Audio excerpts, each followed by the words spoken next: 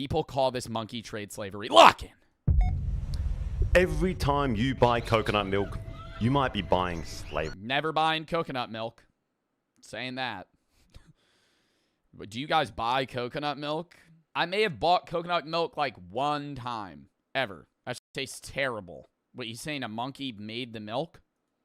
Every time you buy coconut milk, you might be buying slavery. Costco will stop selling one brand of coconut milk from a Thailand-based producer. That's what the headlines say, at least. The world is angry. Oh my god, do they chain the monkeys to, like, the tree and then make them climb it to go fucking pick the coconuts? But is this really abuse? Or is this some ancient tradition that the West just doesn't understand? To find out, in this episode, we're traveling How do you even train a monkey to do that? across Southeast Asia. From the chaotic monkey markets of Jakarta to the ancient coconut jungles of southern Thailand. And we'll see how they're sold, trained in monkey schools, and put to work in towering... Trained in monkey schools? They have a whole system where they train them?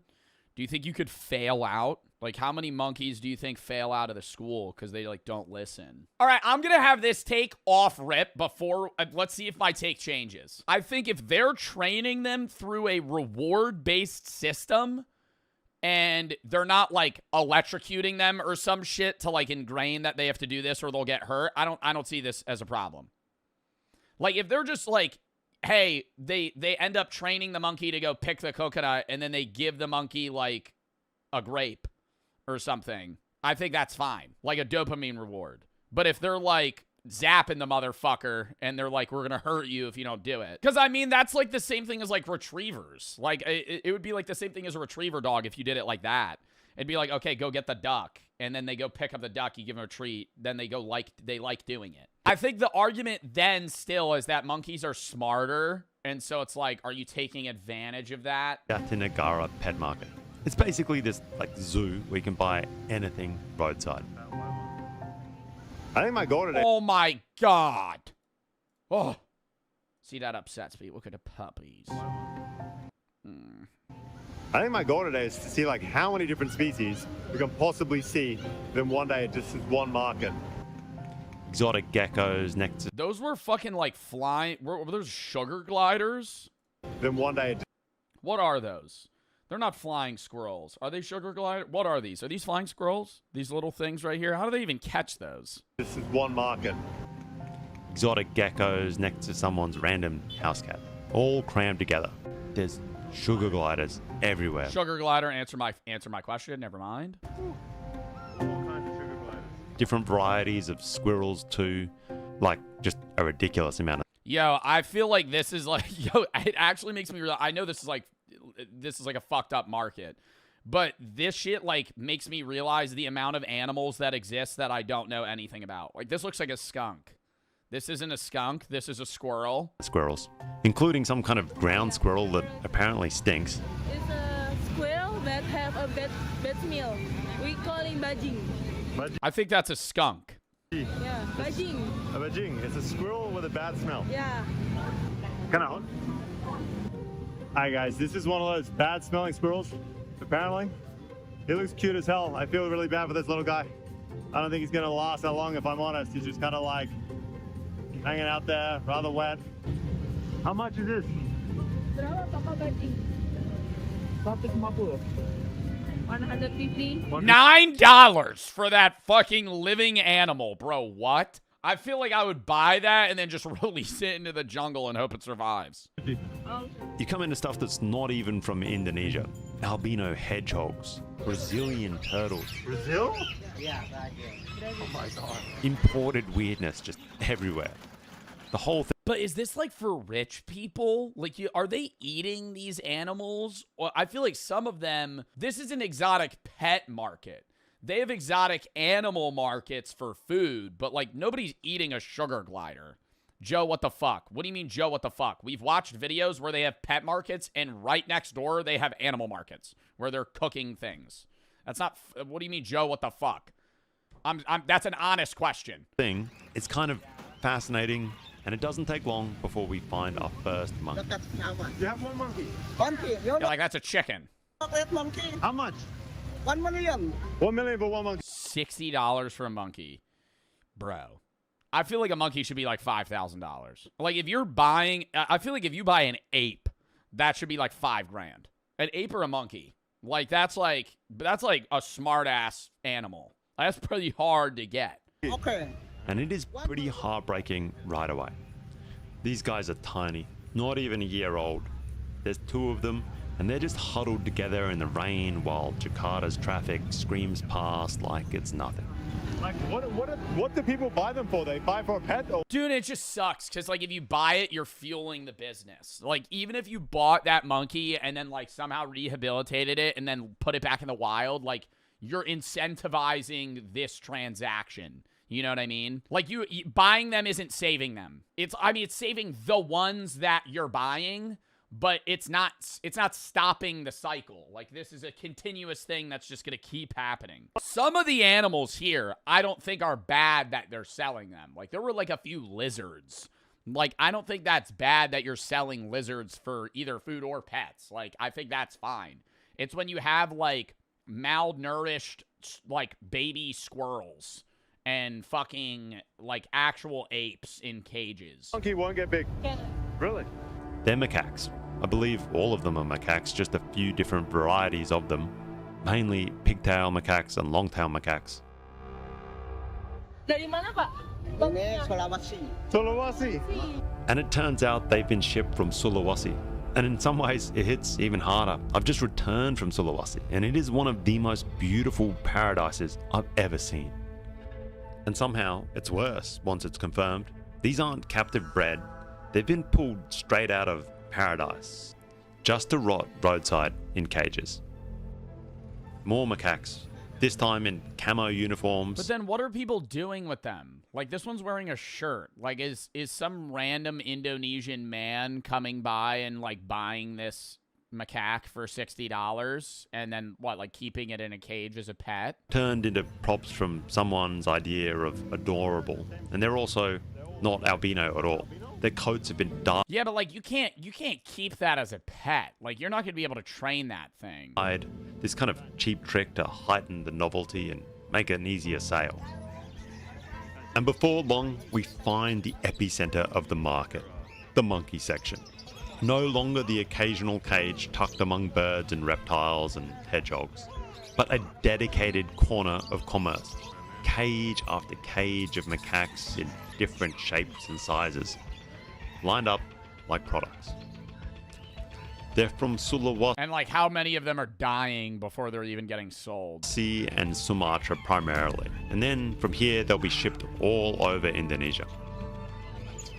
Oh, isn't that when they start fucking losing their minds? What is that called? That's like an actual thing. Where they just, like, roam in circles. Zoocosis. 50. 50 monkeys. He has 50 monkeys. Why do you have that many monkeys, bro? Like, is there that big of a market for this?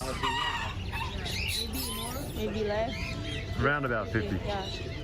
And in just one stall here, they have more than 50 monkeys, cage after cage lined up. And then you see the ones that are already breaking. Some are clearly getting just wired up from being trapped in these cages for too long. Some of them are too small, they're too stressed. And once they get bigger, you can tell they're nowhere near as easy to sell anymore. Meanwhile, there are more cages with tiny babies.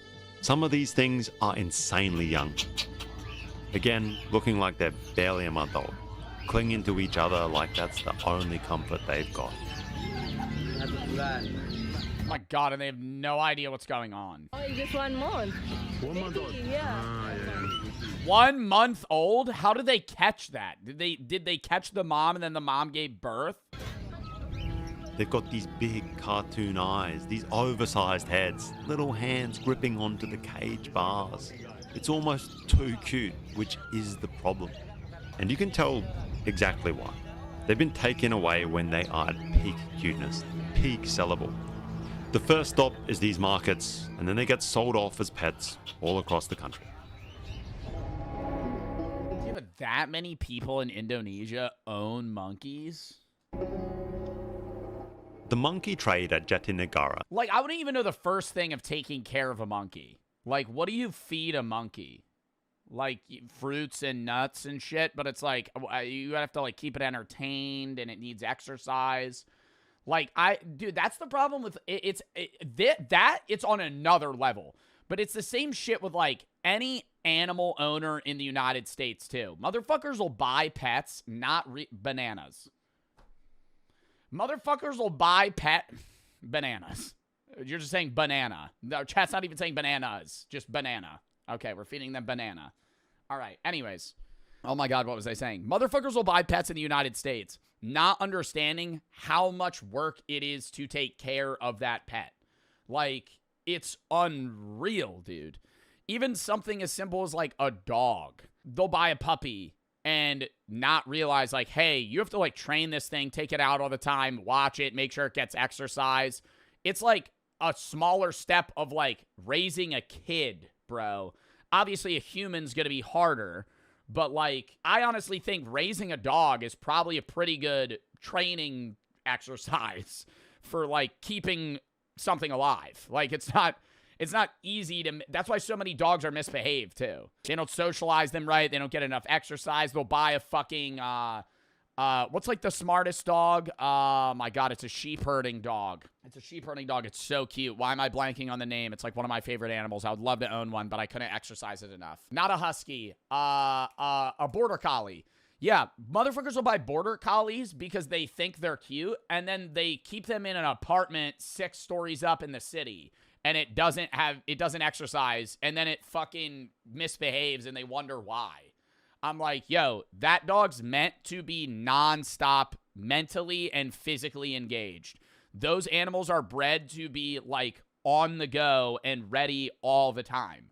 And you're using it as, like, a show dog. Like, that times 10 now with an ape, I would assume. Like, I'm guessing an ape's probably pretty active. The sourcing is brutal. Babies here are taken by either killing the mother and or breaking up and scaring away the troop. But it's messy because long-tailed macaques aren't just pet market animals. Globally, they're actually a major biomedical commodity. Between 2008 and 2019, an estimated 450,000 were traded internationally, mostly exported out of Southeast Asia to labs in the US, Europe, and China. I think it's kind of a justifiable evil. But it means that there is a legitimate market for it. Oh, to, like, test medicines on them and shit? Jatinegara, though, is mainly domestic pet trade.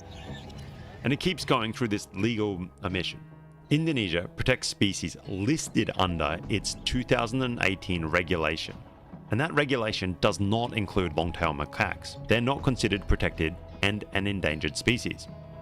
The IUCN, though, did move them to endangered in 2022. But the IUCN is not law here. It's kind of like a warning light. And the regulation just has not been updated yet.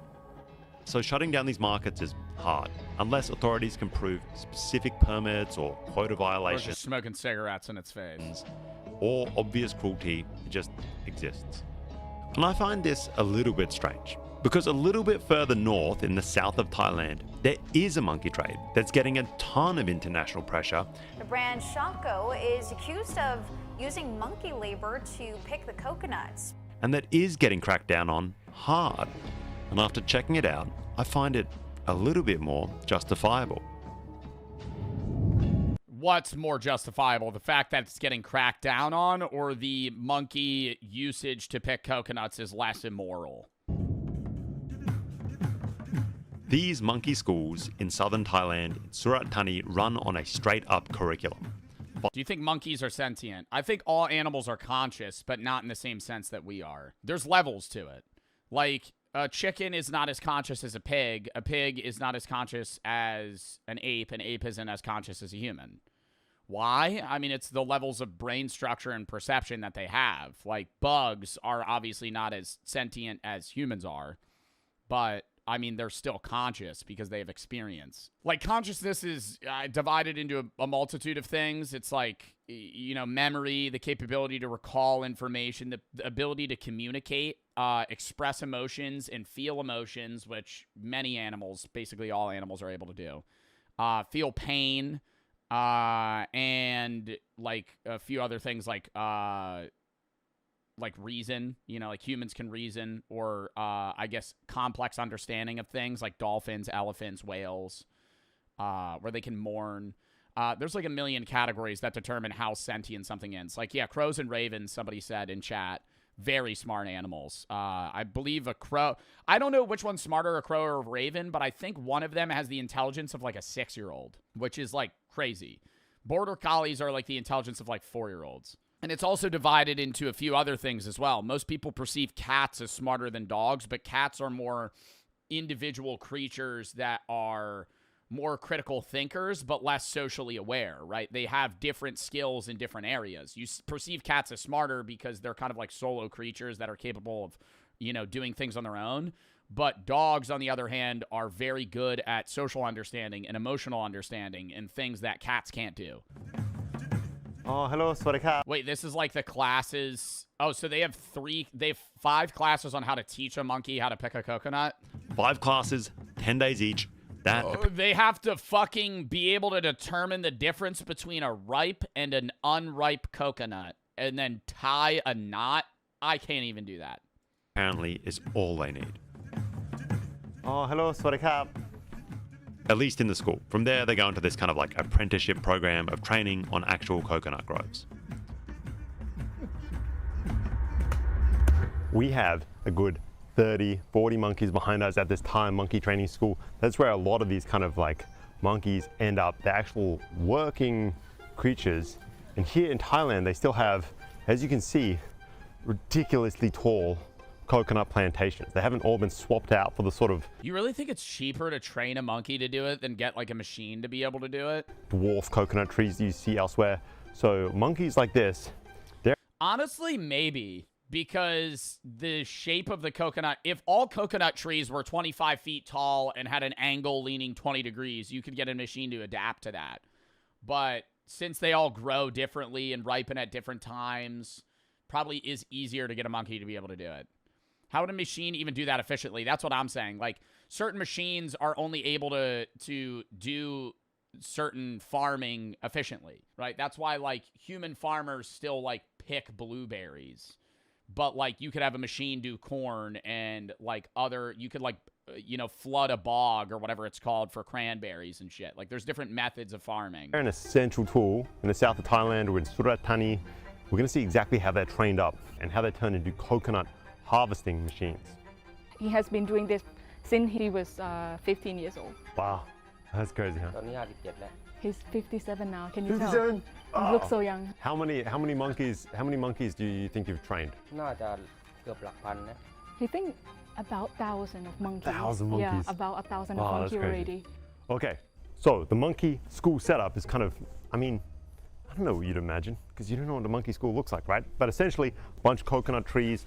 Do you think he's training them and then deciding which ones are picking up faster and then having those ones breed to efficiently make a smarter monkey population? Makes sense. These tires are attached to the bottom of them. Like he's selectively choosing which ones do better. Each monkey gets one tire, one coconut tree. That's their hangout, their base, and they're Oh, they get like a home? periodically brought into the sort of the class section, the curriculum section of the school.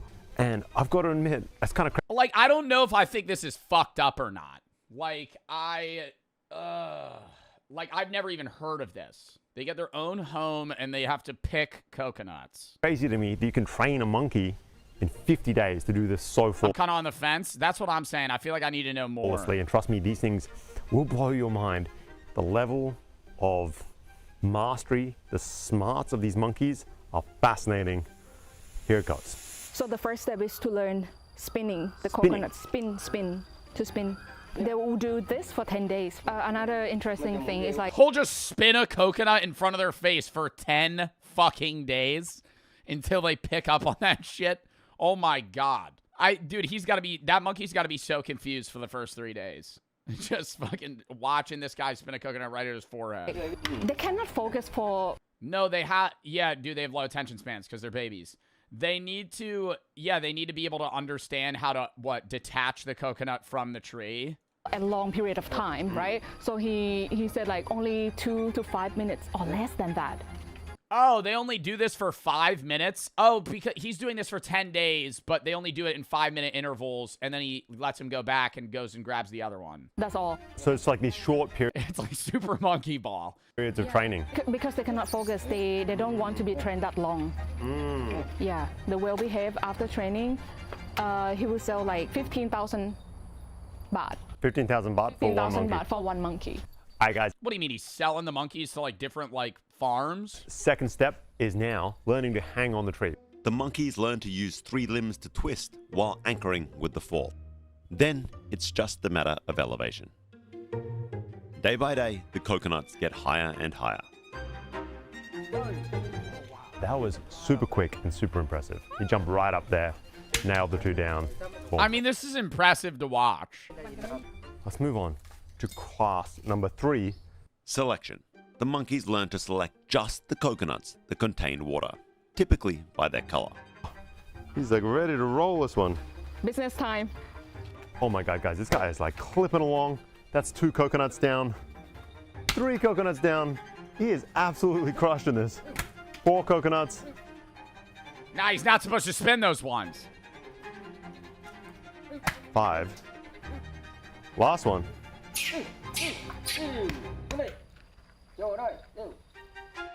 Class 4 is safety. These monkeys actually learn to untie knots and tangles because at 50 feet up, no human can climb up to save them. Whoa. Wow. To untie knots and tangles because at 50 feet up, no human can climb up to save them. Whoa. And he knew which part of the loop to climb through to untangle himself. Dude, I feel like humans would struggle with that. Like, I would not know which one to climb through. Whoa. That is crazy. I've never been so impressed. That was absolutely crazy. 3 different types of tangle that are common, 3 different types of knots. He's gonna untie that?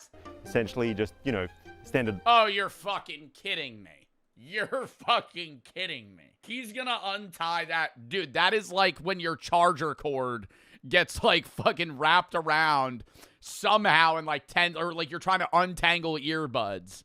Types of knot, essentially Like just, corded earbuds. He's gonna fucking get through that. you know, standard. It's No looped through itself. He's way. gonna loosen it up with his teeth and then climb right through. One that's just doubled over, he just undoes the entire thing with his hands. Whew. Whoa. All right, this guy's not a fan of me, but I am a fan of him. That was Oh, does he want to attack him? insanely impressive. All right, guys, we're loading up these monkeys. Very much vehicle trained. You see them hanging onto the side of all kinds of crazy contraptions driving around these areas. So it's time to go harvest some real coconuts. Class 5, time to get real. Let's move from the classroom to the... Oh, see, they do get treats and shit. I don't know. Like, it's hard to gauge their happiness. It doesn't seem like they're being mistreated right now. They're just on a leash so they don't run away. But it's like, if they're being rewarded, they seem fine. I know, but it's also like, well, if you took them off the leash, would they run away? And then you could say that's fucked up, right? That they have them. But you could say the same thing about a lot of dogs as well that don't like follow their owners. Coconut Grove. What else would they be doing? In the jungle, probably doing the same shit for themselves. I mean, now they just have food provided for them, maybe better medical care. Because, like, if they get injured, they'll probably be like, go to a vet. All right, guys, we are on our way to the monkey. They live better than in nature. I think that depends on where they're selling them to. I think that's something that needs to be said because this is a training facility. I don't know if they're training them and then in-house using them. If they sell them off to a farmer that's now using them in, like, hurting them, Farm is kind of crazy. that would be animal abuse. Dogs coming along. 3 monkeys. They look pretty old, pretty well trained. These are obviously some veterans in the coconut trade. And yeah, I know. Just Yeah, because, like, you would... the argument for it being fucked up is, like, oh, because it's a monkey. But for, like, a border collie, it wouldn't. But border collies are also bred animals from... Like, they didn't exist without humans. kind of wild just watching them hold on. I guess it makes sense. But let's see how it goes down. Dog seems amped up as well. They're taken out to... I mean, getting the dog some exercise. Buddy can't just get... Buddy can't hitch a ride? We're making him run the whole fucking way. Seems amped up as well. Does he want to run the whole way through? There's a little space in there. I mean, you can sit in there. They're taken out to actual coconut fields and they're worked in a 3-monkey rotation. They're not ready yet for the full-blown day's work of a working monkey, but they're getting... Oh, see, I don't think they should be working like 8-hour shifts. I feel like they should in leadership, public figures, Saudi Arabia, royal family, legal system, or government. Any religion, religious tradition, religious figure, or religious practice. See it, and most of them are immediately drawn to the list of prohibited topics, which it appears their favorite comedians have agreed to. They can't perform any material that's considered to degrade, defame, or bring into public disrepute, contempt, scandal, entertainment, or ridicule the Kingdom of Saudi Arabia, including its leadership, public... So Matt Rife isn't going? Yeah, Matt Rife doing a bunch of crowd work. So, hey, what do you do for a living? Just struggling on stage. All the people in the front row, just billionaires. Billionaires. Can't make fun of them. Oh, you all the way in the 450th row. What do you do? Oh, my God. You're also a billionaire? While some of the bigger names make sense, a lot of them have built careers around being the free speech guys. Guys who push the boundaries. Davidson went as far and even... Yeah, that is very confusing that, like, some of the comedians that outwardly make fun of religion and just, like, anyone are now... not able to do that. Call the crowd names like idiots and terms we can't say on TV. Naturally, when fans hear they've essentially signed away their rights, they feel betrayed. I am shocked at some of the names and not so surprised at others. I think that they have blood on their hands. I think YouTube at Gay Ass Podcast. it's disgusting. You taking that money literally invalidates everything you've been doing for your whole career and the shit you've been talking. Exactly. So that's what comes with that. Yeah. Now you look like you full of shit. Right. Comedian Dave Cross drew attention for a statement on his website, quote, "I'm disgusted and deeply disappointed in this whole gross thing that people I admire with unarguable talent would condone this totalitarian thief." Imagine all of them did say no, though, and then they had a really, like, grift towards, like, the bottom tier, C tier, like, early 2000s comedians. On the comedy special at Saudi Arabia, we have Rob Schneider.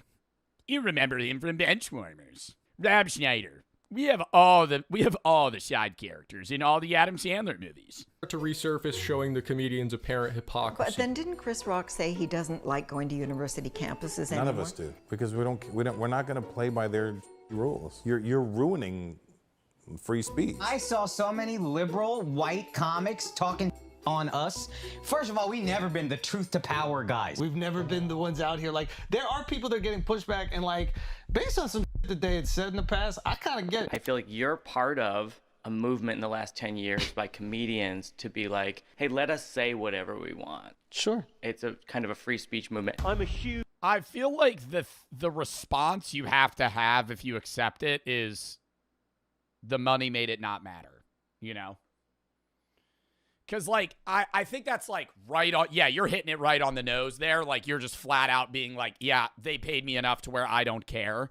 But, like, I would kind of respect that more than just, like, beating around the bush. You know what I mean?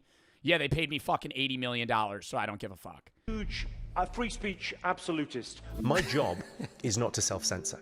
Right. Because there's no real censorship in our culture. You can say what you want, right? Not freedom of consequence. People will be upset. Was sentenced to 1,000 lashes. Some of them are even condemning other people for taking the same kind of work. You know, like, Burr's getting all this pushback, and it's like the first time I've seen in his career him not, like, aware of why it's happening. Beyonce and Mariah Carey actually did private New Year's gigs for $1 million.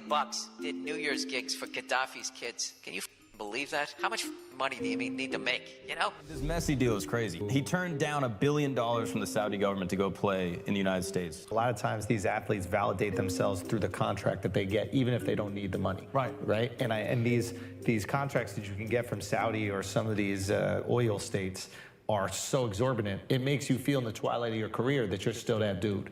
And maybe that's why Cristiano accepted it. Oh, I didn't really think about that either, because they always get you on the back end.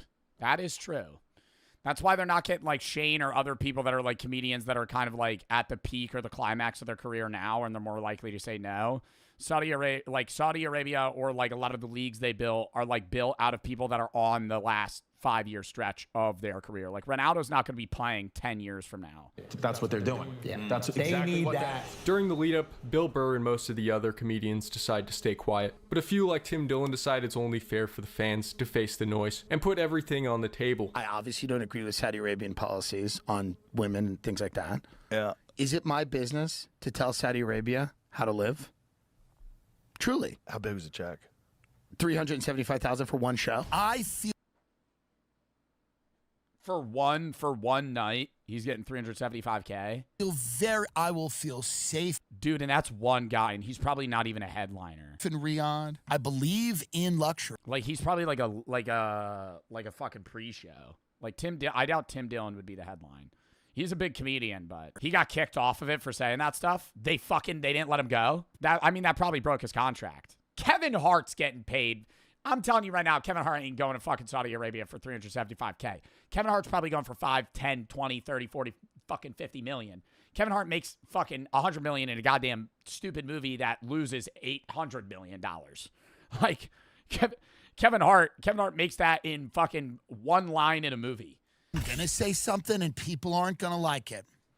If you think for 1 second that some of the slaves in that country are not proud of what they've built, I was fired from the Riyadh Comedy Festival. He also revealed immediately the jump cut forward. They kicked me off the show. I think I voided I think I said everything they told me not to say. Paid anywhere from $100,000 to $1.6 million. And while the audience appreciates, I feel like $100K the comedian should be able to say no to, right? Like, bro, these are like some of the world's most known comedians. They got to be making money, man. And while the audience appreciates the honesty, Saudi... Not that $100K ain't a lot of money, but like $100K, I feel like that's not enough to be like, yeah, sure, I'll do the show. Authorities, not so much. Another comedian named Jim Jeffries makes the same exact mistake while trying to defend them. People have been going, oh, how dare you go over there after they killed a reporter. There's been a reporter. He got kicked off. Reporter who they killed. One reporter was killed by the government. Also, Nimesh Patel chooses to drop out of the lineup and apologize to his fans. What made me change my mind? Someone said, how can you be a free speech person here and then go to Riyadh? And that gave me a lot of... That's also very valid. For him to take that contract, maybe also unknowingly, like, not really knowing what's going on fully in the country, his fans being like, why are you doing this? And then just being like, okay, I will not go. Pause. Netanyahu asked me to do something. I'd say no. This feels like the same thing. If it was life-changing money, I'd probably be over there. I'm just being honest with you guys. One by one. Oh, he's saying if they paid him more, he would have stayed. All the superstar comedians make their way to Riyadh. Pete Davidson,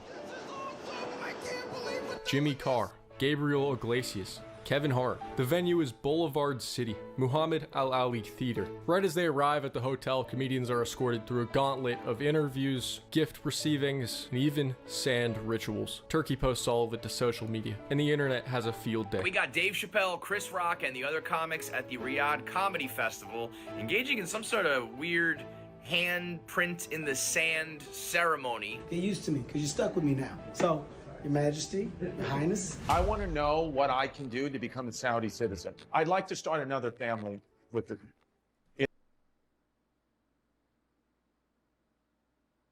That is unreal glaze. That is unreal glaze. First day in the... Has he ever been there before? And he's been here for like 6 hours. Yeah, I'm coming off of 30 hours of no sleep. I'd love to start a family here. What's the process of getting citizenship? In the Middle East. The comedians take the stage, and pretty soon, quotes from the sets start making their way online. Dave Chappelle had a lot to say, it seems. He says, right now in America, they say that if you want to talk about Charlie Kirk, that you'll get canceled. I don't know if that's true, but I'm going to find out. It's easier to talk here than it is in America. So... Well, yeah, because you're talking to... probably majorly Middle Eastern people about American politics. Like, I feel like it'd be easier to make like a really like fucked joke to people that aren't in the country in which the joke applies. It's not exactly what critics want to hear. I like that. That'd be like, yeah, it's really easy for me to like you know, just talk about Russia and like all the assassinations and things there to like people in Louisiana. You know, I can't do that over in fucking, you know, some unnamed city in Russia. Turkey guy. I like turkey. He puts his mind to something, is happening. Okay? It's powerful. He can. I don't get these people, man. How greedy are they? I do want to say, I get what you're saying, and I think that what the one guy did where he took it and then dropped out when his fans mentioned it was like the most realistic scenario. But like, I think it is a little glazed over as well to not recognize the amount of money they're being paid. Like, in yours, you sitting there could be like, I'm not going to do it. I'm not defending these guys, by the way. Like, I don't think they should have done the show. But to say like, oh, how obvious it would be to just say no. Like when this guy comes up to you and goes, hey, 3 days of your time, I'll give you $2 million, which is what you'll make in your lifetime, right? It's kind of, it's not as easy as a no for the average individual. Right now, these aren't average people. These are comedians that are extremely famous. And also, I would probably venture to say fairly wealthy, but... Do you regret letting the women drive? It's just more people on the road. It's 100% more people and 100% more accidents. Honestly, I am surprised by how much shit you guys got here that we got back home. It's very similar in that regard. Like, you got a haunted house. When the festival ends and the comedians finally come out to talk, it's clear that the weeks of silence have only made things build up inside. I just want to let everybody know you're welcome, okay? Flagrant went out to the Middle East, and then all of a sudden there's a hostage agreement, there's a peace deal. I'm just saying. Let's be frank, you never wanted my friendship. You were afraid to be my debt. People are so stupid. You know, they are bigging it up with positive responses, and some of them who weren't speaking to anyone before the festival began have come up with defenses of why it wasn't just about a big payday. Did you or the other comedians have any sense? Dude, this was like 3 years ago. There was some sort of thing that happened with my management where they were like, we might be able to send you to Dubai. And I was like, what? They were like, yeah, they'll pay you. I was like, for what? And they're like, to just go. And I'm like, do what? And they're like, post videos of Dubai. And I'm like, who the fuck's paying me? Right? It didn't happen. I never even saw a contract. But I remember, this might have been 2 years ago, but it was like something where there's like, they have like a section or a budget. I don't know if it's like government money, but it's like basically built for like, you ever see when influencers just randomly go to Dubai? They're not paying for that shit. Like when they're posting about like how awesome Dubai is, like 89, 95% of the time, they're not fucking going just to go. Right? Like they're probably getting the trip covered at least and doing like a post, or they're probably getting paid somehow. Like that's just my speculation, but it's just like when you see this TikToker, like, cause I don't know how much every social media person makes, but I'm in the social space, so I could have a guess. And I'll see these guys that I know are TikTokers or like social media people that aren't making millions of dollars, right? And they're spending 3 weeks in Dubai in a fancy fucking hotel. I'm like, this trip probably costs $30,000 fucking dollars, and you brought your friends, right? Like, there's no shot in hell that you just randomly on a whim were like, I'm gonna do this trip. Like, they had to be at least covering it. Would you have done it? I don't even know what it was. I remember I just had a conversation with him, and I was like, what do you mean they want me to go to Dubai? I was like, what? This kind of response when you got back? No, I had no fucking idea because just for the record, I'm also doing London, England on that tour. So how much for you to have done it? I think there's a difference between them being like, we'll cover your trip, you can do whatever you want. Like if I was able to just like actually show the city and like walk around and show how it was, I think that's different when it's like, hey, we want to pay you to do this, but you're not allowed to talk bad about us, you know?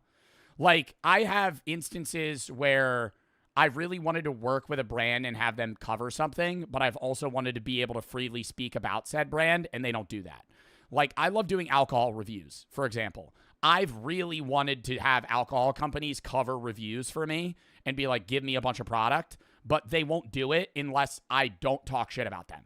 So I'm like, I'm not going to do a fucking review where I'm not allowed to openly speak my mind about said product, you know, food, drink, whatever it is. So in the same instance, if they wanted to send me to fucking Dubai and be like, hey, you could talk shit on us, we don't care, I'd be like, yeah, sure. You know, why not? But if it's like, you have to go and here's a 9-page contract on what you're not allowed to say, I'd go, yeah. There's like that element of racism to it where if brown people are doing it, it's up. Like, you either have what? Fans in other places or you don't. I will perform for my fans wherever they are in the world. People don't decide where they're born. So you did it for the fans. What was the backlash, though? Tell me what was the backlash? The backlash is just people who weren't invited that don't even have fans outside of Brooklyn. You know, there's people over there that don't agree with the stuff that the government's doing, and to ascribe like the worst behavior of the government onto those people, it's not fair. Right, yes. I mean, the people over, you know, these are not good people over there. Okay, so you also believe that the Chinese government and the Chinese people are exactly the same. It's just racism. I think it took me a second, because when people are going like, oh, you're doing something. Well, no, I don't think anybody, well, she's saying like the people and the government's different. I think the difference is like you're getting paid by the effective leader or like a corporation that's funded by the government in some way, right? Like it would be different if you did a show in Dubai that was paid to you by some random investor or a guy, you know? I think that's the difference. It's like, if the country's paying you, then it's like a no. But if it's like, oh, you're just in Dubai, the show's in Dubai, I don't think anything's like wrong with that. The show's in Saudi Arabia, the show's in the UAE, the show's wherever. First of all, big shout out to Riyadh. When did America become the moral compass on human decency and human rights? Did we forget 400 years of slavery? Did we forget about the genocide of the Native American Indian? Damn near wiped out an entire race of people. As for whether this will affect future events, it's still up in the air. Now with that out of the way, Turkey moves on to his next target. Tom Brady. And that's shocking. Tom Brady needs money. Tom Brady's got to be worth $1 billion. Always admired the power of flag football, the fastest. Oh my God. He's like being the head of flag football. Bro, they're paying him a bill. Growing sport in the world. So I'm very excited to announce that I'm coming out of retirement and teaming up with His Excellency Turki Al-Sheikh. Well, I think it's also like, wait, what? Tom Brady's going to be playing in a Saudi flag football team? Now I'd like to turn it over to His Excellency. What? When? See, dude, no, they're actually buying everybody. They're buying everybody up, bro. What do you mean, Tom Brady, flag football, Saudi Arabia? What? He's in a flag football match in Riyadh in March 21st of 2026. It's a round-robin tournament with current and former NFL players, broadcasted by Fox Sports and hosted by Kevin Hart. My God. Like, do I think these events will be entertaining? Sure. But it's like, dude, they got to be, like, it's not, what do you think the goal is? Do you think it's like a PR move? Like, that's what they're insinuating is like, it's a PR move for Saudi Arabia. But I feel like there has to be some sort of monetary goal because they just got to be setting money on fire for this. There's no way they're making money back to get more people to come to Saudi Arabia. I knew a kid in my class in 5th grade that left the United States and moved to Saudi Arabia. Have never heard from him since. But I know his dad, like, had a crazy job offer there. So I always wonder, like, how he's doing. I don't know if he still lives there. Eventually, oil will move away from main sources of energy. Yeah, so they're trying to look for, like, a long-term financial stability outside of just oil, gas, and, I guess, black gold. They bought EA. Yeah, I know about that. They're buying everything. That's what I'm saying. But it's like Saudi Arabia, and there's just so many. It's like a lot of the countries in that area. I was referencing Dubai just because I think Dubai is also an example of like an area that uses a lot of like minimum wage immigrant workers, like underpaid, overworked. I don't really know what Saudi Arabia's laws are like. I know Dubai's a bit different, but the UAE as a whole is also different from Dubai. Dubai's like its own individual section of like financial freedom. I don't know a lot about Middle Eastern politics, so take everything I just said with a fucking grain of salt. All right. We're about to do a Wikipedia speed run with Handsome.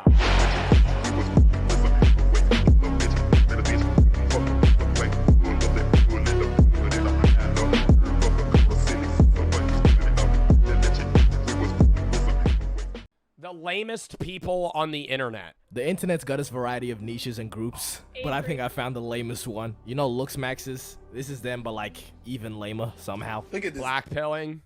Bro, I keep getting on like blackpill content. Like people use this one clip of me where I say the first thing that somebody recognizes about you is your looks, and that's how they determine whether or not they're attracted to you.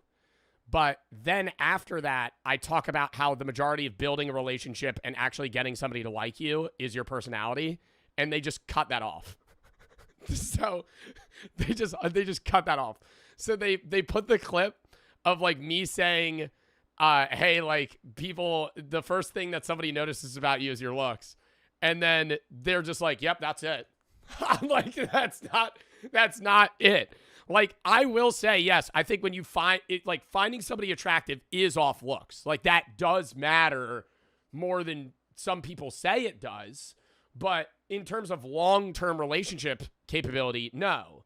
But I'm saying, yes, the first thing that somebody recognizes about you is your looks, because that's their subconscious opinion is going to be how you look. But that's not the only thing that matters. And like the way that I understand Black Pill is that the only thing that matters is your looks. And I think that's wrong, because that is where not only, yes, maybe in the terms of like the first thing somebody notices is your looks, but then they're going to realize your entire personality is structured around how you look, which is like obscene narcissism. Like it's just building a fucking rapport within yourself of like, I look great. I look great. I look awesome. This is how I need to look. I need to change my haircut. I need to start mewing. Maybe I should get facial surgery. Bro, you're 20. Bro, your brain's not even done developing yet. You're going to get fucking plastic surgery at 20 years old because you think that you don't look good?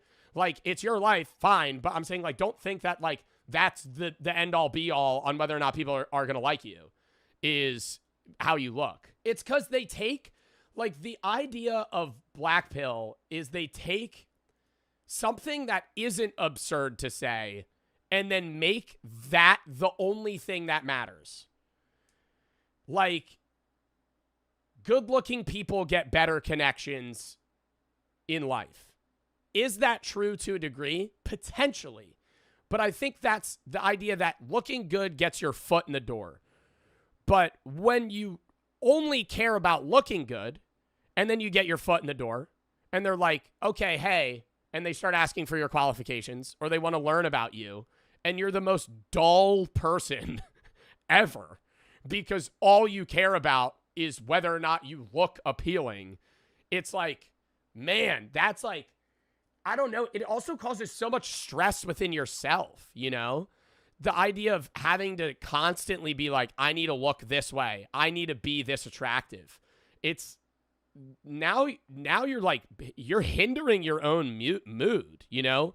The pivot of how you feel in life is going to be how you look that day. Like, I don't know, man.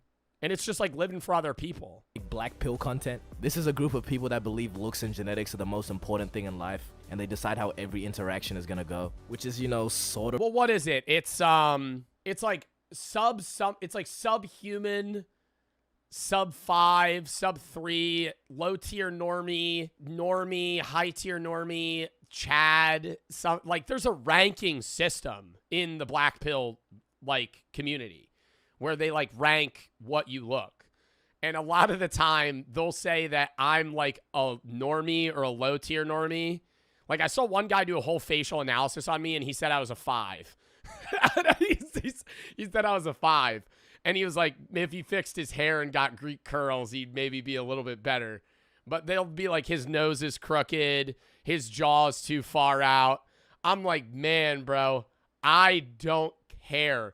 And the guys that are making those analysis videos are like 3s. Like, I just, how are you going to sit there and make all of your content about like, hey, I'm going to rank how this person looks when you're like literally in a basement that's wet, underground, just like fucking just ranking people? I'm like, yeah, sure, I'm a 5. I don't care, right? Like, I used to care so much about how I looked, and I still like, I still do fixate on certain things. Like, I fixate on my hair a lot, right? Because I do think I am going to go bald.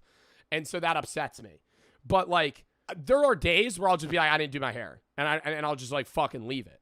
So. And the thing that makes these people so lame is that they're quote-unquote straight men who edit other men because they think they look good, or they argue about which man they think looks better in a comment section, and just bully people who aren't conventionally attractive. When I know damn well. Well, who's the famous guy that's technically the pinnacle of, like, Black Pill Chad? Oh my God, who is it? No, not Marlon. It's like a famous Hollywood actor. I don't know, man. I mean, like, this is the guy that's like one of the guys. Oh no, it's Ian Somerhalder. I would agree more on Ian Somerhalder than Jordan Barrett. Ian Somerhalder's a fucking hot guy. But like, I don't know, why is he the pinnacle of like Chad? Cause his facial structure's good? Like it's cause, oh, well, they'll say I have a negative canthal tilt too, and that makes me look like a bitch. I'm like, chat. This is like actual shit where it's like they'll analyze me and they'll be like, yo, he looks like a bitch. I'll be like, damn. Okay. It's like if you ever want to feel the worst you've ever felt in your life, ask somebody from the Black Pill community to rate how attractive you are. And they will be like, yeah, man, I think it's cooked. You're so ugly. They'll be, and I'm like, God damn, man. Like the fucking standards we have. Oh, these people are behind their desk looking like this and telling me this guy's right eyebrow is bigger than his left, so he's cooked. And then proceed to tell me this is the peak of male beauty. Yeah, man. like cheap. Bro, actually, some shit that looks like you got plastic surgery. Alright, bro. As a part of this video, I've looked into the species I'm a cold. Honestly, bro, I think the biggest thing about attractiveness is how you carry yourself. I've seen, and you could say this is like some glaze shit. I've seen a lot of guys that own how they dress. I think that's a big thing. What you wear changes how like that's more important than like I need a Mog in fucking Muse so I could fix my facial structure. Bro, if you got like good drip, and not like good drip where it's like I need to wear what people want me to wear, you wear drip that you fuck with and you like and you own it, people find that attractive.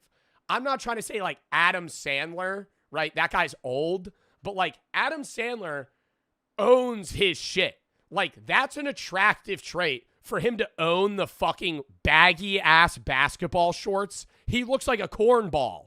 Like, he wears cornball fucking clothes, but he owns it, and so nobody cares. It's not cringe. Like, if you own your shit, people are like, fuck with that, because it's like a level of authenticity, rather than trying to be somebody that you're not. People recognize fakeness, and they don't fuck with people that are fake. And a lot of the time, like, BP community people are trying to be somebody that they feel like they need to be rather than somebody that they are. People or Black Pill people, I've studied their behavior and learned their lingo, and really, I don't like what I found. And just to be clear, Black Pill is more like an extreme version of looks maxing, not necessarily all looks maxes, but you know, drag making that distinction. The first place I looked to study these creatures was TikTok. There's a good chance that you've come across a Black Pill editor too. Normally what these consist of is a stitch of somebody saying... No. The fucking music they use, though, is peak. I gotta say, if you see a BP edit, the video is fucking awful. But they edit it to where it's like, damn, this is like not convincing, but mildly interesting. Something like, oh, looks don't matter. Or someone that's not seen as conventionally attractive literally doing anything. Yeah, but I'm kind, smart. See, like, that's so fucking sad. Nah, like, this guy's a cuck commenting that. Sub-Zero looking at me. Bro, like, nah, you actually work at Burger King, bro. You work at Burger King and you don't have friends. Like, and you're sitting here commenting on people that fucking, like, actually, nah, you literally, like, this motherfucker commenting against this woman, like, being an absolute dick about her appearance. Thoughtful and caring, and those are things that matter more. What did this poor lady do to you? Literally anyone can get hit with a Black Pill edit, nobody is safe. And normally the people that make these edits obviously leave their face out because almost 100% of the time they look like this. But on the rare occasion where the editor includes themselves in, it's so obvious every single time because you just see this ethereal looking world-renowned model and then this nigga.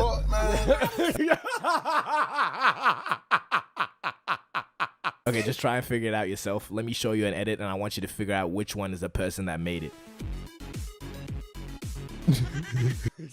Okay, no, that's... Did you... I feel like that one's a joke, though. That one's a joke, though. Did you find them? Let's try another one.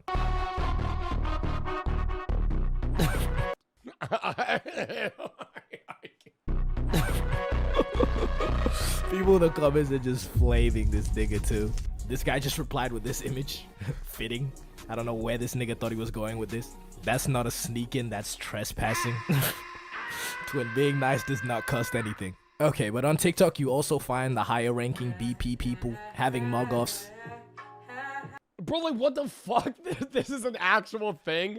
A mog-off? And they're getting donations to see who looks better. This guy's making like a weird rock smolder right now. This guy, I feel like this guy got the mog off probably. I'd vote him winning. But can we address the elephant in the room though? This BP business is kind of zesty. Really look at the facts here, alright? We have men editing other men. Yeah, it's like full focusing on other guys' attributes and being like obsessive over how they look. Because they think they look good. And I've looked at how these people act and speak too. They worship Marlon like a deity because they like the way that he looks. I don't know about you, but that sounds a little sus to me.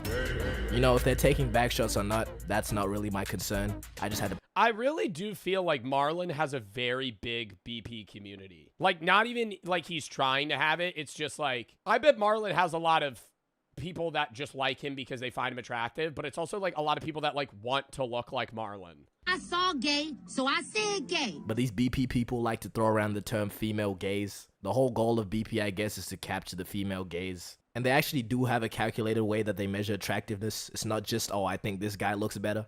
And this is known as PSL. And bro, I don't know, man. I really feel like it's personality, bro. I have seen so many guys pull girls way out of their league at bars because they're just really good at talking.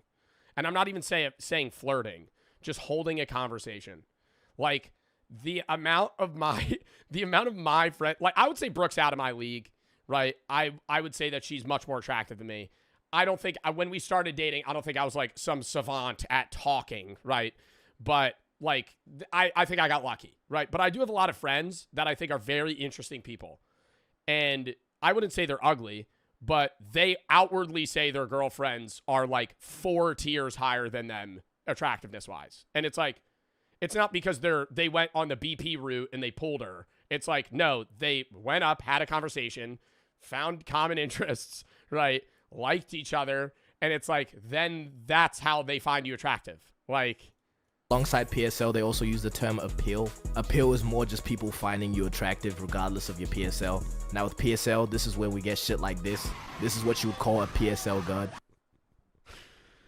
Oh my gosh. But a PSL god wouldn't necessarily have appeal. Because again, look at this shit. So I guess PSL is purely for the male gaze then. My zesty theory. Is that a real photo? That's not a real photo. Chat, that's a real image? No. That is. That jaw structure is unreal, though. But that's what I'm saying, like, I'm not judging this guy by any means either. I feel like why is, like, I think it's just, like, the more, like, you look like a stone sculpture, the more attractive you are on a PSL scale. This is where we get shit like this. This is what you would call a PSL god. But a PSL god wouldn't necessarily have appeal. Because again, look at this shit. So I guess PSL is purely for the male gaze then. My zesty theory is being proven again. And I find this is no better time than any to really dive into the BP terminology. First word you probably already know, it's Chad. These are people that the BP community can collectively agree, you know, look good. So mainly like these 3 models. And then we have Chad Light.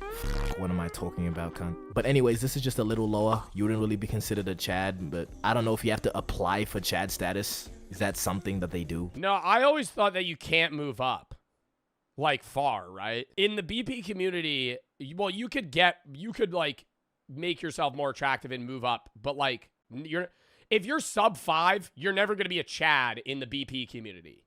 But if you're like a Chad Light, if you got like a different haircut, maybe like they'll fucking up you. I don't know. I don't know. But if you're an unidentified attractive person, you're what's known as an unknown slayer. Like this random ass kid in the back of this video, he went viral on TikTok for a little bit. People calling him unknown slayer. Another example is this one guy. I just wanted to point it out because of this comment. Nigga said bro is real life Marlon. Bro, what the fuck is you even Real life Marlon, like Marlon's an anime character that doesn't exist. talking about, bro? What the fuck does that mean, bro? I'm telling you, they worship this nigga Marlon like a deity. They don't even consider him real. And if you're the very pinnacle of male attractiveness, you're what's known as a true Adam. And this one guy they call a true Aladdin because he's Middle Eastern. There's not really a pattern there because that's the only example I could find. So maybe there's a different true so-and-so depending on Who's like a true Adam though? the race. I don't know. And then we have the term high tier normie or HTN for short, which means you're a really good looking person for somebody that's not an actor or model, just missing out on Chad Light status. There's also mid tier normie, which is somebody who out of 10 is like a 6 to a 7. I know what I just said. Just be cool. I think people normally rate me like mid low tier normie. Please. Then there's a low tier normie, which is pretty much just an average looking person. And then, you know, sub 5, which you know what that means. That's pretty much all the dumbass terminology these niggas use. But we also have the president of Black Pill, Clav. You know, interesting guy. People call him the insecure final boss. Marlon Moggs. Didn't he say, oh my god, wait. I know this clip. Marlon Moggs, all of you? Yeah, but he's black. Yeah, what a fucking comeback. What a fucking comeback. Isn't Marlon also not black? Like, it's just, Marlon Moggs, all of you. Yeah, but he's black, so. No, he's not. Reasonable take. But overall, the whole belief with Black Pill is lookism, which means if you're chopped, people are just gonna treat you well. Like, what that means. Like, what an outwardly racist thing to say. Like, it's just like, yeah, but you know. Obviously, people do treat you different depending on how you look. You see how they did Dream? Bro, people who had never heard of him were just flaming him after the face reveal. What do you think the BP community rates Dream? Just because he looked a little bit like Rumpelstiltskin. It's really just the angle he recorded it. He's not even chopped for real. See? But you know, Sub 5? the idea of people... I feel like they do like low tier normally sub 5. I don't know. It's just like anybody, dude, when you go on like BP TikTok, you realize anybody you like, dude, like Brad Pitt, for example, they probably rate him pretty high. I would say Brad Pitt is a 10. I would say Brad Pitt in Fight Club is a 10. Like, he is like a very attractive guy. But I feel like I could say that. I don't know what they rate him, but I wouldn't be surprised if like I would say, hey, this guy looks like a 10, 4. And here's why. And then they'll give you a 4-paragraph statement on like every small thing that's wrong with their face and why they should be rated lower. Treating you differently just because of how you look. Black pillars just do too much with it. Would Charlie Kirk have gotten assassinated if he were Chad? Well, probably not. What? What? What? Would Charlie Kirk have gotten assassinated if he was a Chad? Probably not. Is this a fucking meme video? Clav is trying to say that if Charlie Kirk was more attractive, he wouldn't have gotten fucking killed. Would Charlie Kirk have gotten assassinated if he were Chad? Well, probably not, and here's why. Good-looking people experience something called the halo effect, so it's quite possible that if Charlie were to be better looking, someone wouldn't have hated him enough to assassinate him. The whole mess. What? What? What? What the fuck? What are you talking about, bro?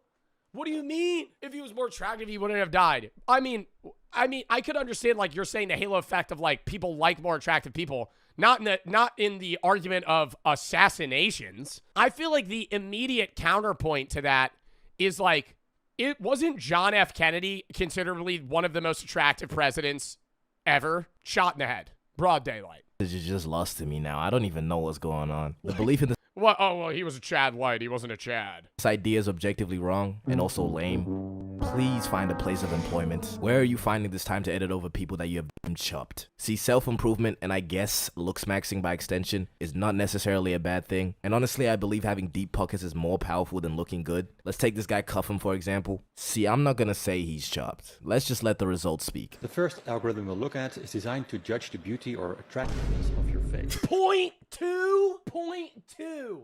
No fucking way. will give you a score between 0 and 10. But he has motion and he's pretty financially abundant and he has managed to acquire females. Money and status really has a larger influence in how you look. Am I about to make my own pill? I'ma call that shit purple pill, or PP for short. But deep it though, Elon Musk could really bag more than a broke ass nigga that looks like this. And Elon really built like a Tesla for real. But it doesn't really matter because that 0.7 in his net worth could retire several generations, alright? Yet black pillars still believe looks are everything. Damn, I didn't even think about that, bro. The 0.7, the 0.7, $700 million. Generations, alright? Yet black pillars still believe looks are everything, you slow ass niggas. So you know, instead of smashing your skull, how about you get some motion? Looks maxes, black pillars, they're a community and they like to share their knowledge. And the best place to see this in action is Reddit/looks maxing advice. Whatever you do, if you want actual advice, do not look on here. Let's take a look, shall we? 15, male, is it over for me? Nigga in the comments said, you could just be famous. Alright. Bro must have taken PP. That stands for purple pill, by the way. Okay, next. What can I do? Please be honest. Okay, so niggas are trolling. Okay, so the 1 in a billion chance that, okay, the 1 in 0 chance that this is real. It's time to let it go, Unc. Let me try to find some actual serious ones then. Alright, this guy, 28, chronically single, and I know my forehead is huge. Okay, sounds reasonable. His forehead cannot be that bad. Interesting. The comments have some helpful suggestions. Shaved head might be the move. Maybe balance it out with a light goatee. You evil ass nigga, okay? You know what you're doing, bro. Gain about 30 pounds and you grow into that head. Is that something? Gain about 30 pounds and you grow. Stop.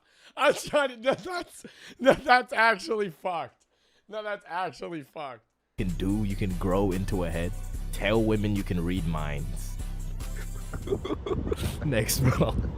Surprisingly, a lot of women are on this subreddit too. I don't think they really reply to There's women in the BP community. I thought that's only, but is there like BP guidelines for women? Posts, but they put a lot of them up. And maybe my black pillars being zesty theory was wrong because a lot of them put up shots instead of actually giving advice. How big is my forehead? 1 to 10. You know, coming from the last one, you know, I'm gonna give this shit a 1. I think a lot of people in the comments forgot that question though, especially fucking Shakespeare over here.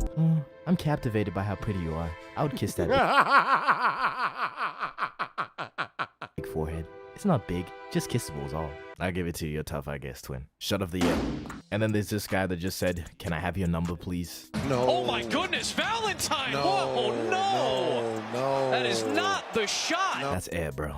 That's straight air. And you know, sometimes even the girls' posts get flamed. You find me attractive. Why/why not? See, why are women going on the looks I mean, like, why is anybody going on this? But why are women going on the looks maxing advice? See, a lot of these comments are just not nice. But one stood out to me. This guy said, you look like you're offended by everything. Honestly, not a bad observation. You can't hate it. Okay, the more I dive down this subreddit, the less I believe it's actually serious. Just look at— Yeah, I feel like a lot of it's got to be meme shit. There's probably like there is a BP community. But like, dude, a subreddit that anybody can join, bro. A lot of people are just gonna join it to troll. Some of these posts. Is it over for me? 214 male. It's been over for quite some time, Abe. 19 female. How do I improve my looks? Reincarnation, man. Okay, I'm gonna just leave it there. But you know, message of the vid: take PP, not BP. Bye. Outro. Wow. Next video, chat.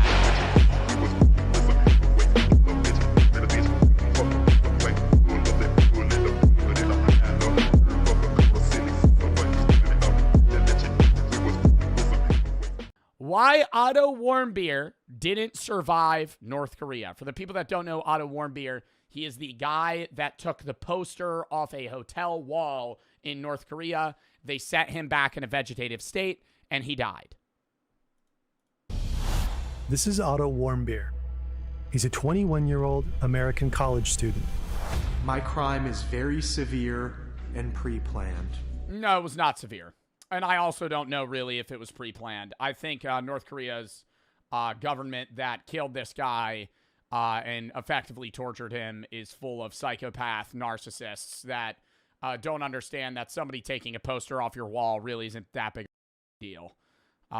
You probably could have charged him for it. I think any other hotel would maybe get him for like vandalism, and it would be like a petty crime, petty theft.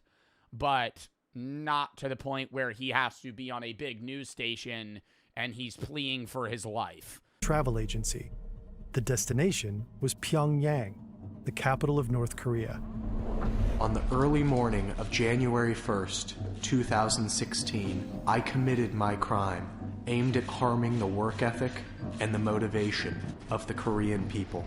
Are we serious? Are we serious? Yo, they wrote that out for him to say.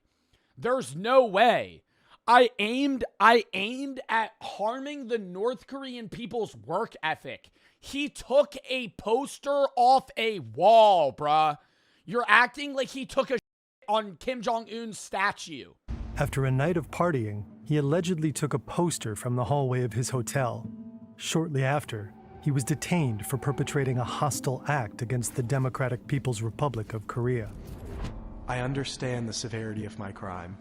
Now he's here, trying to save his life, at the mercy of a totalitarian dictatorship.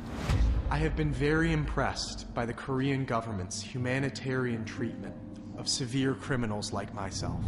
And if Are we dead ass? Dude, when he got off the plane, that motherfucker got wheeled out.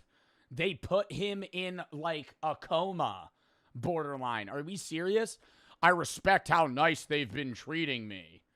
When he got back, he died. they're very fair and square legal procedures in the DPR Korea. A communist regime that nurtures a deep hate for America. The United States administration already knows about my act through the CIA.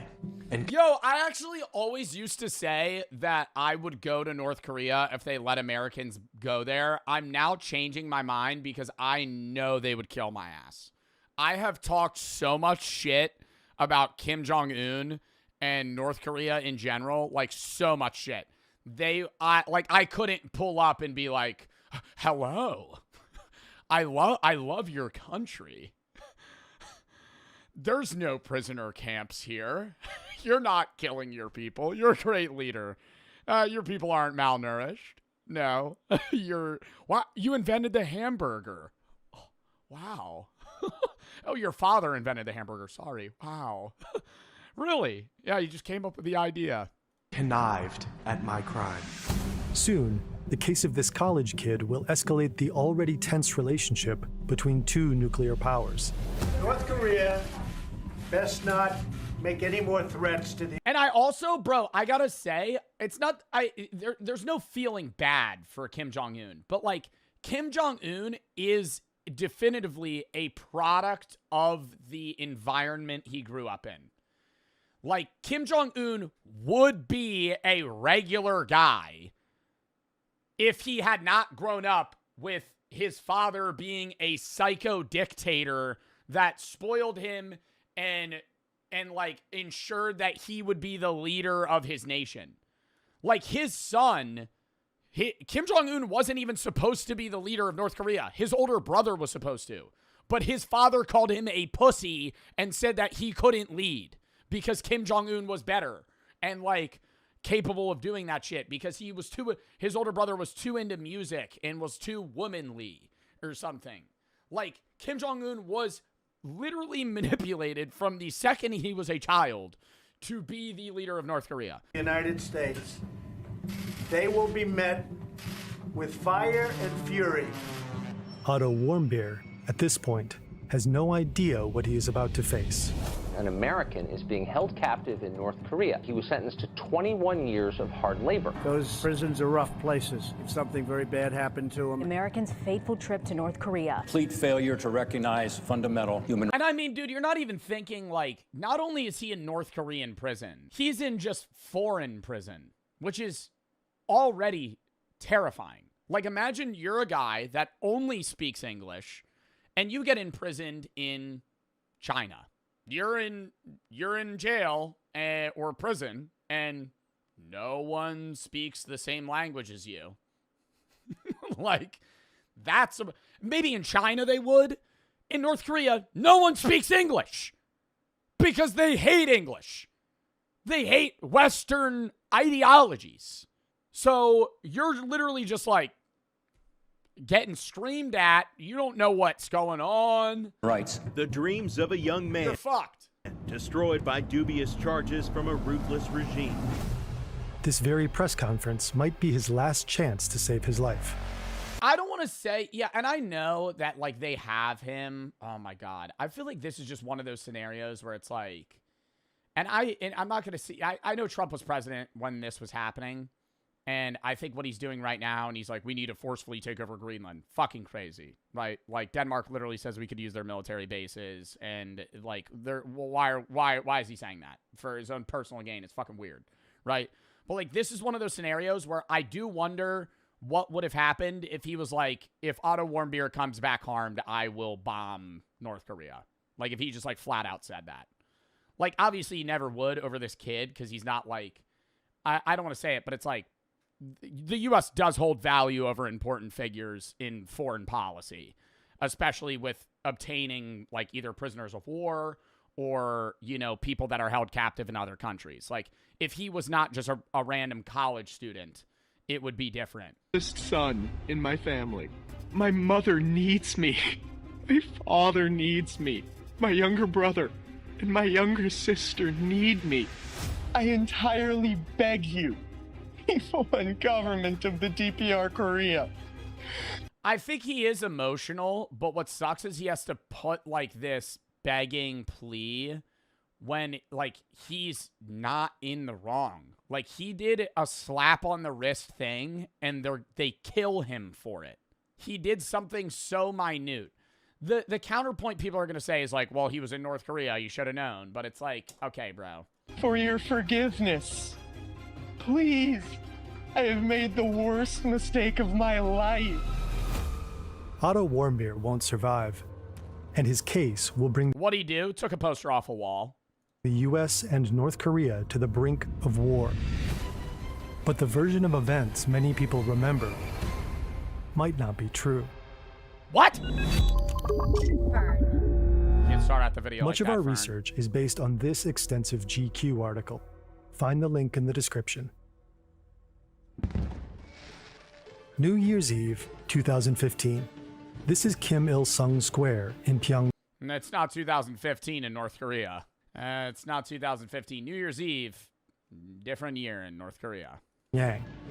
Thousands of North Koreans have gathered to watch the fireworks and greet the new year. Among them is a group of tourists. These are people from Europe, Australia, and the US. They're here with a travel agency, and they booked a 5-day, 4-night New Year's party tour for $1,200. Otto Warmbier is one of them. I mean, that's crazy, dude, how much the country's changed since then that you were able to book a New Year tour in North Korea. New Year's party tour for $1,200. Otto Warmbier is one of them. Now, after the fireworks, they return to their hotel, a 47-story tower located on a small island in the Taedong River. It boasts 5 restaurants, a bar, a sauna, a massage parlor, even a bowling alley. One of the restaurants revolves. Because of its location, people call it the Alcatraz of fun.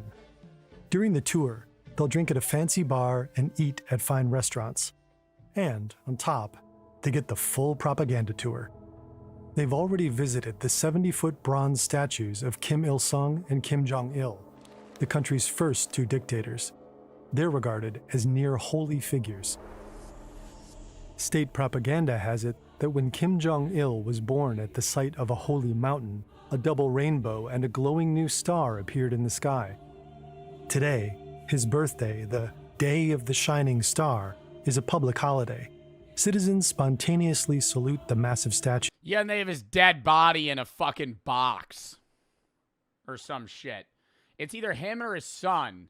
They have his dead body in a box that they, like, fucking visit. Or some shit. It's fucking weird. Homage.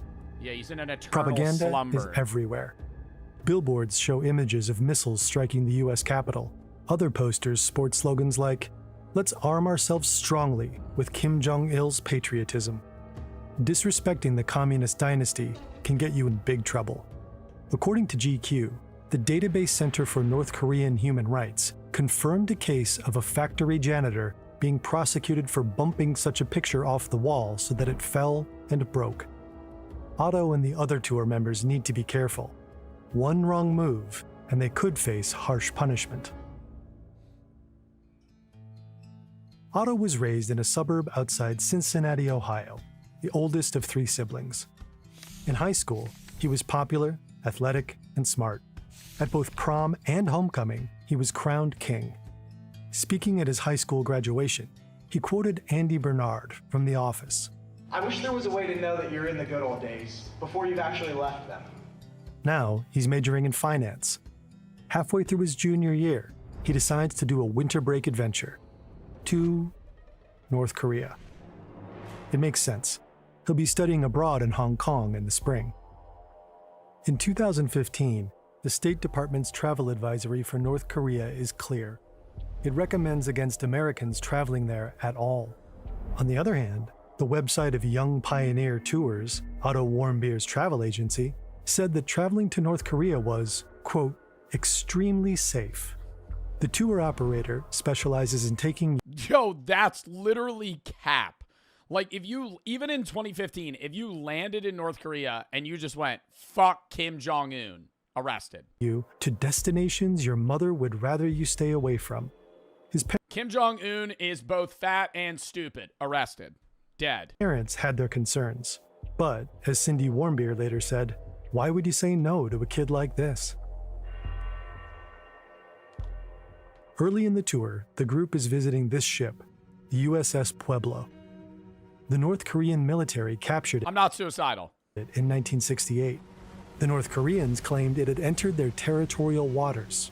I gotta rewind. Captured it in 1968. The North Koreans claimed it had entered their territorial waters. Now it's a tourist attraction. When the North Korean tour guide explains that the ship was seized from the United States, he doesn't say the... Yeah, and they always go, oh, with North Korea's might. With North Korea's might, we took hold of the ship. The very weak Americans died trying to fight us, and now we use it as a showcase that we're much stronger. Yo, we could flatten your country. Like, I mean, it's just it's garbage just being spit out of their mouth. Like, it is literally just like fucking king. Yo, nobody dick rides harder than the people of North Korea for Kim Jong-un. And it's not even because they want to. They have to, or they die. United States. He says, the imperial enemy. This is not political, chat, bro. I'm not putting a political warning. In 1950 and 1953, the U.S. dropped an estimated 635,000 tons of bombs on the country, plus some 32,000 tons of napalm. Major cities were obliterated. 75% of Pyongyang was destroyed. During the war, as many as 1 million civilians perished. Wow. In 1953, a ceasefire ended combat in the Korean War, but a peace agreement was never signed. Technically, the North is still at war with the South, and with its ally, the US. Most Americans are unaware of this war, so much so that the Korean War is often referred to as the Forgotten War. Not so in North Korea. The North Korean tour guide explains what... Some random history that I'm probably going to poorly explain to you is that the U.S. originally didn't even want to get involved in, like, Asian war, like, involvements. But during, or right before the Korean War, something happened with Taiwan, and the U.S. wasn't going to get involved. And because it was outside of, like, the line of protection or something that they had geographically drawn. And then there was something that roped in the U.S. to Korea, and then that, like, fucked everything for, like, the involvement of China and Taiwan, and then also, like, Russia, and how they backed the North Korean, it was like the Iron Curtain involvement, where they were trying to get South Korea to be taken over. And so it became this whole thing that the U.S. ended up getting in. I'm explaining this terribly. Yeah, it was like, originally there was no plan for the U.S. to even enter the Korean War. Like, we were just going to be like, we're out of it. It's not our problem. You know, and then they just roped us in. 82 American sailors that were captured along with the ship. They were beaten, starved, and only released after 11 months. Otto Warmbier is not visiting just any country. Also, correct me if I'm wrong on that. I probably got info wrong there, and I explained it bad. He's in enemy territory. Danny Grattan, his roommate during the tour, will later recount that Otto seemed a little bit shocked. To lighten the mood, he and the other tour members give Otto a nickname, Imperial Enemy. The rest of the tour goes smoothly. Sightseeing during the day, restaurants and bars at night. They even engage with the local kids by having a friendly snowball fight. One of the reasons people You just throw an ice ball and kill one of them, and then that's a big deal, too. That'd be fucking scary, bro. travel is to understand the world a little better. Like, I feel like if I was in North Korea, I wouldn't want to do anything there. Like, I would just sit in a room and wait until it was time to leave. Brilliant does that for learning. It helps you engage with ideas in a hands-on way, so you can unlock Oh, it's an ad. to everything on the platform. Back to January 1st, after the fireworks. When the tour group returns to the Yanggokdo Hotel, they split up. Some go to the bar. Danny Grattan heads to the bowling alley. They lose track of Otto. I'd be hitting that bowling alley up too, bro. Oh my God. Second they say we got a bowling alley in the hotel, yo, I'm on the lanes nonstop. When Danny gets to his room, around 4:30 a.m., Otto is in bed, sound asleep.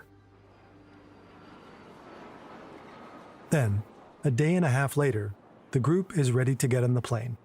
It's time to go home. As the last members of the group, Danny's and Otto's passports are checked. The officers take an unusually long time to scan their documents.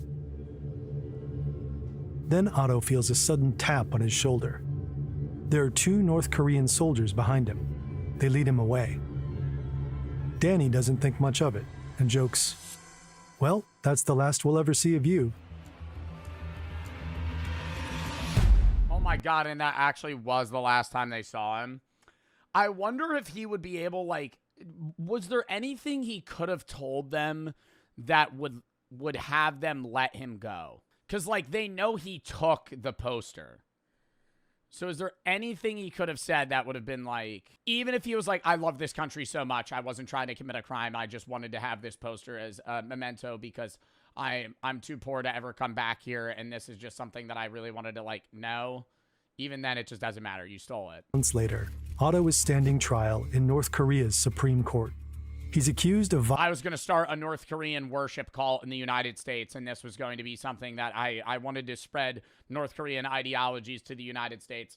Like, even if you were saying some shit like that. Violating Article 60 of the DPRK Criminal Code, state subversion. The central piece of evidence is this CCTV footage.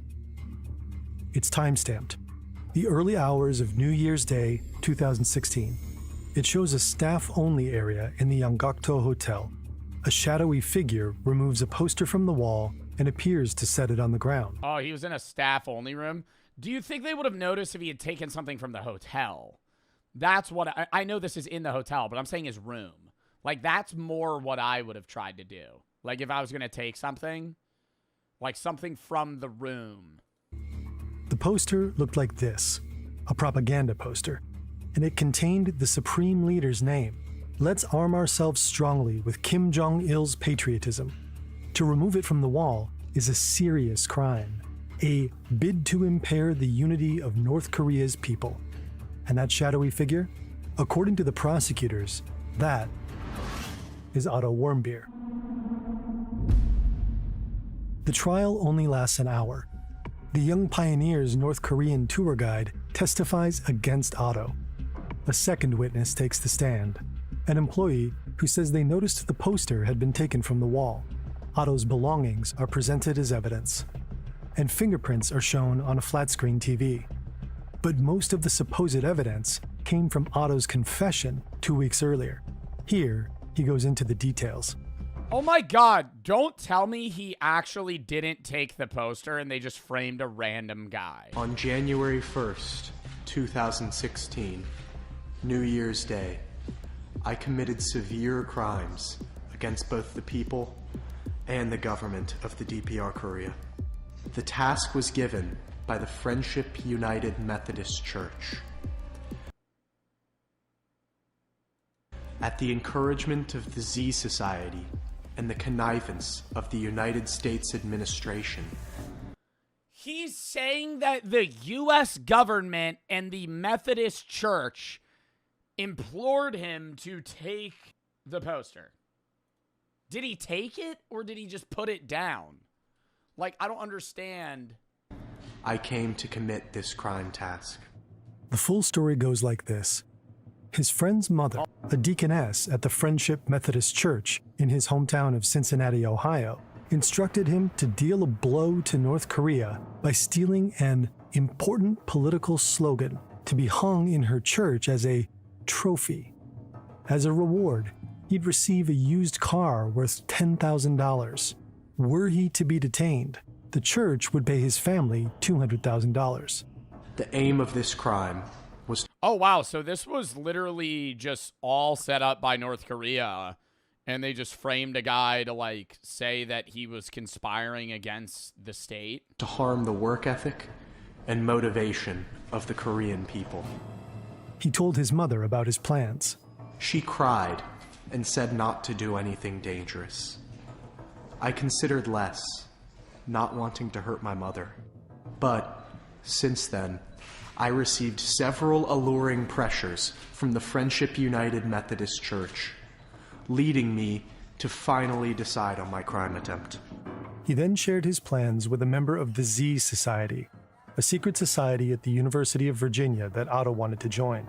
He'd heard all of its members go on to get high-paying jobs.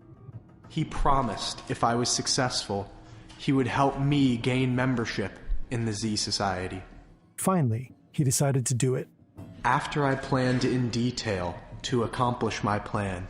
Yo, and, like, do the North Korean people in this room believe this guy? Or do they also all know that this is a load of horse shit crafted up by some fucking dumbass on their end trying to say that, yeah, Otto Warmbier got paid by a random church pastor to fucking steal a poster. And that if he stole the poster, he would receive great financial gains and a used $10,000 car, as well as high-position job options when he returns. To steal a $5 fucking poster that is probably made of dog shit fucking material as well. On the early morning of January 1st, 2016, I committed my crime of taking out the important political slogan from the staff-only area of the Angakdo International Hotel, aimed at harming the work ethic and the motivation of the Korean people. And he explains... What, the fucking one janitor and the maid at the hotel, dude? They probably have no guests at that fucking hotel anyway. I mean... The plot goes all the way to the top. The United States administration already knows about my act through the CIA, which is closely linked to the Z Society, and connived at my... Yo, the Z Society actually sounds like some shit that's made up from, like, a Disney film. Like, genuinely. Crime. The church, too, is linked to the government. The Friendship United Methodist Church is not a typical church. It is very wealthy, with $42 million. That is why the United States administration... Yeah, the fucking $42 million. I mean, that number might be accurate across all of the Methodist churches combined. His local Cincinnati church does not have $42 million. Administration has very close ties with this church. He was manipulated, plain and simple. I was clearly given the task by the Friendship United Methodist Church. I was encouraged. Pictures. I did not make that money back. In an email of what their IDs come back as? Yep. Huh. That is super weird. Do you see resemblance in those? Yeah. Yeah, that is... But yeah, they're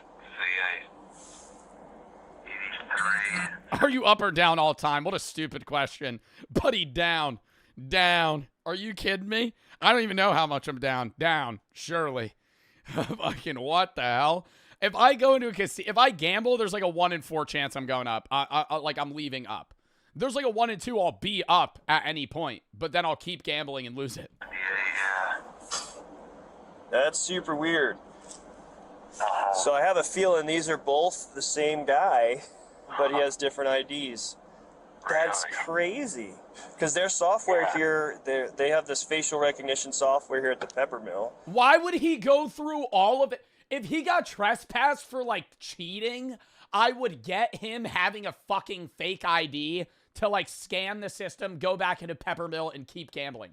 Why the fuck would he get a fake ID so he could go gamble at a casino that he got kicked out of for fucking falling asleep? Why would anyone do that? And he came back as a 100% match for the character who was previously trespassed. Yeah, So this is definitely a weird one. So I have a feeling he's somehow making some fake identification or something, but I mean, if you're pulling them up, then they're legitimate. Yeah, they're both through the DMV at least. He's somehow able to get them. Because it's two different people. Oh my God. Yo, these people should not be cops. Holy fuck. What? Yo, because they're two different people, bro. Yeah, dude, these are both two real IDs, both registered at the DMV. You can't fake that shit. If they're both at the DMV, bro, you have to fucking borderline do a blood sacrifice to get a fucking ID at a DMV. Are you kidding me? You go into a DMV, you need every fucking thing you've ever done in your entire life on a fucking pen and paper to hand that over so you can get a fucking ID. This discovery that both Michael and Jason's IDs are legitimate, Officer Jagger calls his supervisor, once again explaining that the Peppermill's AI technology came back with a 100% match that Jason and Michael are the same person. Then this guy that they have now detained presents a different ID with a different name, Jason Killinger, and that has a matching photo for him now. I mean, the photos are different photos, but they look like the same exact guy. The only difference is one has a chin goatee. One has a chin goatee, bro. They look so different. In this, they look so different, bro. You think if you shave... Bro, this guy looks at least 15 years older. At least. That both But definitely super weird. So all of these driver's licenses are both valid. So either he is who he says he is, and he's not actually ever actually trespassed, which I doubt because their software is pretty cool. And Yo, this guy's got fucking money into AI stocks. This guy has money in AI stock. There's no way. There's no way. Yo, the AI is pretty cool, so you know it can't be wrong. And the fact that he's acting super suspicious. Two. How is he act? The entire conversation they had, he was like, "I'm not that guy." I just have a feeling somehow maybe he's got a hookup at the DMV where he's got two different driver's licenses that are registered with the Department of Motor Vehicles with different names and dates of birth. So, yo, he would be a criminal mastermind. If he had if he was able to register two different identities and have different photos of himself that he's using, like, bro, this guy would be doing other shit than fucking gambling at the Peppermill Casino. Yes, I'll arrest him on that and then just list him as a John Doe and then have him booked in for a wins check. Alrighty, well, that solves that. So you guys got a... Well, another job well done. Time to go watch Quebble Cop AI when I get home. Came out with a new Minecraft video. We filled out pretty And then, we got the statement and all that good stuff. Statement already done. Easy peasy. So, right now, because I can't identify you, man. It's weird. Because, essentially it looks like you have two names. I don't know, man. He's laughing. So, I can't identify you. Unfortunately, that means that they can't cite you. Officer Jagger collects Jason's things, which includes his driver's license, a casino chip, player's card in the name Jason Killinger, and a debit card from his credit union in the name of Jason Killinger. If you can't be cited, then you are arrested. So all of his cards, all of his fucking debit cards and credit cards also have his actual name. Bro, I'm arrested? Yep, I'm going. Yo, this is the dumbest thing I've ever seen. Going to jail? Yep. Are you kidding me? I'm not a joker, And then what? He's gonna sit in jail. They're gonna fingerprint him. They're gonna be like, "Oh fuck, dude, you're right." man.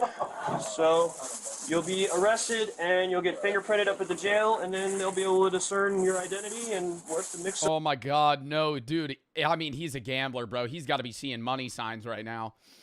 I feel like he should be happy. He should be like, all right, yeah, let's go down there. Up is with this stuff. I'll be 100% honest.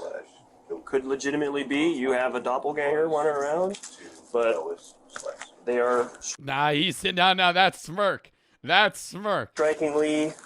Oh my god, bro. He's like, I'm gonna call my lawyer. I gotta make sure I got his hold up. Do I have his contact still? Similar and enough. Their fancy AI technology that reads faces. No, it says it's a 100% match. But at this point, you know that technology, it's pretty cool, man. Let me tell you, they showed me it. It's pretty cool. Hands are tied because, you know, a reasonable and prudent person would, based off the software, based off the pictures, based off of even your driver's license picture, make the reasonable conclusion that all three are the same. I would get the cop doing this if this guy looked like somebody, like who's a person that looks like no one else, like Danny DeVito. Like if this was Danny DeVito, you know, 4'8", 85 years old, you know, like just so recognizable, I'd go, okay, you know, I get this, him trusting the AI software. This guy could be a million other people. In person. Yeah, Shaq. 7 foot tall Shaq comes walking through the door. It's two different IDs with two different names. names. At the back of the IDs, because I have all the endorsements except for motorcycle and hazmat. Okay. Other than that, I got all the endorsements. But that's the thing is his a CDL? So that's the thing is it's either someone else is using your stuff or you're using somebody else's stuff. And unfortunately, or they're just two different people and the AI is wrong. Oh my god. You look too much like the guy in that picture, so much so that the fancy computer that does. I guarantee you that, bro, that is a I literally see the PC. The PC running this AI right now. Maybe it's a different PC or something, chat, but like that is a desk piece. That is a desktop computer right now. It is laying on its side. That is some old fucking fart piece of shit. Does all the face scanning of everybody who walks in this casino. I guarantee you that. I guarantee you that is a fucking like a fucking 1060 in that goddamn computer. Oh, I know. Makes the same determination that my feeble human brain does. So. Now, this guy wants to like fuck a robot or something. Like, what's going on here?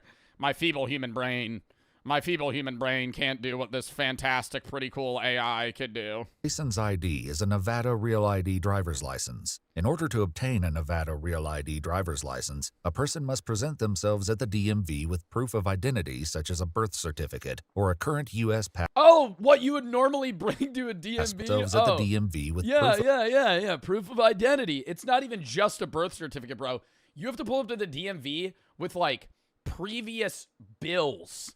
Your social security number, your fucking birth certificate, your original birth certificate.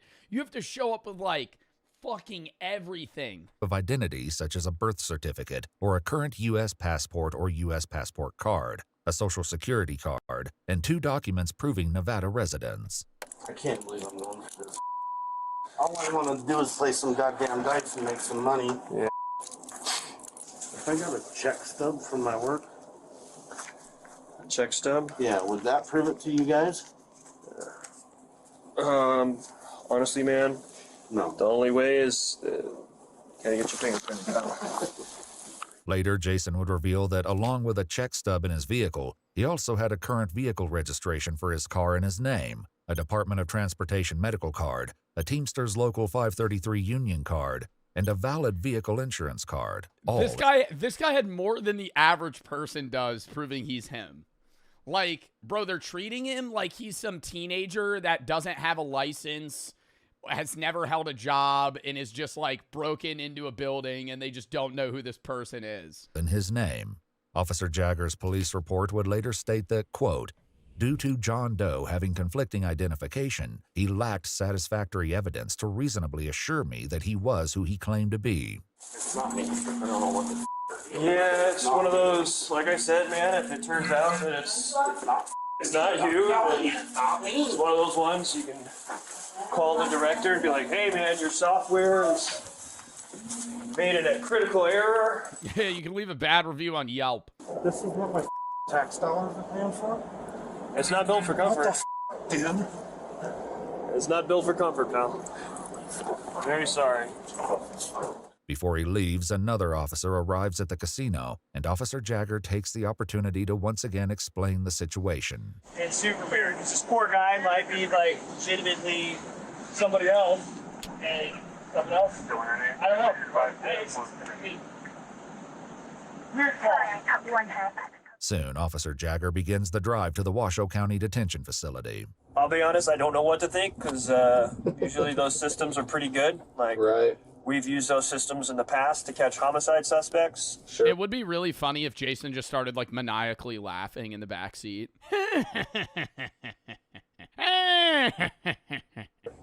So and he just doesn't respond. Like, they're fairly reliable, so if it comes back, you know, one angle on your face, it was 99%. The other one was 100%. Is that right? Yeah, so it's like, it says that you're that guy. Well, unless I've gone crazy, I'm pretty sure it's not me. Yeah. You seem like a stand-up guy, and it's probably a really terrible case of mistaken identity. I can't believe I've been arrested. I've never been arrested. Never. Not once. What the good is the ID then? Why do I even carry that mother? Valid. That one young security guard, man, like a robot. That's what pisses me off. Yeah.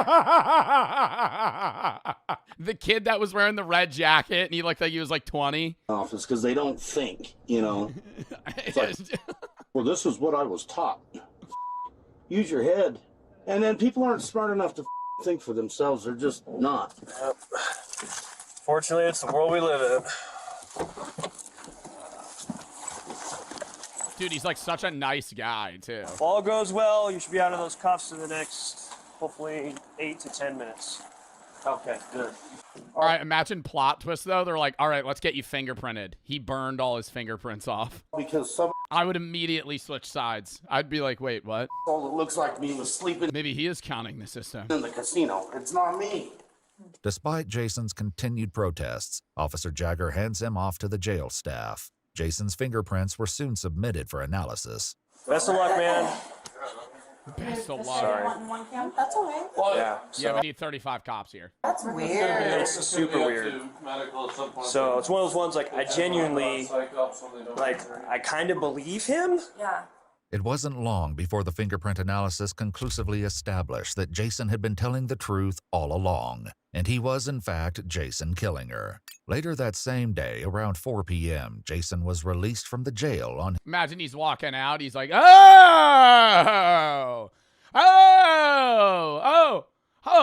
maybe I wasn't lying that it was me. Oh, interesting. Oh, the fingerprints. Oh, the pretty fancy AI. his own recognizance. The day after his release on September 18th, 2023, he went to renowned urgent care Vista, where he was diagnosed with a strain of both the right and left shoulder. Oh, he got injured too? Clutch. And contusions on both wrists. On July 30th, 2025, Jason He pulls up to court wearing a neck brace. Just fucking really leans into it. filed a complaint Oh, dude, the handcuffs. in federal court Started banging my head on the wall. I couldn't move. against Reno police officer Richard Jagger. While at the jail and after his identity had been confirmed, his arrest papers were changed from John Doe to Jason Killinger. The federal complaint states that this meant Jason would be prosecuted for trespassing, even though Michael had been the only one who was trespassed. According to the complaint, Jason's charge of trespassing was eventually dismissed. Oh, I was going to say, what? They're kicking him out for looking like another guy? However, he Like he's actually getting now trespassed? has a criminal record. He actually, that stays on his criminal record? Bro, he had to have sued for so much money. He had to have sued for so much money. According to the complaint, facial recognition technology has led to wrongful arrests in Louisiana, New Jersey, Maryland, and Texas. Many cities now conclude that for an arrest, there has to be some kind of secondary corroborating evidence that is unrelated before there can be sufficient justification to arrest. Jason Killinger's case remains ongoing. If you'd like... Damn, should I start, like, making myself look like other people? And just, like, really suspiciously wander around in Atlantic City? Just go to casinos, just, like... Until a security guard walks up to me. Sir, are you Jonathan? No. Yeah, you are. No, I'm not. Yeah, with a trench coat on? No, that'd be scary. Wait, I want to look this up. It's going to be, like, an undisclosed amount. I hate when they do that. I hate when it's, like, this person sued, and then it's like, oh, we don't know how much money he got. Lame. Lame. How much money do you think he would actually get from that? Bro, I feel like it'd be like maybe like 100K. Nah, not like million. Bro, it's not $3 million. It's really hard to sue. And you're suing a casino that has a shitload of lawyers.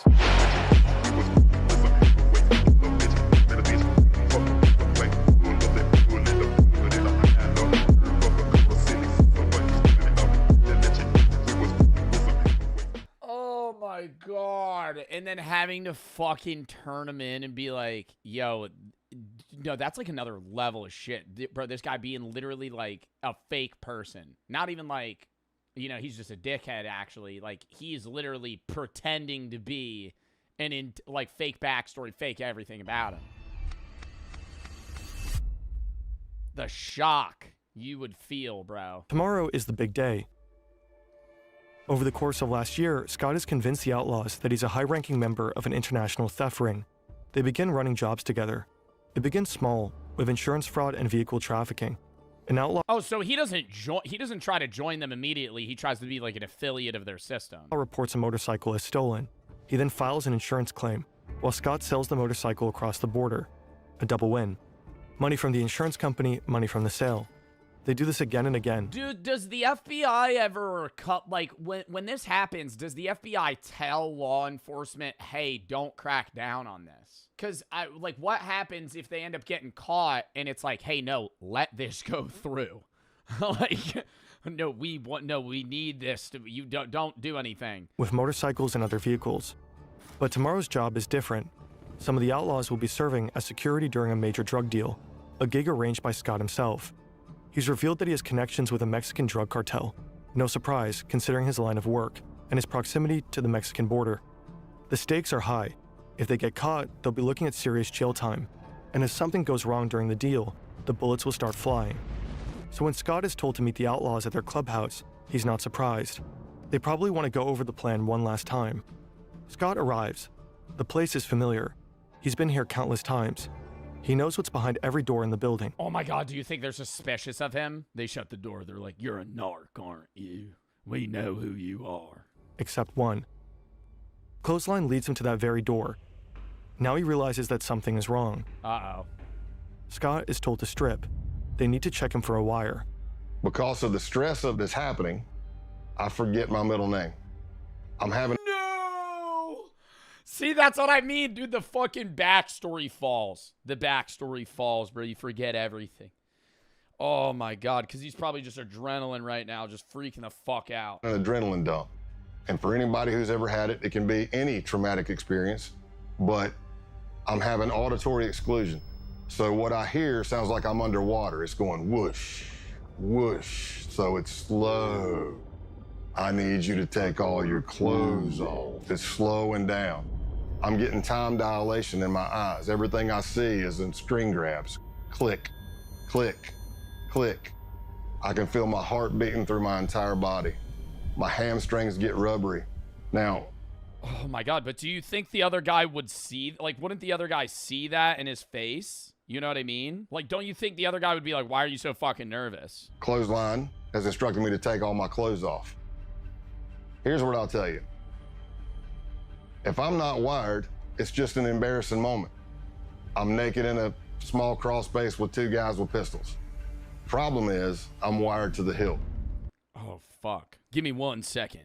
Gets naked, just swallows the wire. Fucking, what do you do in this situation? But they don't find anything.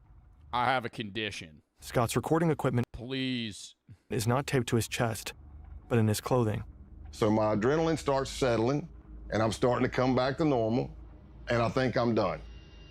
Oh, so his mic was like sewn into his clothes and they didn't check his clothes? And I get my pants back up. I don't know if I have my boots on yet or not.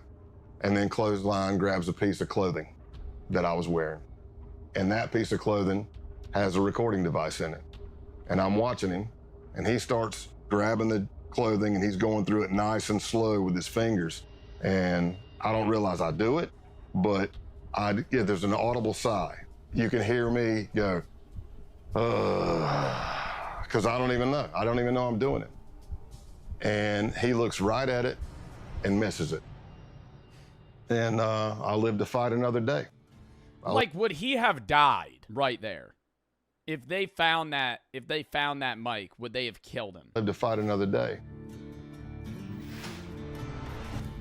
I don't know, because if they're like, yeah, I know you're saying 100%, but I'm like, if they killed him right there and then, wouldn't they like just storm in and be like, we know you killed him? Two moving trucks enter the parking lot of the Brockton Holiday Inn. One is filled with drugs. The other is filled with money. A Mexican drug cartel is selling 40 kilograms of cocaine and 1,000 pounds of marijuana to Canadian buyers. The Mexicans aren't taking any risks. They've arranged an American security detail. What does 1,000 pounds of marijuana look like? 40 kilograms of cocaine, sure, it's probably a few bricks. 1,000 pounds of marijuana. Pounds. How many ounces is a pound? 16. 16 ounces of marijuana per pound. So there's 16,000 ounces. Dude, that would like fill the truck. That would be literally an entire truck full of weed. The outlaws. Surveillance at every entrance. 4 men in the parking lot there to provide protection, unload the drugs, and count the money. Everyone is armed and antsy. One false move and all hell could break loose. The deal is wrapped up quickly. The transfer is complete. All the money's there. It's so weird to me. I know this is 2006, but it's so weird to me like they're moving that level of weed. Because I could just go to a store and buy weed, like right now. I know it's different state by state, and there is still weed sold illegally in states where it's legal and illegal. But like, I feel like the weed business the illegal weed business has to have gone down drastically since the early 2000s. Because like, I could just go to a store and buy weed. To Canadians, what? Is weed illegal? Weed's not illegal in Canada. The outlaws are particularly relieved. They may be tough, but this is their first time working with a cartel. Now they'll get paid $15,000 for their services. Scott counts out the cash. He did it. He successfully tricked them. The cartel? FBI agents. The Canadians? Also FBI agents. What? Wait, what? I thought they would have actually been just dealing with the cartel. So everything was fake. They may be tough, but this is their first time. Scott counts out the cash. He did it. No He successfully fucking tricked way. them. The cartel? FBI agents. The Canadians? Also FBI agents. Wow. 8 months later, a hotel in Nevada. Scott's been laying low, coordinating his undercovers from afar. But what's the long-term goal then? Couldn't they just have busted him right there? Like, are they trying to crack down on the entire ring? His outlaw friends think he's going through a divorce. In reality, he's been diagnosed as overassigned after experiencing a severe stress-related panic attack. He's been ordered to take a 6-month timeout. He's been teaching during this time. His current class, ironically enough, is called Undercover Stressors. All the students have gone to bed, but Scott's only just returned to his hotel room. It's early 4 or 5 a.m. The drug deal back in November gave the FBI all the evidence necessary to arrest and imprison multiple outlaw members, but the operation has continued. Until today, the day of the takedown. Scott doesn't think he'll hear from any of them again, but then his phone rings. It's Scott Town, and he's concerned. He's heard some arrests were made, and he wanted his friend to know about it. He says he's going to take a shower and gather more information. He'll report back. And the last words we spoke to each other were, he said, "I love you, brother." And I said, "I love you too." And that was the last words I spoke to him. And probably about 45 minutes after that, a SWAT team hit his house and he went to jail. In the end, wow.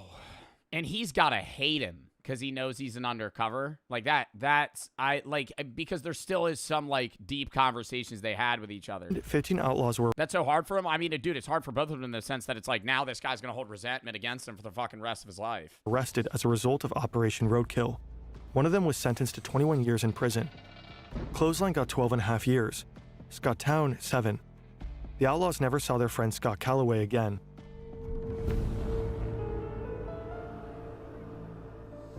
I feel like it's weird that they would reuse the same guy for another undercover mission, no? I know, you know, I'm not saying every gang has an affiliation with each other, but I feel like it's a little risky to reuse the same dude to try and take down a different, like, group of people. Ku Klux Klan emerged in the wake of the American Civil War. Why are we From in the very sub-only? beginning, they were racist to the core, raining terror and death on black Americans.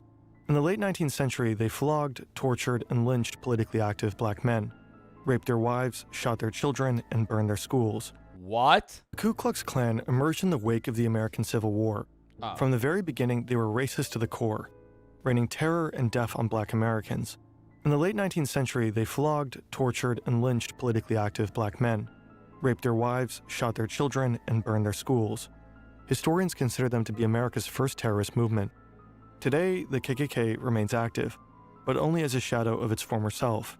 Fewer members, less influence. However, burning crosses is still one of their favorite things to do, and they've stayed true to their roots. Naturally, as a terrorist organization, they have to act in secrecy. You might assume that infiltrating them as an FBI agent is not the easiest feat. So you may ask yourself, how do you contact? Yeah, that's why it's like, I know people say Tom Robb is like the leader of the KKK today, but do you think that there's like other shit going behind the scenes? Because there's no way they're just that forefront about like, hey, this is what we do. Because like all the shit they have to be doing is illegal. There's no way they're just like outwardly talking about it. The United Klans of America. Well, it turns out the group I was looking at had a hotline. Scott starts talking to a guy named John Jack, a Klansman whose passion for Jack Daniels earned him this nickname. Scott tells him he's got the number from a group of bikers he met at a gas station. It's a plausible story. Scott looks the part, and his time with the Outlaws taught him how to play it. Biker gangs and white supremacists often run in the same circles. Jack starts talking about this rally that's coming up. Vendors, burning crosses, country music, the usual. But there's a problem. He said, I'm not gonna lie to you, Scott. I had a band lined up, but the singer just got locked up, and I really don't know what the hell I'm gonna do about music. And I thought, this could be my end. And He just knows how to fucking sing or play the guitar. said, did I happen to mention that I'm a musician and a singer? I said, well, I'll tell you what I'll do. I'll bring my acoustic and my PA system. When I get there, you can come meet me by the car. I'll strum a couple of tunes for you if you think I suck. And he's like, oh, hell, this is gonna be great. It's gonna be great. Scott doesn't know that he just signed up for something far more sinister. Yeah, bro's gonna be DJing a fucking KKK meeting. April 21st, 2017. He have no idea what he's going into. It's the day of the Ku Klux Klan rally. I got lost multiple times until I finally drove up on this empty, I don't know, lot fenced in the middle of nowhere, but it wasn't hard to spot because the Nighthawks, which would be the Klan members in all black, who were the security force, are all standing at the gate. Wait, what's the difference between the people wearing all white versus all black? Spot because the Nighthawks, which would be the Klan members in all black, who were the security force, are all standing at the gate with guns. And a lot of these people were felons. Scott's ready for an interesting time. He's been to plenty of biker gatherings, and perhaps this will be similar. During his mission, Scott will be taught the KKK's constitution and bylaws, studying the Black Klansman Handbook, which he'll learn to refer to as the Kloran. He'll become familiar with the... Yo, imagine fucking, like, living in the South at this time, and you're, like, really into this girl or guy, and you go over their house, and you're like, you know, I really fuck with this person, and then you just see, like, the fucking, the hood and the uniform, just, like, in the corner, and you're like, you're just fucking immediately ghosting. Yeah, get the fuck out of there. That shit would be like an immediate, yo, I gotta leave, bro. I think I just shit my pants. I'm sorry. Original mystic insignia of the Klansmen. He'll learn this all in class with a K, so that he can pass the K-Uno test, a prerequisite to getting fitted for a robe. K-Uno stands for character, honor, duty. It's getting dark, and he's been invited to participate in a naturalization ceremony. He has no idea what this means, but all the newbies are doing it. He'd stick out if he didn't. And that's how he finds himself in the middle of a field, blindfolded, holding the shoulder of the man in front of him, a gesture meant to signify brotherhood. They are told to raise their right hands and repeat an oath. I do swear from this moment forward. And then they tell us to get down on our knees. To fostering the welfare of the white race. So I'm on my knees, blindfolded. And further the work of America's greatest movement. They take my blindfold off, and there's a Ku Klux Klan member in a green robe, and he has this sword, and he kind of knights me. The United Klans of America. And then we all hug, and there's like a little bit of a celebration, and I'm not sure what happened. And then it hits me as I'm walking to my truck. I'm like, I think I just joined the damn Klan. Yep, that's what that was. So I got naturalized in the Ku Klux Klan that night. Scott's time at the KKK will end up being relatively short-lived. The case isn't really going anywhere. And there's another group coming into focus, a far more dangerous one. In the FBI, we started encountering more violent type extremism, not the KKK types. We're talking advanced neo-Nazism. And it led me to... Yeah, so they're saying that the KKK was really just like a racial group that wasn't doing as much crime as they thought they would versus like newer sparking up neo-Nazis that were actually killing people and blowing stuff up, dealing drugs. An accelerationist group called the Base. The Base mission will provide to be far more extreme than anything Scott has ever seen. The network of violent white supremacists. An extremist group known as the Base. Violent neo-Nazi terrorist paramilitary group called. That's what's so weird is I've never heard of this. Base. On August 11th, 2017, crowds of people marched through the campus of the University of Virginia in Charlottesville, chanting racist and anti-Semitic slogans. They were protesting the removal of a statue of Robert E. Lee, the famous Confederate general. The next day, they were met by counter-protesters, and things quickly turned violent. Then they turned deadly. A white supremacist drove his car into a crowd of counter-protesters, injuring 35 people and killing Heather Heyer. For some, the Unite the Right rally was a wake-up call, surprising proof that white supremacy persists in America. To others, it was a grim reminder, and frightening evidence that white supremacists were feeling emboldened enough to come out of the shadows. The first accelerationist Holy shit, dude. I've never heard of this. Group emerged in 2015. They called themselves Atom Waffen Division. They'd been And they just fucking go to like public places, spew racial hate, and kill people? inspired by the writings of the neo-Nazi James Mason, whose book Siege had become a sort of Bible for accelerationists. The book denies the Holocaust and attacks homosexuals and Jewish people. It also calls for organized violence, specifically for the formation of terror cells prepared to wage war against the system. Initially regarded as fringe or even cringe, accelerationism steadily gained traction. By 2020, we did a whole video about accelerationism. The idea of accelerationists, though, the philosophical ideology of accelerationists, isn't directly rooted in like neo-Nazis or Nazism. It's just, it can be combined or attached to that in certain ways, but just because you're an accelerationist doesn't mean you're necessarily somebody who is racist. You just believe that everything and anything should be done to advance society technologically as fast as possible. Unless this is some offshoot of that. Roughly 90% of white nationalist groups identified as accelerationist. That same year, the U.S. Director of National Intelligence identified... Well, yeah, because accelerationism usually aligns with, like, far-right ideas of, like, having no restrictions on most things. Like, it doesn't matter about, like, you know, carbon emissions or any of that. You just want to be efficient and get as much done as fast as possible. Racially motivated violence. Accelerate the collapse of society? Yeah, but there's an end goal. Like, it's not just like anarchy. It's like there's a goal that they have in mind with acceleration of the collapse of society to rebuild something else. And extremists as it's far left, actually. I mean, you know, you get into any extremism ideas, you're gonna find some crazy shit. the most lethal domestic terrorism threat. What's a neo-Nazi? Like a new Nazi. It's effectively what it means. Neo-Nazis, if somebody calls you a neo-Nazi, they're basically calling you like a modern-day Nazi. More than other white supremacist ideologies, accelerationism insists on the importance of direct violent action, the kind of action taken by the people they call saints. Like St. Tarrant, for Brenton Tarrant, the Australian white supremacist who attacked 2 mosques in Christchurch, New Zealand. He killed 51 people.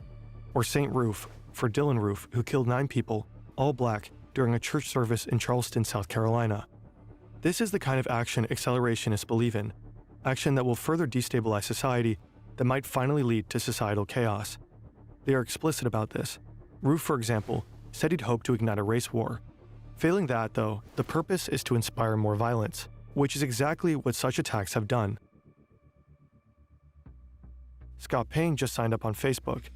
Isn't there like a showing though in that like if you're actively killing people of another race and going, my goal in this is to start a race war, like most people that would outwardly look at that would go, okay, it's not the races that are fighting against each other, it's these insane people that want to spark anarchy and a collapse in society rather than actually white people and black people having a genuine problem with each other. He's about to publish another racist post. His goal is to get banned. But nothing happens. A fellow agent points out that he doesn't have any friends. He adds a few people, and that does it. He's promptly kicked off. Okay, well done. Next up is Gab, a social networking site well known for its tolerant stance towards far-right users. Why did he want to get banned on Facebook? To like rant about how he got banned or something? Participates in forums with names like Whites Only. This will further elevate his credentials. On July 15th, 2019, he writes an email. I've been seeing your stuff and I'm definitely interested. Survival and self-defense. I like it. The next day, a ping. Thanks for contacting the base. You can learn more about us on our official Gab account at the base. Do they like look into you though? If it's like a neo-Nazi like Aryan race group, are they looking into like your 23andMe to see like your ethnicity, or is it just straight off like if you look white? For sure. When you get vetted in, they even have the sites for it. Yeah, well, I'm assuming like there has to be some sort of like, because there's people that could be like, you know, white passing, but they're actually like 35%, you know, black or just non-white, non-Caucasian. And then like what is the percentage where you're not allowed in, you know? Like I feel like a lot of these groups, it confuses me where it's like, well, if you're 5% Hispanic, is that a problem? Like, is that like what's the cutoff for them? If you're interested in joining, please provide the following info to begin. Like that's a genuine question. Like I'm wondering, I think it's really more physicality rather than like genetics. I know like in World War II, a lot of it was genetics off of like, not even if you're a Jewish of religion, it would be like if your great-great-grandmother was Jewish, but nobody else was, you were still counted as Jewish and they would kill you. But it's like they had that system in place, so I'm wondering. The vetting process. The base is a white supremacist neo-Nazi group. They were just founded a year ago, and they are accelerationists through and through. Their plan entails assassinations, sabotage, and acts of terrorism. Their targets are black people, Jewish people, and anyone they consider traitors to the white race. They want to do guerrilla warfare tactics, so it's murdering people and disappearing. It's poisoning a water system, taking down a power grid, derailing the train, anything that causes chaos. The idea is that... So it's not just... They're primarily targeting people of other races, but it's also just like, hey, we want to just destabilize society as fast as possible. After the collapse, the group's cells scattered across the world will form white ethno-states led by white supremacists. This event, total societal collapse, has a special name, the Boogaloo. Now, Scott is trying to join them. They ask for his name, White Warrior 88, and his age, 44. Scott Payne is actually 48, but he knows most base members are between 18 and 25. He wants to seem as young as possible. Sex, race, location, military experience, fitness level, Dude, between 18 and 25, some of these people are fucking high schoolers in this goddamn group. Special training, and organization affiliations. Like, holy shit, dude, you haven't even fucking graduated high school. You haven't even graduated high school. You're in a fucking extremist neo-Nazi group that's about dismantling society. Here, his past undercover experiences pay off. He mentions the Klan and biker gangs. So here I am, approximately for a week or more. I'm emailing back and forth to somebody with a Proton email account. And they're asking me all kinds of questions about my ethnicity, what I can bring to the table, what is my history. And I laid out a story that I was a old biker, shocker, and a former skinhead from South Carolina. As Scott would find out later, the owner of that email account was none other than the founder of the base himself. Online, he's known as Norman Spear and Roman Wolf. He's been on the public's radar since 2018, but his true identity is unknown. That is, unless you're in the FBI. Ronaldo Nazaro is 45, American, born in New Jersey.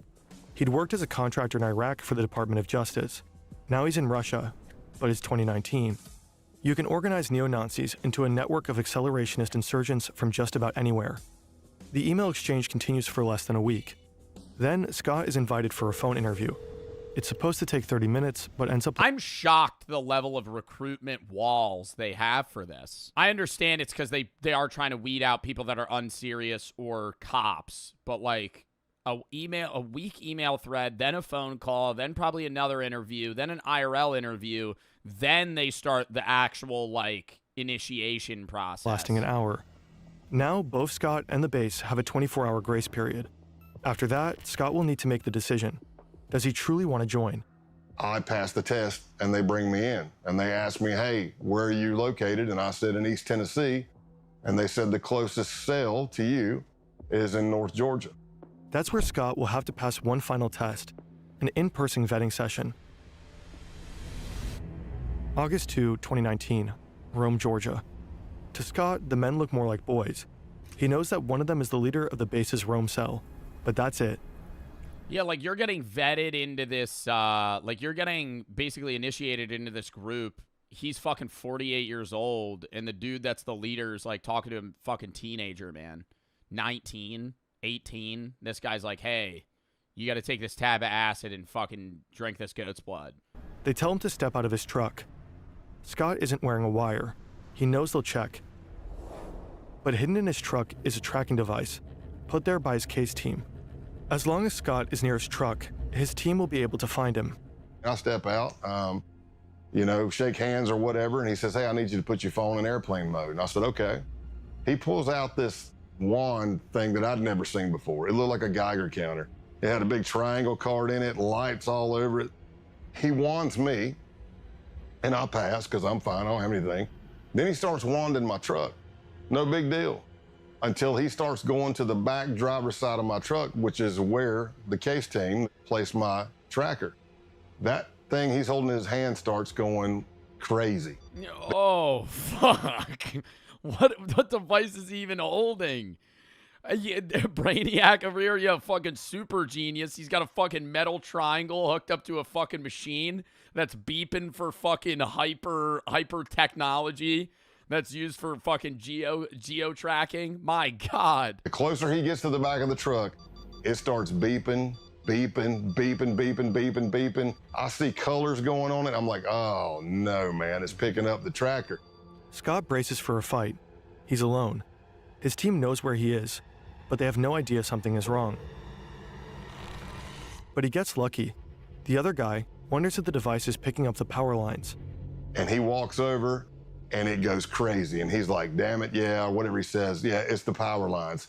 Hey, follow. Oh, but yo, how the fuck has this happened 2 times for him? On the with the other biker gang, the dude's checking his jacket right by the mic and just fucking whiffs right over it. And then this time he's right next to the fucking tracker. He's like, oh no, maybe it's the power lines. All right, no, you're good. Was to another location. Scott has to act fast. He has to get the tracker deactivated. Oh, they're going to rescan it. Oh, shit. No, these guys are so fucking smart in comparison to some of the other shit we've seen. And I'm holy fuck. Calling the case team, and I'm like, hey, you need to shut that tracker off. They're like, I thought they were just going to let him slide. They're going, no, we're going to go to another spot and rescan it. Fucking I'd chuck that tracker out the window. And at first, they're like, well, we can't shut it off. And I'm like, you have to shut it off. And they're like, well, if we shut it off. While I was coming back from the trip with Jack, there were 2 guys that recognized me. I'm literally walking to my gate. They're actively boarding. They go, Joe Bart. I go, yeah, bro, what's up? And I just keep walking. And I'm like, fuck. I know they wanted to talk to me, but like, I had to get on my plane, you know? So it's like shit like that. It's like, I feel bad because I'm like, oh, damn, they probably thought I was annoyed. But, like, I'm not annoyed. I just, like, I got a dip. Even the robots that Uber employs are being targeted and destroyed. In Philadelphia, both restaurants and residents were excited about Uber's plan to deploy delivery robots in the city, but some angry citizens had other plans. Which, dude, fucking clankers, what are you excited? Yeah, or, well, if that happens, if you have, like, a delivery bot fucking try to deliver your shit, it flips over, it can't autocorrect itself. So does the app just cancel your order and refund you? Or do they be like, oh, we need to get a service agent to come fucking fix it? Citizens had other plans. Which, dude, fucking clankers. What are you excited for? Clankers rolling around your city? Here's these little drones taking our jobs. The homeless are fighting back, though. I'm glad. After the homeless. The homeless people in big cities are fighting delivery bots. Only 1 month, multiple robots had been completely destroyed or vandalized. Many were left to decay on the streets as well. Online, multiple videos show people kicking them and sitting on them. Others purposely block and place them off their set path. Oh, it is easy to get food out of them. I wonder how hard the lock is to break. But if you are a homeless person, it's like, you know, you're not really hurting anybody stealing that food. Sitting on them. Others purposely block and place them off their set path, causing them further delayed deliveries. This hate for delivery robots runs deep, my friends. And in fact, one man has an entire social media account dedicated to aggressively screaming and harassing any delivery robots they see in LA. Watch what you do. Don't come at me. Don't come. You're going in a fucking shade. Don't you dare. Arvin is on duty? Wait, are these operated by people? Or are they just giving this robot a fucking name? Come at me like that. No, excuse you. Excuse you. Are you under the Terminator 2 mentality? Wait, what? Most delivery robots are highly autonomous, not remote controlled. There's humans on standby in case something goes wrong. That's the same thing with Waymos. Like, Waymos are AI self-driven, but there's, like, people in case something goes wrong. I hate how they just give them names, dude. Why are we giving a name to a fucking robot? It's the delivery robot, bro. Arvin. Arvin's on duty. Exactly. Just in case there's a conscious in there. Hey, buddy. Hey, delivery robot. Hope you're having a good day. You will fall.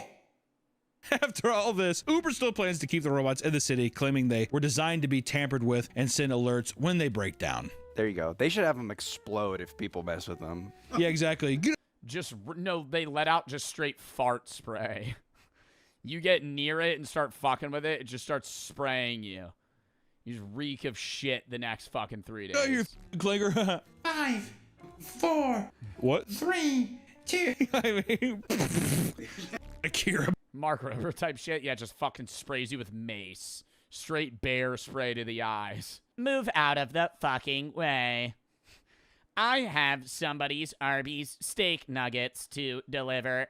If you don't move in 3, 2, 1. Like Sarah Connor. Ah! It's probably well known by now, but DoorDash as a company is extremely, extremely evil and has been caught treating its workers horribly on multiple occasions. What's fucked up is it's still an app on my phone. Is that food addiction? You tell me. Recently, the company had to pay out nearly $17 million to its drivers because from 2017 to 2019, it was caught using customer tips to subsidize drivers' base pay rather than adding tips to the overall payout. That is so fucking scummy. I'll do you one better, Nick. Well, isn't it also proven that, like, there is somebody, I don't know if it was DoorDash or Uber Eats, but there was, like, a whistleblower that said that these apps, number one, or adding priority, like if you pay $3 for a priority order, it does actually nothing. It's like a myth. It's just farming money out of you. And then on top of that, like they have a system, like an AI, like computation thing to give a desperate rating to its workers. And the higher your desperate rating, the lower the order, like monetary amount they'll give you. If you're somebody that works for like Uber Eats and you are really scrounging for cash, you're going to have a high desperate rating, and therefore they're just going to give you the shittiest orders because you're just bound to take them. And so if you're like more of a casual Uber driver, they're going to incentivize you by giving you better orders that make you more money, like per order. Like a desperate Uber driver might make more money, but they're doing more orders that are shittier. I don't know if that's like definitively proven, but I remember that was like a big thing like a little bit ago. Okay, order some Taco Bell? Yeah. All right, well, they got me. It's gone. Definitely not downloading it as soon as I'm done. Definitely not reinstalling that app in 15 minutes. Well, here's the weird thing is, are they owned by different companies? Like, is Uber Eats and DoorDash competitors? Because when you use both of them, they're identical in UI. Like, if you use, I've used both. They're identical. Isn't that not weird? Like, if you use them, like, it looks slightly different, but, like, the same scroll page, they just look the exact same. Like, if you're on the app, you have no idea which one you're using. They're definitely not identical. They're very similar. In 2025, air traffic control workers up in the tower at Chicago O'Hare Airport noticed a small red car driving across runways and into restricted areas. Wait, what? Delivery driver finds way onto secured areas at O'Hare Airport, drives miles before being spotted. And into restricted areas. What the hell is that? Little Dr. Seuss car driving across. When they alerted Were they doing it? Were they just like insane driving on the runway, or were they trying to like get a shortcut to deliver food faster? airport security, they stopped the car and discovered a 36-year-old man trying to fulfill a DoorDash delivery. I'm undetermined. Oh, sorry, I'm lost. I don't know how I got here. I was just following the Uber Eats GPS. Back. Did I take a wrong turn? Oh, God! I fly right above him. Whoa! How could you get in this area? I think just an old guy who got He's lost. 36! Yeah, he's not an old guy. I mean, you'd have to pass barriers, dude. I feel like you'd have to drive through a fucking fence. Like, you can't just mistakenly drive onto a runway. Like, he was right next to an airplane. An old guy who got lost. Yeah, if he was an 84-year-old man, I'd be like, well, yeah, he's what are you supposed to do? 36 and being like, well, I don't see why. How did you get there? How did you get past the gates? Did you think? It's not even get past the gates. Like, airport runways are so big. Chicago O'Hare Airport is so massive that it's like for him to get to an airport gate, he had to have driven like 2 miles on this fucking runway. Like, he had to have been passing planes that were actively moving around him. He just did, I have a DoorDash, and they're like, and they open the gate. I mean, what the fuck happened? Apparently, he just drove straight through the gate at the front of the tarmac and began driving for miles up and down the active runway. I mean, there's planes everywhere, dude. Well, once they saw him, they probably grounded everything. You know what? The thing earlier, your flight gets delayed. Sorry, there's actually a man in a smart car that is driving around our runway. We will be taking off as soon as he gets the fuck off. Men doing this are so stupid. Where am I supposed to go? What terminal are you at? What gate? It was determined that this is somehow completely unintentional. An investigation ended up with the man being let go without any charges. How? How did he unintentionally drive into an dude? Because it's like, right when you notice you're on a runway, wouldn't you just turn around? Like, okay, sure, he drives through the gate thinking that he's going into a gated neighborhood. But then the second he's on like a tarmac and he's seeing fucking planes land, I feel like he'd be like, oh no. Like, why would he continue driving up and down?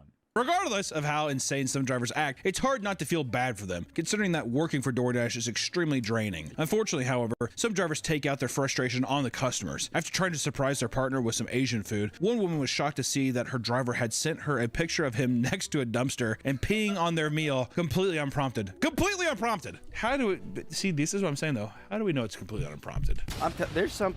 We're only getting one half of the story. I think so. Don't get me wrong. I think that these things do happen. Some just people freak out. But I think when people make these stories, you're leaving out a little bit of information, aren't you? What did you do? Hey, man, how you doing today? I think it's some stuff that's just being like, hey, just let you know I'm in line, whatever. I'm in line, because you get a message like that from DoorDash or sometimes. I'm in line, pick up your order, exclamation point. I bet some person would be like, make it quick. Just a little, just some. Yeah, piss him off. Where are you? Where are you? Why are you driving so slow?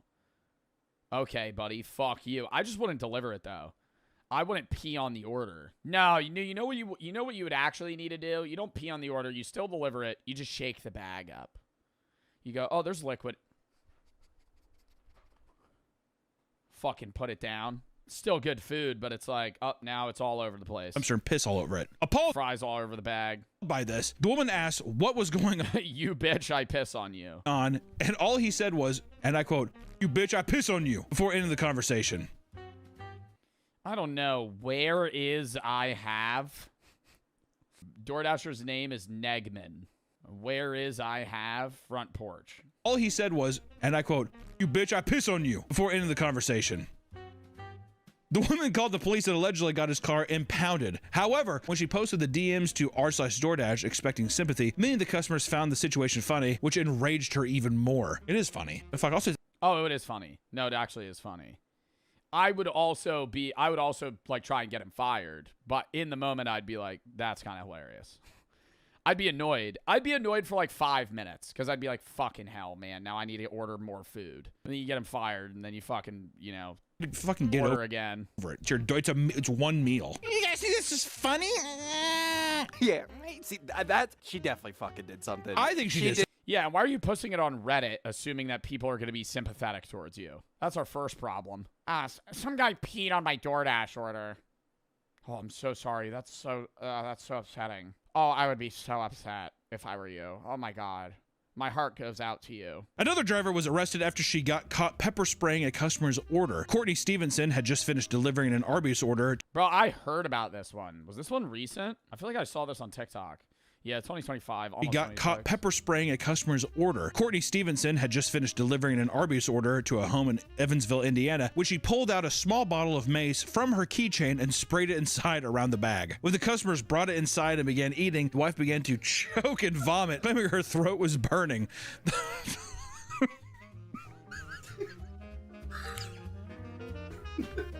It's horrible, but it's also just... it would I mean, like, the fumes... Yeah, I don't know. I feel like unless you ordered something that was like really spicy, wouldn't you be like, wait, this is like foul? Alone would be so insane that once again it's a Midwest couple being like, oh goddamn, chicken of China, the Chinese chicken, this shit is popping. Opens it up.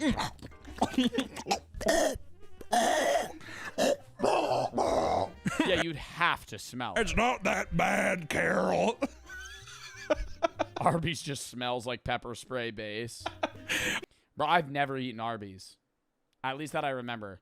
I think I've eaten Arby's maybe once. I told you should have went with General Chow's. Courtney was charged with 2 counts of battery, resulting in moderate injury. 2 counts of consumer It's like fucking biochemical warfare, dude. You're spraying food with fucking pepper spray? product tampering, and was banned from DoorDash. The horse. Do we get a reasoning? I hate when it's just like, we say this, we move on. I want to be like, why did you do that? Like, what made you go, I'm going to spray this order with pepper spray? Also, horrible fit. Horrible fit. We got blue jeans, a long black leather jacket, and just a tucked in white shirt. Ugh. A driver named Olivia was caught up in a massive scandal after receiving a delivery. The instructions stated to leave it on the front steps of the home, which I will say, the delivery note option. This was the one that like blew up, where it was like there was like a naked man on a couch and she took a picture of him and she was saying that he was like waiting for her with the door open, but he said that she opened the door. I don't even know what actually the full result was of this case. I feel like she got like fined or something. The delivery note option might as well not even be there because I've never seen them actually do it. It's almost always disregarded. I digress. When Olivia arrived, she noticed the door just slightly creaked open. After a brief inspection, she could see a naked homeowner asleep on the couch. Instead of filming him's wild. Walking away and reporting the customer on the app, she decided it would be a good idea to walk further into his home and record him. Everyone's probably seen this. Her walking further into his home is a claim made later by the man in court. There's no publicly available evidence. Story by now, but it still appalls me. I can't believe it. She then went home and uploaded the footage to TikTok, claiming she had been sexually assaulted. Wait, hold up. This is a lot. Contrary to popular belief, the video you just watched is the only publicly available evidence. No original upload or ring cam video exists on the internet in which she opens the door that was slightly ajar, or we were not able to find it. The screenshots from the deleted video is just a chop of the original footage. In the only video that is on the internet, she does not touch the door, she does not enter the house, and she's very clearly follows the instructions from the note on the app, which, if followed, would force anyone to see the man on the couch. Yeah, I think that's where we're in this weird gray area where it's like, okay, well, why is this dude butt naked on the couch, and why is his door unlocked, and was it open? The only other existing footage is the additional footage mentioned in the police report is not public and therefore does not specify what the footage is. Oh my God, so it's not on social media, but the police have it? There's no publicly available video of her opening If you the see door. a naked person sleeping... Hold up. Although there are some really bad AI okay. If you see a naked person sleeping, is that assault? He's in his own home. I think where you get into the debate is why... Yeah, you're allowed to be naked in your own home. That's not illegal. I'm saying If he ordered food and was naked in front of the door and left the door wide open, that's a problem. The debate comes from the idea of whether or not the door was open to begin with. Right? That's the gray area. I don't know. You tell me. I don't know how cracked it was, blah, blah, blah. I digress. To me, it sounds like a drunk man ordered food and passed out on his couch, whatever. If it was fully open and it was a screen door and the person is naked there. Yeah, and it's also different if he was, like, awake and, like, doing something versus him just being, like, passed out, drunk, asleep, naked. The door was probably cracked. She should have just left it and then opened it, saw him naked, and then filmed it. I don't really know, though. Like, I don't want to assume. Actually, that would be like, what the fuck are you doing? The internet did not side with her and called her insane for walking into someone's home, even if the door was slightly open. Things would only escalate when she continued to post online, screaming at the top of her lungs and doubling down that she was sexually assaulted and how DoorDash was in the wrong for banning her. When local police got hold of her footage, they determined that the man was clearly drunk and asleep on his couch. This clearly indicated that there was no assault or wrongdoing since he was in his... Yeah, like, that's what I was saying. Like, if he was, like, left the door cracked and he was, like, fucking, like, jorking it or some shit on the couch, like, that'd be, like, way fucking worse. But, like, I think the way that the lawyers are mocking it up against her was drunk man, ordered DoorDash, fell asleep naked on the couch, door was probably cracked. She should have just dropped the bag off, left, saw the doors cracked, opened the door, saw him naked, opened it more, filmed him. I don't know, though. Like, that's... I have no idea how this turned out. But however, in January of 2026, she was charged with 2 felonies, one charge of unlawful surveillance, and another... Oh, she got fucking charged? No assault or wrongdoing since he was in his own home. For months, Olivia would defend her actions, but however, in January of 2026, she was charged with 2 felonies, one charge of unlawful surveillance, and another of dissemination of unlawful surveillance images, each carrying a maximum sentence of 4 years in prison. The saying a few bad apple ruins the whole bunch definitely applies to delivery drivers, as we've all had annoying experiences dealing with them. For some people, messing with their food is enough to put an entire app on their shit list, which justifiably so. Most of them do their jobs correctly, but there are plenty of drivers that seem absolutely incapable of doing. But like, if it was like crap, why would she do that? That's what I don't understand. Like, I don't know, man. We're never gonna know though. If it's like the lawyers have this video that isn't released to the public of like her opening the door, then that's like the biggest thing. Is like if the door wasn't open and she opened the door, then it's fully on her. It's literally one or the other. So the next time you order food online and it gets delivered correctly, be respectful. After all, you never know how insane their shift has been, right guys? And also too, I will say, I mean, have respect for the DoorDash driver and stuff. It's a meal. It's a meal. Granted, you paid money for it or whatever. If they didn't deliver in the right spot and you had to walk a few extra feet to get to whatever, or you had to do X, it's not the end of the fucking world. You know, did somebody fuck up your order and you had to, you know, you had to like live with another thing? These things don't make it justifiably okay just to be like, well, I guess I'm just gonna get walked over. But at the same time, just like let it fucking go, man. Or just don't order through the app anymore. You choose a different one. Yeah, I think it's like, from a customer perspective, if you're having like repeated bad experiences, like just stop ordering food. You know what I mean? That was a good video though. I did enjoy that. We gotta do push-ups, I know.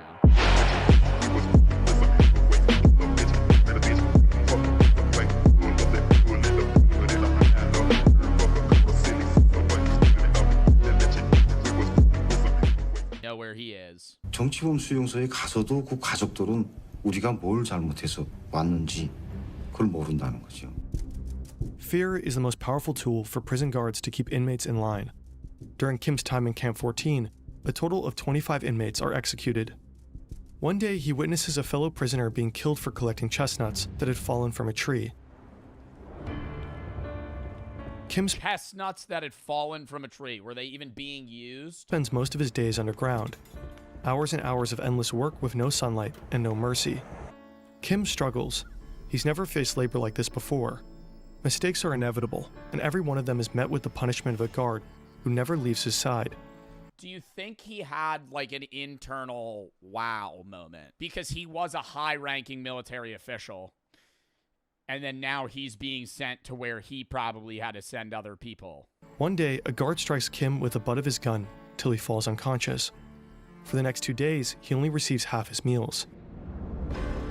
After more than 2 months of living like this in Camp 14, Kim decides to end it. Following a long day of work, he steps into the elevator of a mining shaft. The metal cage ascends until it reaches a height of around 2,000 feet. He pulls the safety pin, and the elevator falls. But Kim survives, and the vicious cycle goes on.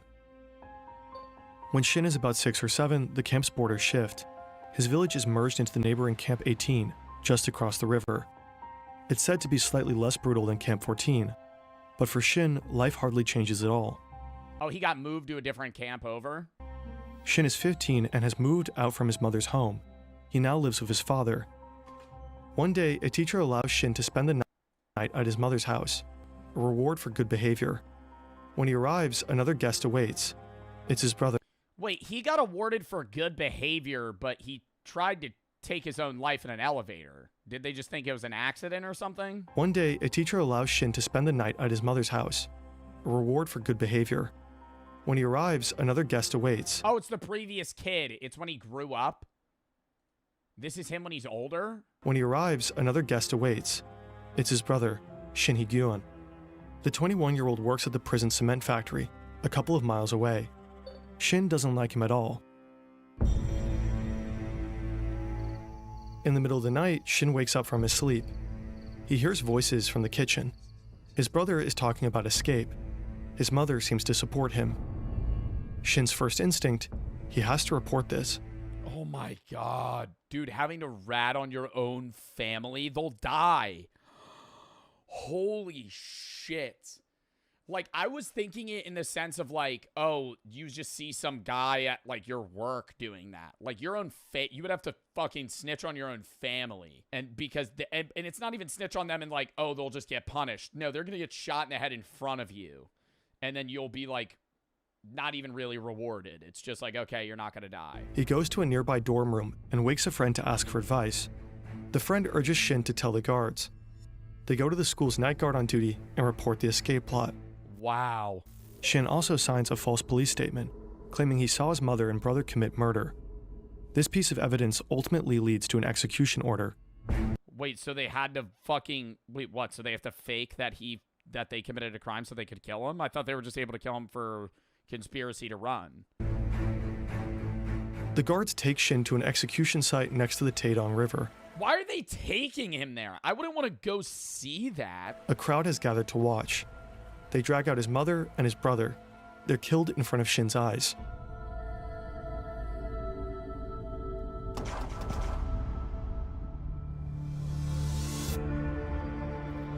In 1996, Kim Young is transferred to Camp 18. To him, this place feels like heaven. The labor conditions are slightly better, and to his surprise, he reunites with his 70-year-old mother, who is also a prisoner here. But the violence and abuse 70-year-old mother, I thought his mom just died. Don't stop. One day, he has to witness how guards beat up his mother and force her to do manual labor. His mother is certain they will both... Oh, other guy. We keep bouncing back between people. Sorry, this is the dude that used to be a high-ranking military official. Labor. His mother is certain they will both die in the camp. Even though it means risking his life, she urges Kim to leave her behind and escape.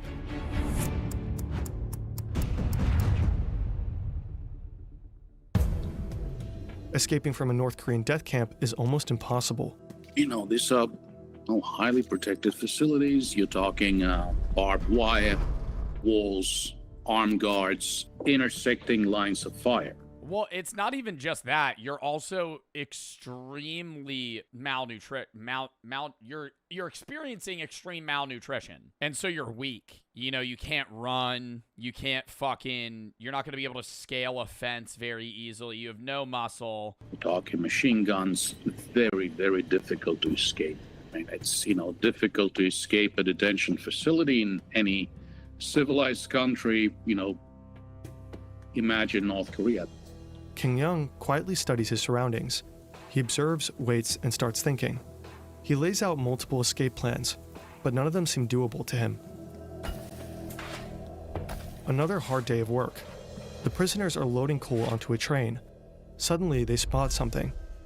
Grain scattered across the bottom of a train car. It must have transported food before. The scene explodes into chaos. Prisoners drop everything, desperately looking for the tiniest speck of food. What, are they gonna eat it right there? The guards start shouting, but no one listens. Kim discovers a narrow space beneath a metal panel in the floor of a coal wagon. He squeezes inside, and as the train rumbles out of Camp 18, he rides with it. No way. Hours later, He got out because people were staring at grain from, so he didn't even plan this escape. He just, like, on a whim, just tried to get out. Is this based off a true story? This is a true story. This is basically the video version of an actual man's account that escaped North Korea and wrote a book about it. later, the train reaches Goan Station at around 4 a.m. We don't know exactly how, but Kim manages to crawl out of his hideout and disappears into the night. But, like, then what the fuck do you do? You know what I mean? Like, I wouldn't know if I got out and now you're in, say you're in China. What do you do? Like, do you just go, you gotta go, you get a job? You have no ID. You're not a citizen, right? It's not even just like it's not even like, oh, you're an illegal immigrant. It's like, you're not even on a record. No one knows who you are. Like, I would have to find, you know what I would do? I would go to another, like, say I was in this scenario, I feel like I would try to go to a country I knew was enemies with North Korea, and I would go to I would try my hardest to find their, what is it called, where they have, like, their own setup in different countries? What is it called? You know what I'm talking about. Embassy. I would go to, like, the U.S. Embassy, and I would be like, I'm a North Korea escapee. Like, I would go to some embassy because he was a soldier too, so he knows the countries that are enemies. I would go to the enemy of North Korea and be like, I escaped. Like, please, you don't speak English? I think they're going to put 2 and 2 together. If you are at a U.S. embassy in China and some dude runs in speaking Korean, clearly malnourished, beat to shit, you're probably going to be like, okay, calm down. I'm going to get a translator. Right? Even if you don't speak, say you don't speak the language. You know, I feel like there's something that you'd be able to do. Kim successfully escaped I'm not even Camp just saying 18. U.S. embassy, just any embassy that's not in association or partnered with North Korea. But his path to freedom is still very long. After finding a worker's uniform, he changes clothes. You want to know what an embassy is? Ooh, that's true. But you can't just walk up to a random guy in China and be like, I'm from North Korea, help me. You're not going to be able to speak to them, and it's like, what the fuck? Like, they're just going to rat on you.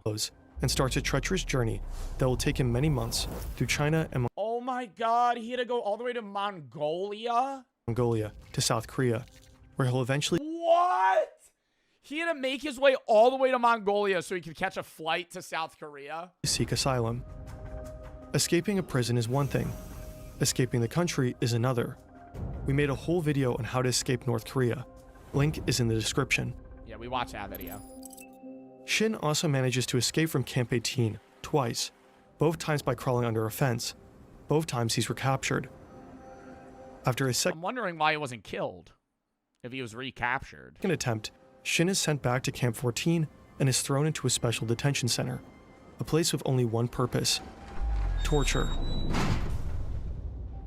I still have the scars of my torture and the burns.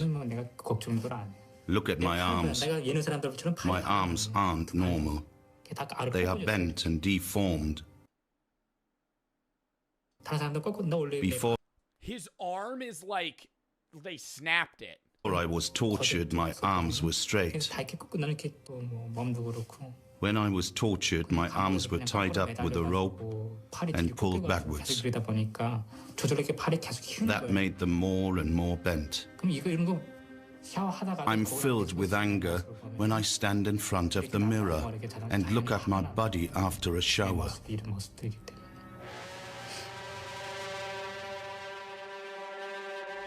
After 4 weeks of torture, he's thrown into a pitch-black cell. No windows and barely enough space to lie down. There he'll spend the next 6 months. After his release, Shin is thrown back to the general prison population. He has to work in the coal mine, the farm fields, and eventually in a garment factory. This is where he meets Park Young-chul, a man unlike anyone Shin has ever seen.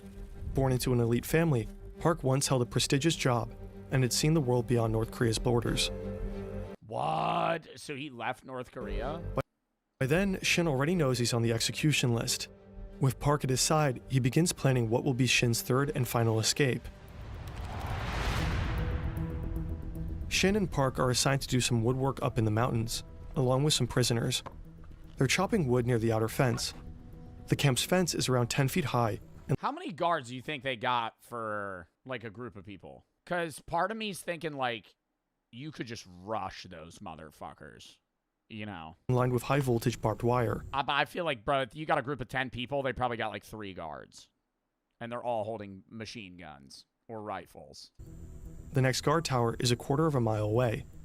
Shin watches. Some people would die. Yeah, well, realistically, they probably have enough guards to where all of them would die, so they can't revolt.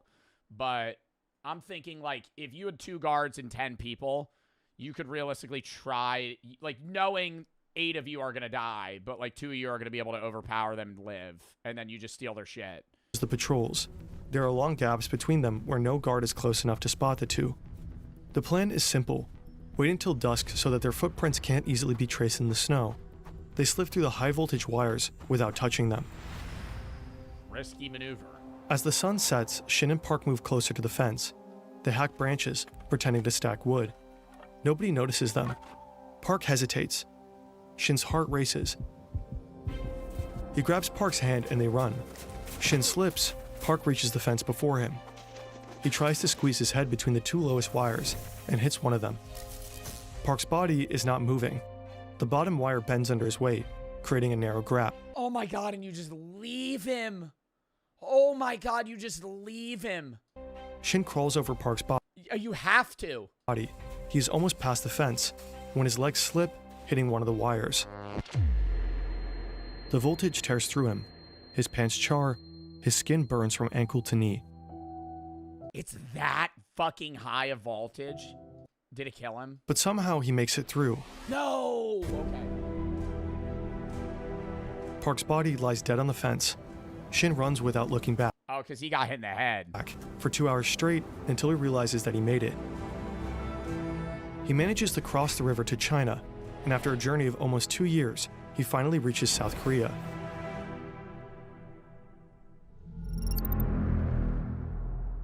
These are all the prison camps that are most likely active in North Korea today. According to Greg Scarlatoiu, Like right now. Like right now. I know time difference, like it's 7 p. Time difference, what time is it in North Korea? It's 8 a.m. There's people in North Korea right now in camps that are like doing slave labor. Right now. Like right now, there's probably thousands of people that are actively fucking doing crops, cutting wood, being beaten to death. Fuck, man. the camps are changing, and not for the better. Camps near the border have reportedly been moved further inland, likely to make escape even harder.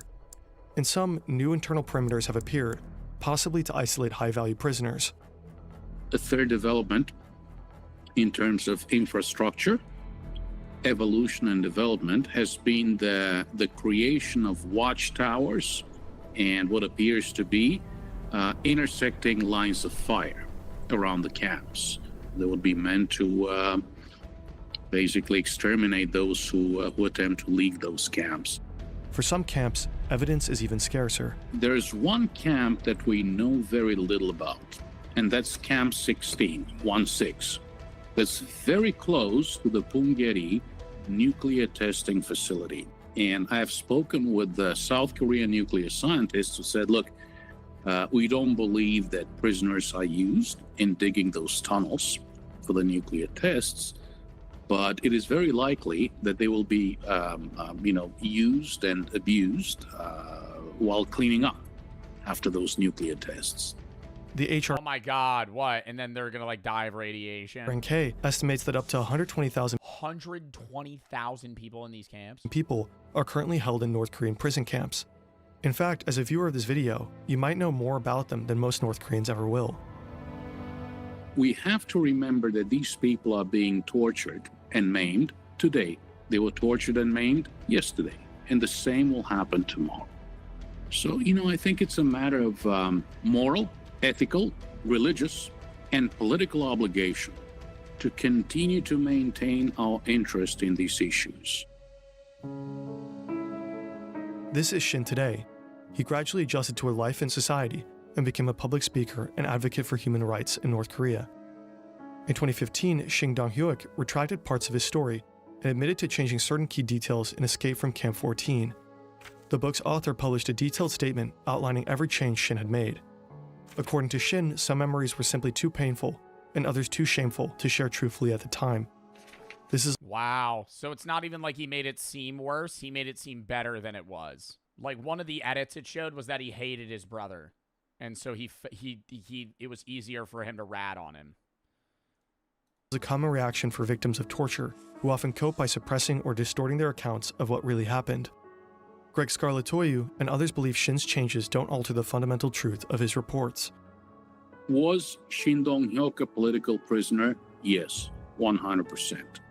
Okay, he spent some time both at Camp 14 and Camp 18, right across the river. Did he witness the execution of his mother and brother? Yes, he did. So the fundamental elements of Shin Dong-hyuk's story did not change.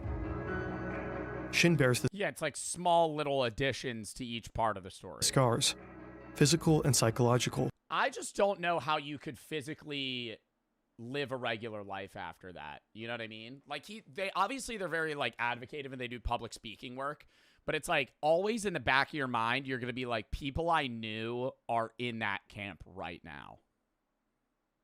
Like, you escaped and now you could live in South Korea, but it's like, you know, there's over 100,000 people that are there still, and they're just never going to get out. Wow.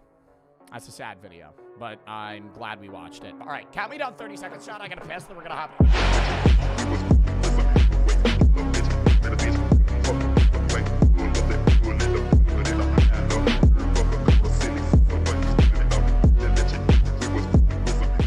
Did technology wipe out serial killers? We were talking about that the other day, about how, not even with serial killers, bro, murdering somebody today, not impossible, but really hard.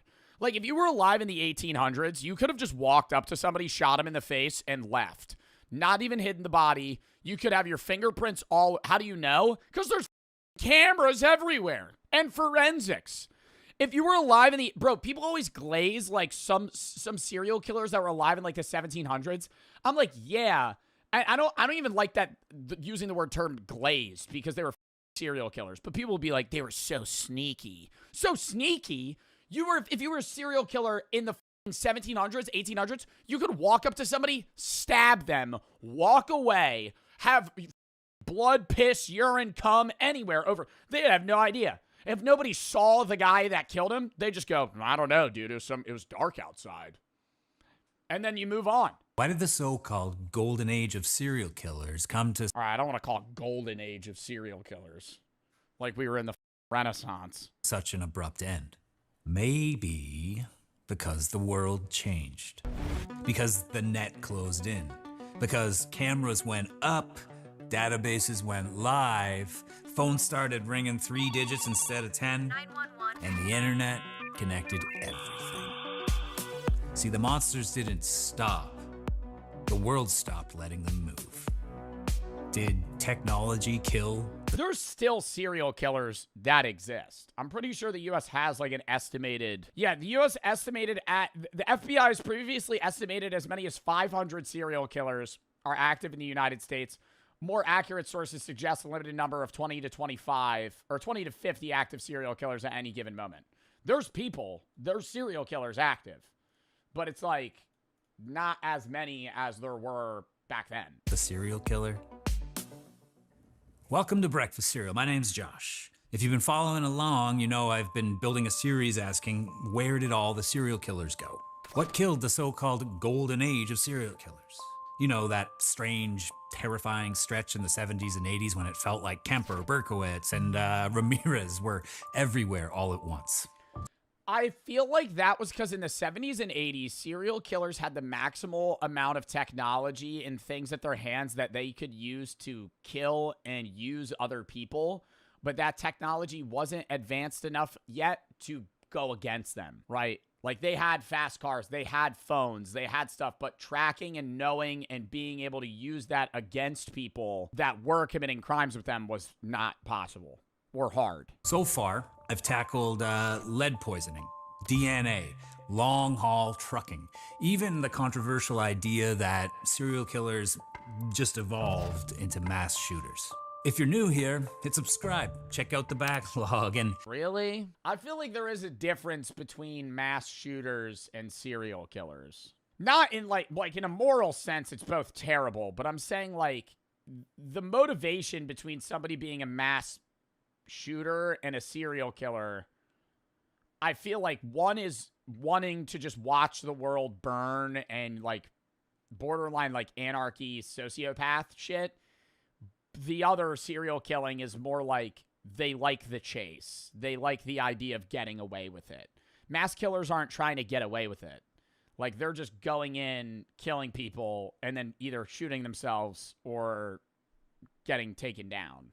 Because honestly, that's where half of the real conversation happens. There are thousands of theories down there in some cases, and I love reading through. How many murders have you passed in your life? I think that's a statistic. It varies by person, but how many murderers does the average person walk past in their life? The average person unknowingly crosses paths with 16 to 36 murderers. But like that depends on your like where you are, who you are. Like if you live in New York City, it's probably higher. Through them. But today, like if you live in fucking rural Wyoming, you might never encounter a murderer. I want to zoom out a little wider. I want to talk about technology in the big sense. The stuff that turned the late 20th century into the early 21st. Not just DNA, but everything else. Let's start with this chart, because you know I love a good chart. And if you've been around here for a little while, this... Serial killings have flatlined? Because you know I love a good chart. There's no way it's at 0. 0. But in 1980, it was 100 people. And if you've been around here for a little while, this chart is starting to look very, very familiar.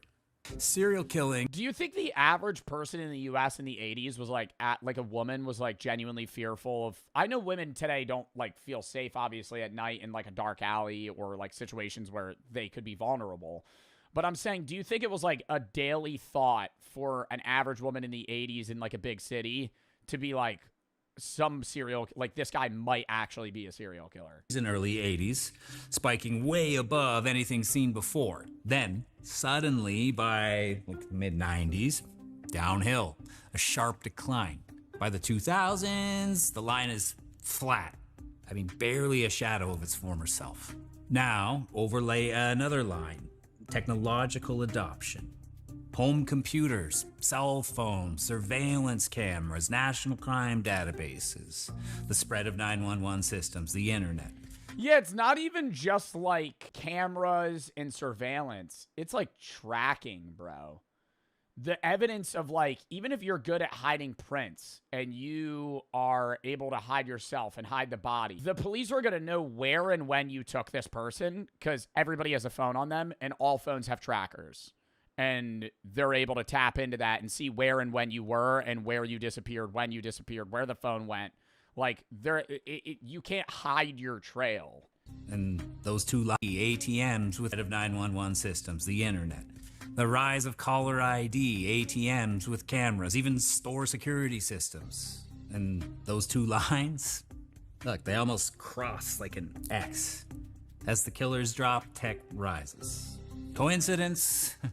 As we see again, maybe. But again, hard to ignore the timing. When I first started looking at this, it reminded me of my own hometown, actually, when we first started installing its first set of traffic cameras. People complained like crazy. It's like, oh, Big Brother's watching. They said it was pointless. But guess what happened? Car accidents at that intersection where they put in the first ones dropped by like almost half. I mean, not because people suddenly cared about safety, but because they knew they were being watched. Now, imagine being a predator. I feel like traffic cameras, though, like, I don't think people were upset more with traffic cameras for the effect of, like, oh, Big Brother. I think it's more like, damn, I ran a stoplight and it just took a picture of my plate. Is that more agreeable? I feel like that's more what people are annoyed with. Nobody cares about a traffic camera, like, recording info. It's when they use that to give you a ticket because you ran a yellow and it hit red, and now you're getting charged, you know, fucking hundreds of dollars. You got points on your license. You're going to be like, oh, this sucks. You know, that's what people are upset about. They were being watched. Now, imagine being a predator in 1977. No cameras, no databases, no caller ID. It was like the wild... No fucking street lights! That's another thing. That's another thing. You could stab somebody right out in the open. There were no lights anywhere. Yes, there were street lights. They existed, but they were more far and few between. In the 70s, used a lot of other random shit. And when you had that, there was no need to be like, oh, what if somebody sees me? Because it's fucking pitch black everywhere. NCIC, National Crime Information Center, went live in 1967. But it really came into its own in the 80s and 90s. The National Crime Information Center is a computerized system serving all law enforcement agencies, local, state, and federal. You can think of it as like a giant digital filing cabinet for law enforcement across the U.S. It stores everything. Criminal records. Oh my God. Stolen What, so if you're a serial killer that's moving across multiple states, it's easier for county and city police to also get roped in on it and find out things about you rather than it just being some high-grade CIA type shit, FBI. They're looking into a guy that's like cross-country killing people as a trucker. Now they could just see that. Warrants, fingerprints. Suddenly, you got a cop in Nebraska could type in a license plate and know instantly if it was connected to a crime in Arizona. I mean, that was revolutionary. Then came VICAP, the Violent Criminal Apprehension Program, launched by the FBI in 1985. VICAP was designed specifically with serial offenders in mind. It's a database that tracks the details of violent crimes, methods, victim types, crime scene signatures, and it looks for patterns across jurisdictions. So if a strangulation in Kansas looked eerily similar to one in Oklahoma, VICAP could flag it.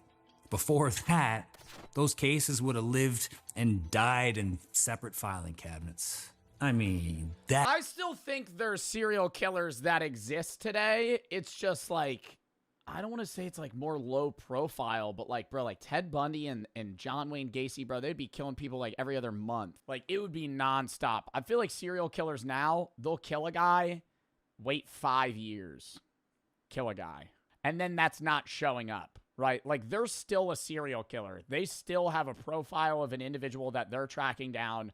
They've been doing this their whole life. They wait for it. But they're like separating it to a point where it's not showing up of like, oh, this seems like a pattern because it's so spaced out. That seems absolutely huge, don't you think? I mean, even if it wasn't perfect, and VICAP especially struggled in the early years because not every department was using it properly or reporting it. It was the beginning of a net, though. A net that got tighter every single year. Let's talk about cameras. In the 70s, you could walk down a street, grab someone, shove them into a car, and unless somebody physically saw you with their own two eyes... Yo! And even if they did, you wear a mask. All right, so what do you have info on the suspect? I don't know, man. He was wearing a mask and gloves. I don't even know what skin color he was. He was like this tall. He was driving a car. About useless ass information. Nobody helping you. You were invisible. Surveillance cameras were incredibly rare. Grainy if they were there and just local. By the late 90s, though, suddenly cameras are everywhere. So look at Israel Keys. He thought he was smarter than the system. He planned meticulously stashed kill kits across states, went to extraordinary lengths to beat the system and go undetected. But when he abducted Samantha Koenig in 2012, cameras began closing the circle almost immediately. An ATM camera caught him withdrawing money from her account. Gas station cameras picked up the car he was driving. Each frame, each timestamp, stitched together his trail. Bro, that's why I really think, like, I don't want to say most, but I would feel like most or a lot of modern serial killers have to be either lawyers or, like, in law enforcement or tech, because they have to know everything. Like, I really think it would be like Dexter. Like, that's the only way that, because how do you just know this information? Because you would be like Googling stuff that would put you on a fucking watch list. Like, if you were actually trying to plan out like how to kill someone, you would just have to know it. Like, there would have to be a reason.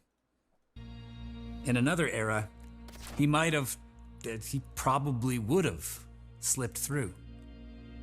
So here's where I think about my own childhood again. I grew up in the 90s, so when the first camcorders were becoming a little more common, my friend's mom had one of these giant ones, it was like this big. It basically had a VCR attached to it. She'd bring it to our baseball games, and it looked like a news crew was showing up. But by the time I was in high school, cameras, they were getting smaller. We had digital cameras, right? Like those Canon Power Shots and stuff. And then now, bro, now it's like, yo, now they got the meta glasses, bro. You ain't even know if somebody's recording. You're a serial killer trying to like lure a guy and kill him, and he's like, hey, buddy, got the metas. Got the meta. Actually, I'm live on Twitch. I'm live on Twitch right now. 2 years later, of course, phones. I can't even imagine being able to do something violent in public and not ending up on like a dozen lenses at this point. See, serial killers are predators of opportunity. Take away anonymity, and you're taking away half their hunting ground.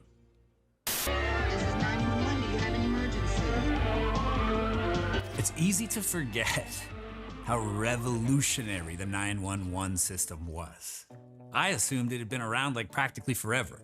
Yeah, I'm going to ask a mad stupid question right now. When did that exist? Did they just not have that before? Obviously, like way back, no, but even in like the 60s, you couldn't just call for help on like a landline. Pretty shocked when researching for this very episode to learn that nationwide adoption of 911, that didn't even start until the 80s. And it was... What? So what would you do in like the 50s? Just fucking deal with it? Nothing? Somebody just has a heart attack, you're like, oh, I guess I gotta drive you to the hospital or you're dead. It wasn't even until the mid-90s that it was like standard. Before that, you had to find a landline, know the number for the local police, and like pray to God and hope that they picked up. That's fucking wild. Oh, he's having a heart attack. Quick, somebody call 55... Quick, somebody call a 12-digit phone number and then wait on the line for the person to connect you. By the time they even answer, he'll be dead. 557372768. Like, Jesus. Now add caller ID. Before the 90s, a guy like BTK could torment the police and victims' families even.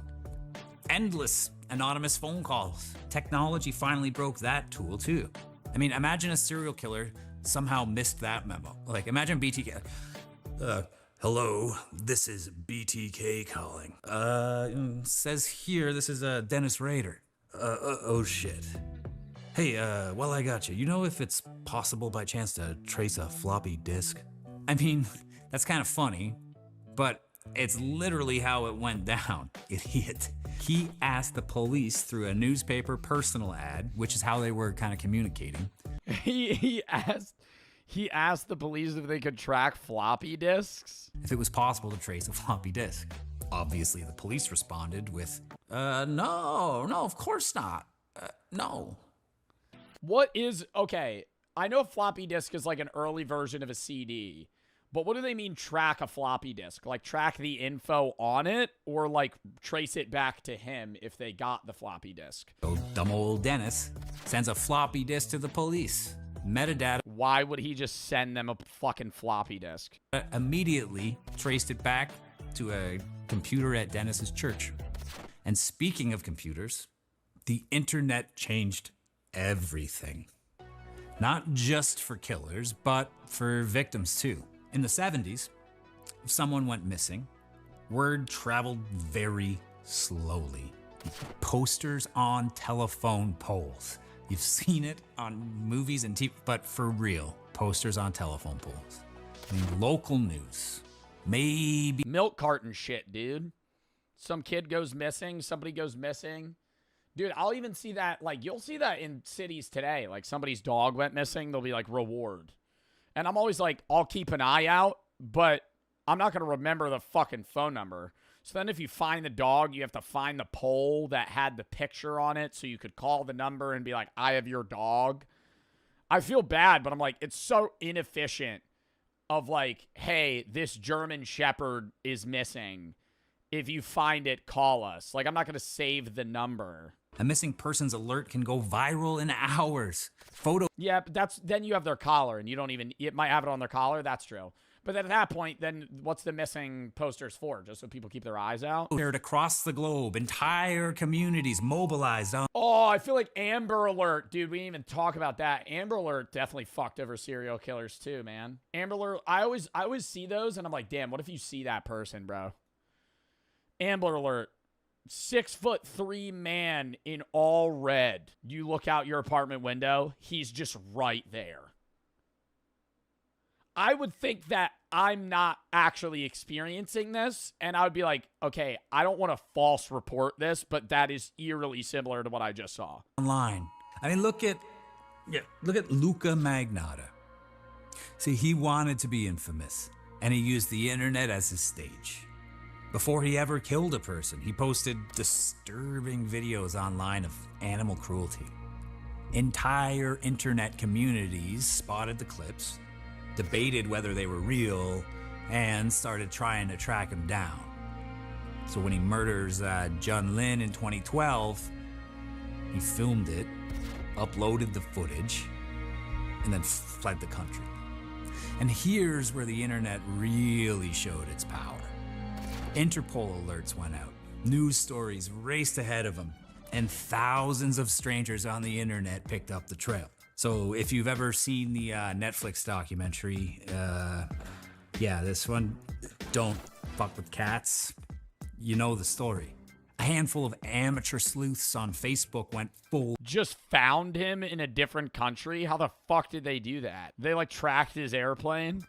They froze frames, analyzed the backgrounds, tracked. Oh my God, like some GeoGuessr shit. Oh my God. Like, he takes a video of himself somewhere on, like, a street, and they're like, I know where this is. Down items in the room, even trying to triangulate his location based on things like these. And the net snaps shut. Wow. Now, here's the pushback. In fucking Berlin, he kills somebody in the U.S., flees to Europe, and somebody's like, I know this guy. I've never even heard of that dude before. Have you guys heard of him? He was just, like, fucking killing cats on, like, Live Leak or something, and then he murdered somebody and filmed it. He killed the serial killer. Why do we still see cases pop up? Why do we still uncover guys like Samuel Little, who confessed to killing 90 women over decades? Seems to me that maybe some killers adapted. They targeted the most vulnerable, the homeless, sex workers, addicts. People society still tends to overlook, even with tech. If nobody cares enough to look for the victim, the predator. That is very true. That's what people always say about, like, how if somebody gets murdered and they're from, like, a wealthier family, the police or that city will try harder, which is, like, fucked. But it's like, dude, if you kill like a homeless crackhead, I'm not going to say nobody, but, like, the odds of somebody looking for you are a lot less than if you kill somebody of, like, prominent positioning in a school or a city or a town, you know. Can slip through. So maybe it's not that technology ended serial killers entirely. Maybe it's just made the game harder. The careers that used to last decades now burn out in 1 or 2 murders. And that brings me to the bigger question. Did technology really kill the serial killer, or did it just change the shape of the shadows? Because every time we build a new wall, predators find a crack. DNA, database. What, so he's saying maybe there are serial killers out right now, but nobody's connecting the dots yet because they're doing it in a different way? Bases, cameras. They close doors, but human darkness doesn't just vanish. It adapts. And maybe the scariest thought is this. For all the progress we've made, are we just fooling ourselves? Is safety real? Or is it just another illusion until the next predator figures out how to beat the system? What do you think? Did technology end the golden age of serial killers? Or I don't think it okay, golden age maybe. I don't think it gets rid of serial killers. I don't think you would ever be able to get rid of serial killers. But I think it's a lot harder to be a serial killer now than it used to be. But yes, I also I've completely forgot about like the homeless thing. Like I wouldn't be surprised if there's like a serial killer that goes to like Skid Row and just murders people and then leaves. Right? Because that's already such a huge homeless population. Nobody's looking into that. People die all the time there, and there's barely any investigations. So it's like, in instances like that, I could really see like people like jumping around from like Kensington to Skid Row to like fucking areas where there's just a lot of homeless people or people that are kind of off the books in terms of like, you know, income, society, jobs, connections. So when they died, nobody even finds out until months later. And then it's like, well, you know, they probably got murdered by another homeless guy, and they don't really look into it. And so it's like, there's probably serial killers that do that. But it's like, even then, now their options are more limited. It's not as easy for them to be like luring people at a bar and then like bringing them back and trying to turn them into zombies like Jeffrey Dahmer would. It's not that serial killers are dropped. It's police departments, state AGs are afraid to label anything until after the fact comes out. Yeah. Oh, because they don't want to like worry the public or something and be like, we think this is a serial killer. It's like the Fermi paradox all explains the combined, cutting down the numbers until they're tiny. I don't know. There could be a serial killer in chat. Yeah. More likely like just a murderer, not a serial killer. Like serial killers are far and few between. But murderers are more common. Still uncommon to the regular population, but...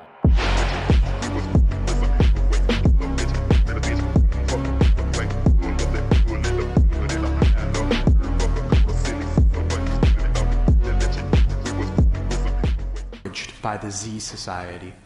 My crime is very severe and pre-planned. I regret my actions more than anything. I beg for forgiveness, and I beg for help in any way possible to save my life. 완비호의 발언이 끝났습니다. 들으신 바와 같이 미 행정부는 우리 공화국을 반대하는 정말 더러운 행위를 감행하고 있습니다.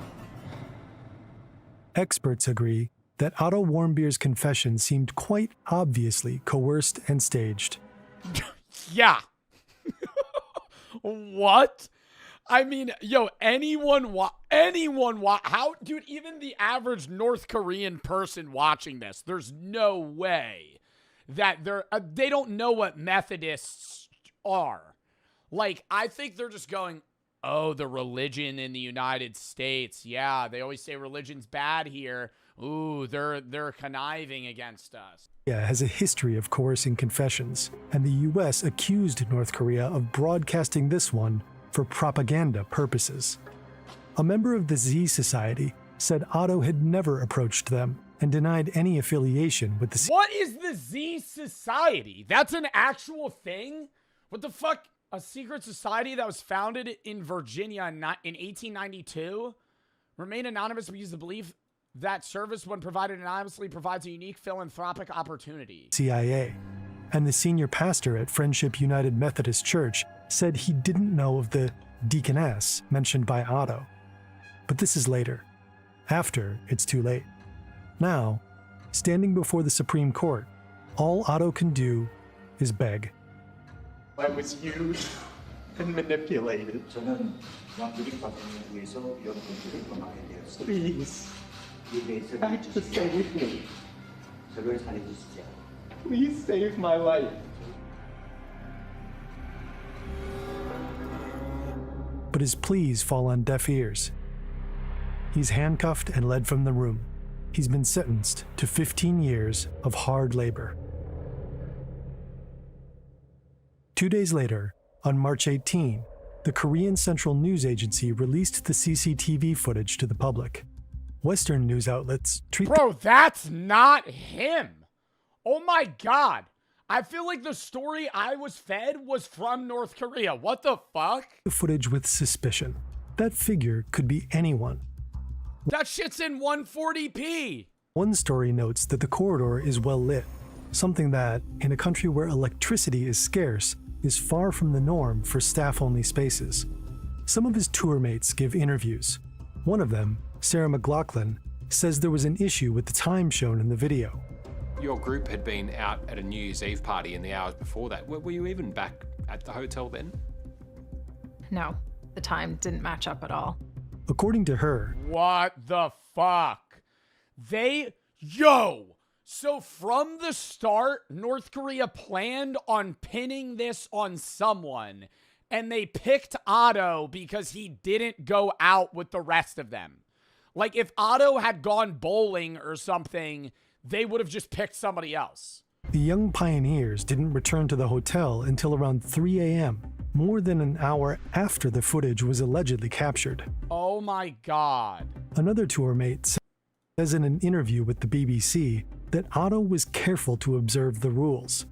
They'd been told not to take pictures of military staff or installations, and he'd been nervous when taking a photo with military personnel in the background. Men for mig giver det simpelthen ikke mening, at den samme fyr, som stod og var så nervøs over at få taget det her ene billede, som måske var lidt på kant med det, vi havde fået at vide, vi måtte, så skulle kunne drikke sig så fuld og forvandle sig til et helt andet menneske nærmest, og så bare jorde op og prøve at stjæle et banner. His roommate, Danny Grattan, also doubts that it was Otto. We never mentioned anything remotely like that. We'd already bought some souvenirs. In my heart of hearts, the guy I knew for 3 or 4 days was not that type of guy. Everything about the whole story was fabricated, in my opinion. But why? Otto's parents, Fred and Cindy, turned to the Obama administration for help, but the war Oh, was Trump not president at this time? Warmbiers later said they were advised to keep quiet. According to GQ, Robert King, the special envoy for North Korean human rights issues, warned that drawing media attention to the ordeal might anger the regime. Oh my God, and then they would just kill him. I don't even think that's bad, the government, because my point was like, if Trump was president, I feel like he'd be like, I'm just going to kill you guys, give him back. But then they would just kill him. King warned Warmbiers to expect a marathon, not a sprint. He recommended the family be quiet to avoid antagonizing the unpredictable regime. Media attention to the ordeal Yeah, because they could just do anything. might anger the regime. What makes it even more complicated is that the United States has never had a formal diplomatic relationship with North Korea. There is no U.S. embassy in Pyongyang. Yeah, so how are they even going to communicate? The Swedish ambassador serves as the liaison for Americans, but the Swedes' calls and emails are met with silence. The days turn to weeks, turn to months. Efforts at back-channel diplomacy are stymied. The issue is passed from one administration to the next. No one knows where Otto is, what he's doing, or how he's being treated. Then, in early June 2017, some 17 months after his detention, the news finally arrives. Otto is unconscious. An extraction team of doctors and diplomats is put together. And finally, Let me start by saying that I'm glad Secretary of State Rex Tillerson and I, along with a very talented team, were able to get Otto Warmbier back with his parents. Fucking idiot, dude. Like, I mean, like, we got Otto Warmbier back. He's in a fucking coma. We got Otto Warmbier back. He's brain dead. He's, what the fuck? We got him off the plane. You got him back. You got a body back, bro. You ain't getting the guy back. Otto's not there mentally. Otto Warmbier is returned to U.S. soil on June 13. We're thrilled that our son is on American soil, and I'm able to talk to you on Otto's behalf, and I'm able to wear the jacket that he wore when he gave his confession, Otto, I love you and I'm so crazy about you. Bro, this whole fucking thing feels weird, man. Like, even there, I feel like the dad would be, like, crashing out. Last night, being able to see Otto for the first time in, gosh, I bet it's 18 months. It was fantastic. Mad at Trump? I'm not mad at Trump. I'm just saying that speech where they were like, oh, we got Otto Warmbier back. Like, it's not a victory, bro. He's not, like, make sure he's alive and well. Like, that'd be like, we got this person back. He's in a vegetative state. Otto's not in great shape right now, and he's been through a real tough time, and it's great to have him with us, and I'm very proud of him. Otto is home. Were they supposed to leave him there? No, but don't announce on a press conference to up your PR that you got a guy back like you just killed Osama bin Laden, when in reality, the guy you got back, you didn't get back safe. That's all I'm saying. Like, they were met with soft ears, did nothing for 17 months, and then he comes back fucking almost dead. When Cindy and Fred met Otto at the airport, they were shocked. We walked over to the plane. We heard this howling, involuntary, inhuman sound. Otto was on the stretcher across in the plane, and he was jerking violently, making these inhuman sounds. Otto had a shaved head. He had a feeding tube coming out of his nose. He was blind. He was deaf. We got Otto Warmbier back. Like, you see the point I'm trying to make? You see the point? That's all I was just trying to say. Can we lock back in on this poor guy that's dying, right? Like, that's all I was just trying to say is, like, why are you giving a speech like it's a fucking victory, bro? Like, He was taken to the University of Cincinnati Medical Center's Neuroscience Intensive Care Unit, where extensive imaging and diagnostic tests immediately began. His vital signs were stable upon arrival and have remained so. He doesn't need... He was blind, deaf, on a feeding tube, and convulsing violently. Wow. help breathing, no signs of infection. No. What do we know why? Do we know why they sent him back? Like, did North Korea just ship him back? Fern didn't fill that. He said the Swedish liaison couldn't contact North Korea. Nothing happened for 17 months, and then randomly they're informed that he's unconscious and he's shipped back to the United States. So what? Like, North Korea, like, almost killed the guy and went, oh, fuck, now this is going to be a problem. We got to send him back. Dysfunction of non-neurological organs. His neurological condition, though, is described as unresponsive wakefulness. Oh, were they, like, electrocuting him or something? What used to be called a vegetative state. He blinks. Sometimes his eyes open, but he isn't aware of his surroundings and doesn't respond to verbal commands. Oh, are you not supposed to say that anymore? I thought that was like a fucking medical term. No, it just says it's unresponsive. A vegetative state or unresponsive wakefulness syndrome means a person is awake but shows no signs of awareness, purposeful response to their environment, and this is due to severe brain damage. Yeah, so they were like torturing him. To see how he came home was too much for us, but I almost passed out, but I got it together and I rode in the ambulance with him because I did not want him to be alone anymore. He'd been alone for way too long. He's surrounded by his loved ones, but his condition soon worsens. He develops a high fever, 40 degrees Celsius. Fred and Cindy Warmbier are told that he'll never wake up, and they ask to have his feeding tube removed. 6 days after his release, Otto is dead. The news travels across the world. The family of Otto Warmbier has said goodbye. Valid. That's what I'm saying, dude. When you get told that they're never going to wake up and they're just going to be perpetually kept alive on machines, it's time, you know? Nach dem Tod des Sad. Studenten Otto Warmbier. Otto Warmbier скончался после возвращения из тюрьмы в Северной Корее. Otto Warmbier murió pocos días después de ser entregado a los... And what's so bad is we won't even know what they did to him, right? Because it's like, if he had woken up, he could have been like, Jesus Christ, and like told his story of like the North Korean prison camps and how they tortured him and all this other stuff, but he's fucking dead. So it's just like they literally just got sent a body. 而在台湾时间今天20号凌晨去世。 The American student who fell into a coma while in North Korean custody and has died.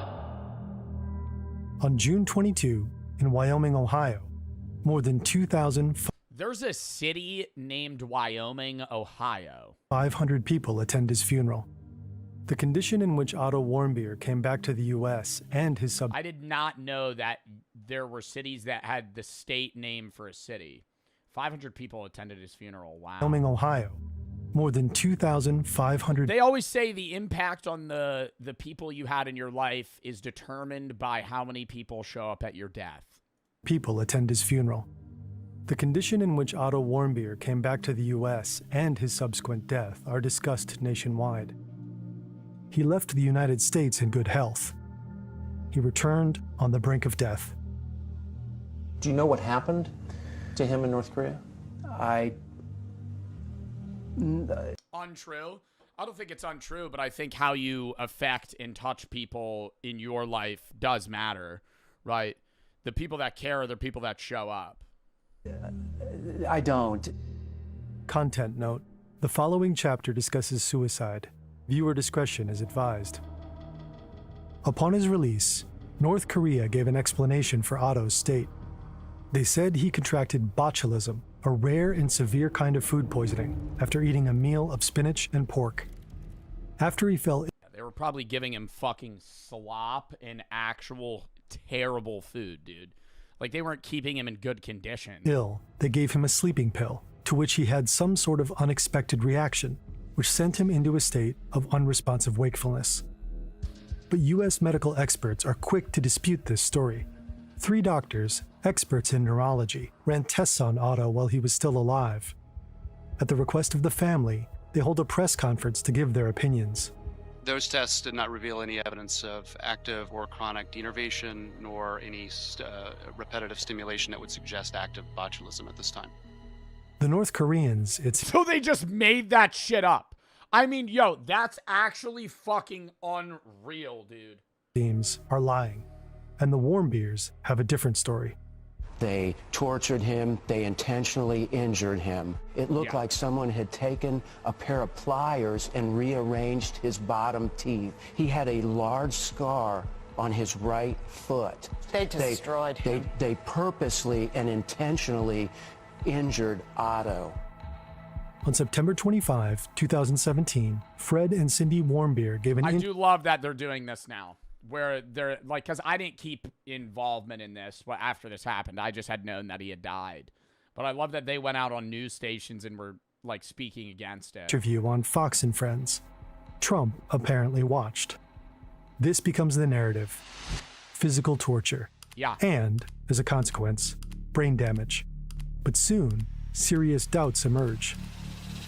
Let's go through his injuries one by one. First, there was a noticeable scar on Otto's right foot. This is Dr. Lakshmi Kota Samarko, the coroner selected to conduct an external autopsy.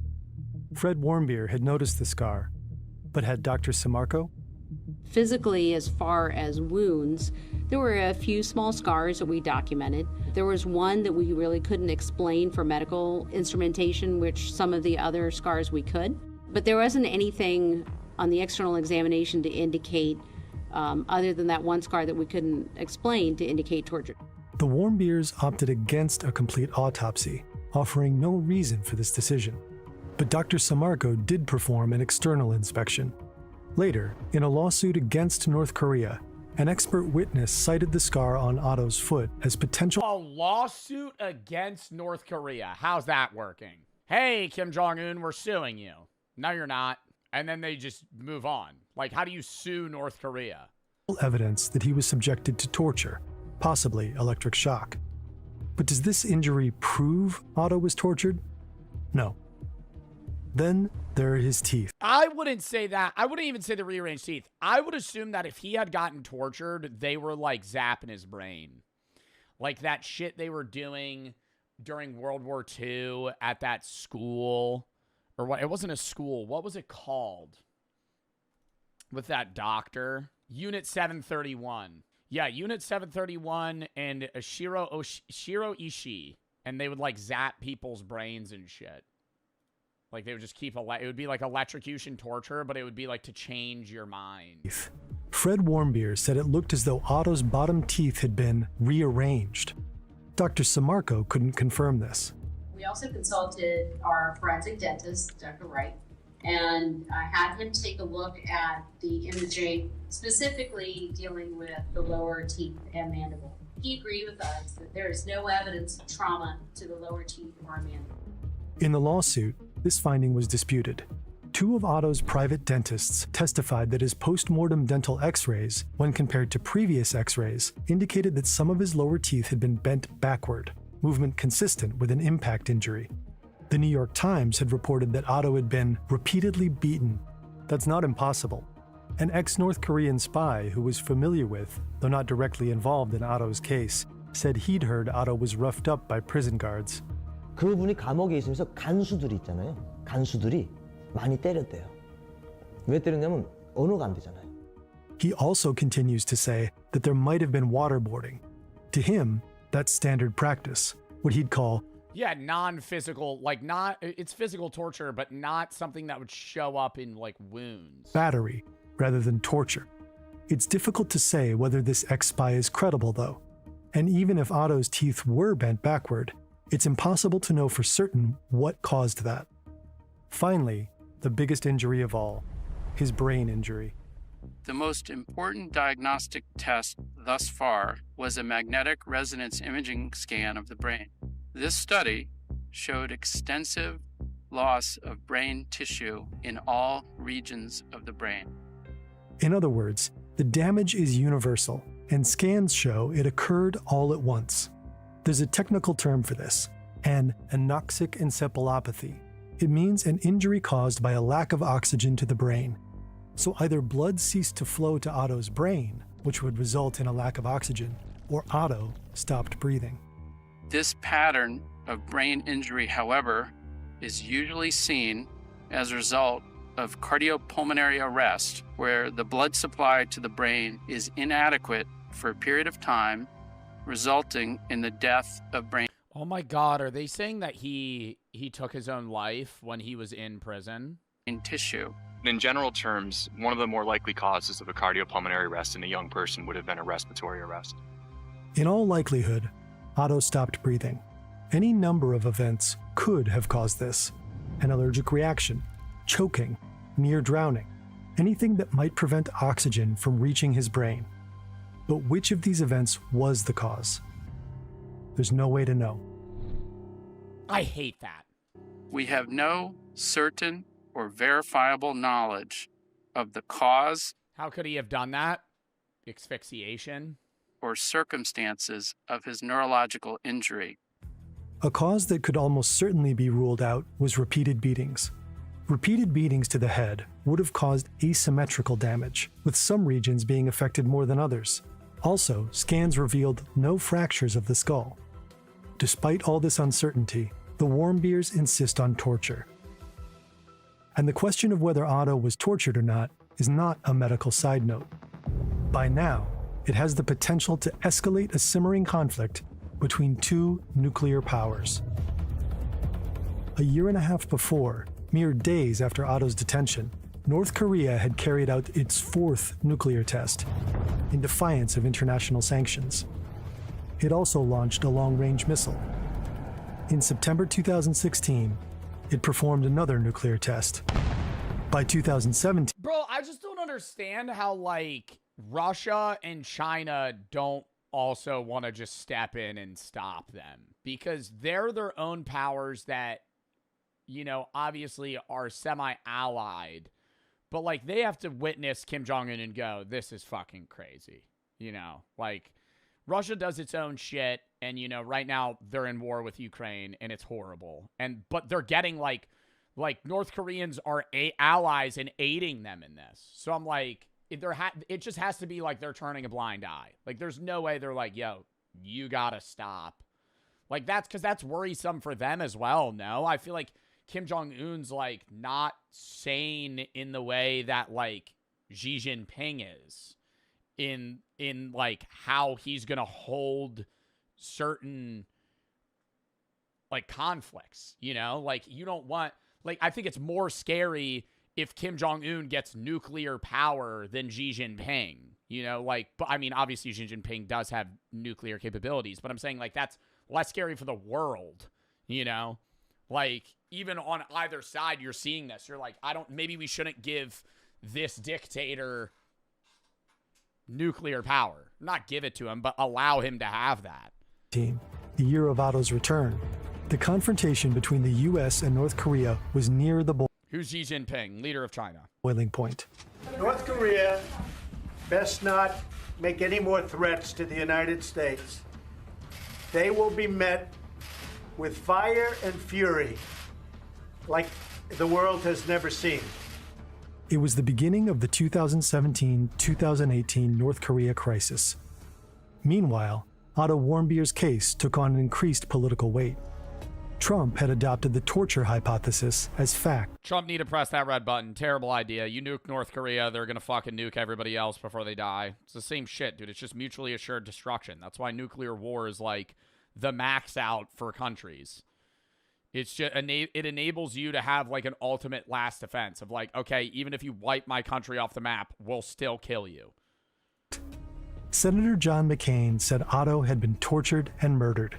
Senators Adam Schiff and Marco Rubio also used the word murder. Fred Warmbier's analysis was that his son served as a sort of human shield. North Korea doesn't do anything by mistake. It was their fourth nuclear weapons test, and they had a lot of things they wanted to cover, and they felt like Otto was going to provide them the security they needed to get away with these things. Oh my God, to frame Otto to say that, oh, we need to escalate our military power because the Z Society and the Methodist Church and the CIA are all three conspiring against against North Korea, that we have to scale our military power. Then, in 2018, Michael Flukinger, the doctor that helped bring Otto back to the US, revealed a new piece of information to GQ. The staff at the North Korean hospital where Otto stayed told Flukinger that they received him the day after his trial, and he was already unresponsive. What? So he was in like a coma for a year? They had to resuscitate him, then give him oxygen and put him on a ventilator, or he would die, Flukinger told GQ. Also, there's a brain scan dated April 2016. We received copies of brain MRI images from the medical personnel in North Korea. The earliest images... So how did he eat pork and spinach? BN, that was already disproven, bro. He did not have botulism. That was a lie that North Korean officials said to the United States to say that they didn't torture him. Are dated April 2016. Based upon our analysis of those images, the brain injury likely occurred in the preceding weeks. Of course, the North Korean story might be a lie. It might not be true that he was hospitalized the morning after his trial, but there is strong medical evidence that he sustained his brain injury in the days or weeks after March 16. In any case, Otto Warmbier... Why the fuck did they not return him then? You know what I mean? Like, if they did that to him right then, why did they not... Like, why did they keep him? Like, that doesn't make sense. But it's very unlikely that he was actually sent to one of the notoriously horrific North Korean labor camps. American detainees are treated differently. According to GQ, Otto Warmbier most likely stayed in a used guest house in downtown Pyongyang during his detention. The hard labor he was sentenced to would likely have been planting soybeans and making bricks.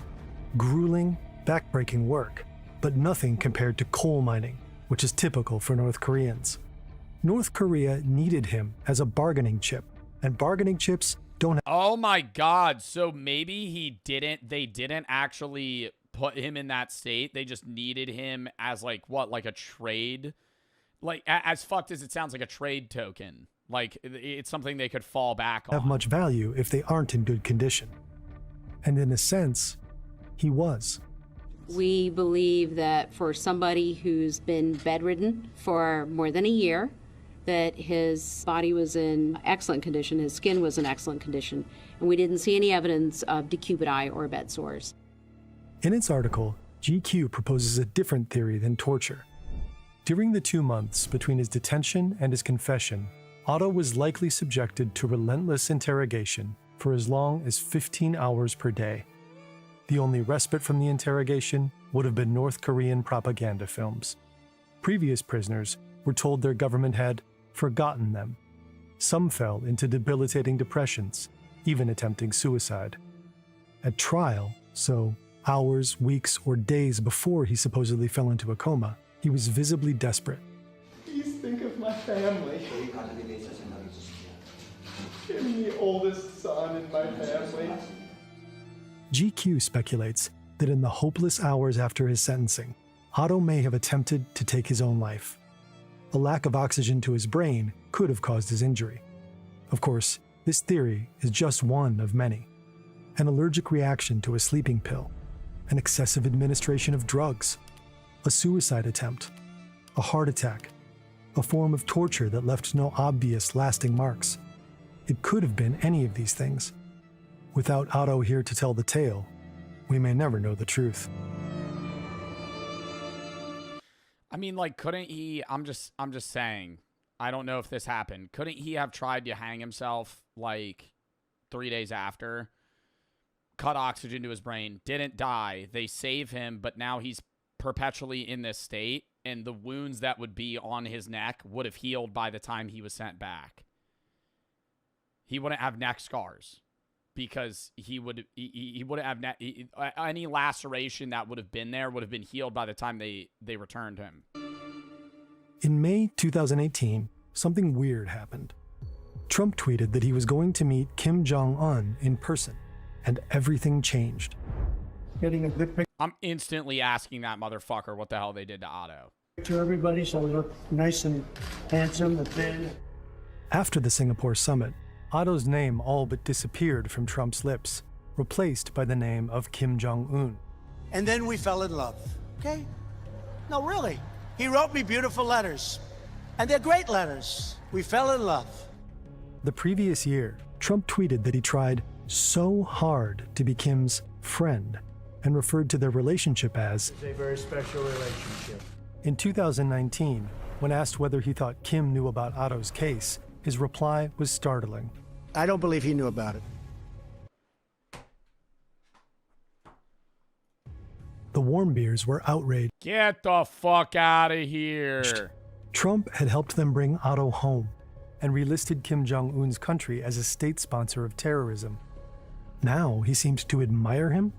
Well, he is very talented. Anybody that takes over a situation like he did at 26 years of age and is able to run it, and run it tough. Very few people at that age, you can take 1 out of 10,000 probably couldn't do it.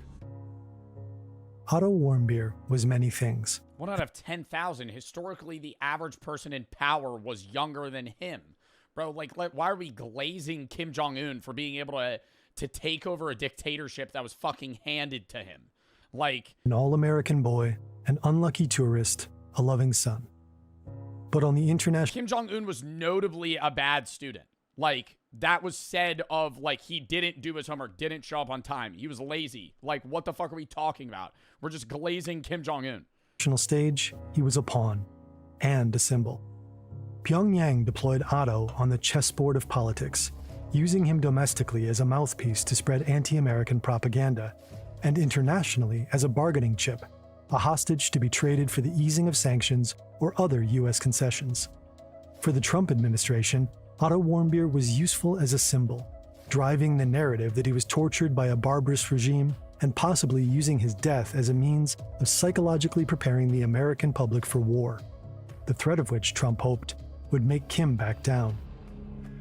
Otto was sentenced to 15 years hard labor for an alleged crime that in most countries would be considered, at worst, vandalism, based on a sham trial. No matter what happened to him, I think in most countries you wouldn't even get arrested. I think in most countries you would probably get a small fine, or they would be like, you're just banned from coming back to the hotel. That in itself is damning enough. And even if he likely never had to go to one of North Korea's prison camps, they are hell on earth. Uncertainty about his cause of death. What'd he do? Take a poster. And it might have not even been him. Everybody that was with him said that he wasn't even at the hotel at the hour that they said that he did it. And you can't see a face. You only see the figure of a man.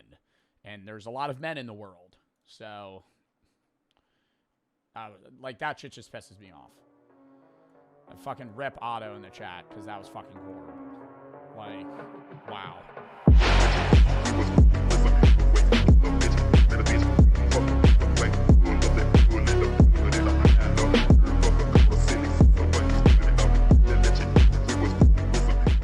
When AI gets an innocent man arrested, lock in. So, very, very peculiar. Peppermill has this pretty sophisticated artificial intelligence software that analyzes faces of previous trespassers, and they get a 100% match on this guy who, whenever they trespassed him before, presented an ID that had a different name. They look like the same exact guy. I'm not Mike. I don't know nothing about Mike. So either he is who he says he is, and he's not have ever actually trespassed, which I doubt because their software is pretty cool. And their software is pretty cool. Software's pretty cool. You know, Mike probably has a fake ID that says he's a different guy. He's probably putting on this whole facade so he could trespass in this building again. The fact that he's acting super suspicious. I'll be 100% honest. He's acting super suspicious. He's acting how any person would, under the presumption that you're getting trespassed for something you didn't, or you're getting trespassed when you didn't. You're getting accused for a crime that you didn't commit. Yes, you're probably going to be a little fucking angry, or you know, I guess rejecting, defensive. You're being a little suspicious. You're being a little defensive. Maybe because he didn't fucking do it. It could legitimately be you have a doppelganger running around. Well, unless I've gone crazy, I'm pretty sure it's not me. Nightmare Oh my God, they actually brought him to jail. Dude, he's probably going to sue the out of these people. Reality at a Reno, Nevada casino when AI facial recognition technology misidentifies someone, leading to a wrongful arrest and lands an innocent man behind bars. I don't want to say that this is good for him, because this sucks. Like, this shouldn't happen to anybody. But isn't he going to get an absolute bag? Like, I don't see how he's not going to make millions of dollars off of this fucking casino or whatever that trespassed him, because they illegally detained him off of AI and brought him to jail. What good is the ID? And he showed identification, right? He proved he was who he says he is, and they still just arrested him. Then why do I even carry that mother? The following is based on official police records, and the footage has never been seen before until now. Please. I don't understand why they can't just scan his ID. Don't cops have that, like, in the system? It'd be different if he had a fake ID of a person that didn't exist. You know, they're like, this, hey, here's my ID. They scan it, it bounces. And they're like, this isn't a real person. Versus him literally being like, he's like, dude, I'm not Mike. This is who I am. And they scan it, and they're like, oh, yeah, no, that's you. Note that all persons charged with a crime are presumed innocent unless and until proven guilty in a court of law. On September 17, 2023, the Peppermill Casino calls the Reno Police Department to report that a trespasser has unlawfully returned to the casino. They report that they have the man in custody, but he's claiming... Yeah, I don't think it really helps that AI is scanning images of this guy in 240p. Like, he has a very regular white guy look. You know, I don't think AI, a very sophisticated AI system, to go by an entirely different name than the man they've previously trespassed. Officer Richard Jagger arrived. White guy in a black shirt. ChatGPT, 100% match. 100% match. That's him. Arrives at the casino at 5:48 a.m. Hola, ¿cómo estás? How you doing? What? Oh, thank God you're here. The man declaring his relief at the sight of the officer is 40-year-old Jason Killinger, who is accused Oh of... my God, no. And he's happy the cop's there because the fucking casino security fucking detained him. So he's just been sitting in the back room like, oh, thank fuck, the cops are here. trespassing at the Peppermill Casino. So, oh my God. What's going on? So we got this suspicious red alert, prior trespasser. Okay. And we made contact with him, arrested him, and he claimed that wasn't him. And so we're just trying to... If they have him trespassed, shouldn't they have, like, I mean, I don't know if they're legally allowed to do this at a casino, but if they're trespassing somebody, shouldn't they have fingerprints of him? And then they would just see that it's not him? In case you guys make fun claim if it's really him or not. So what's the issue, you guys?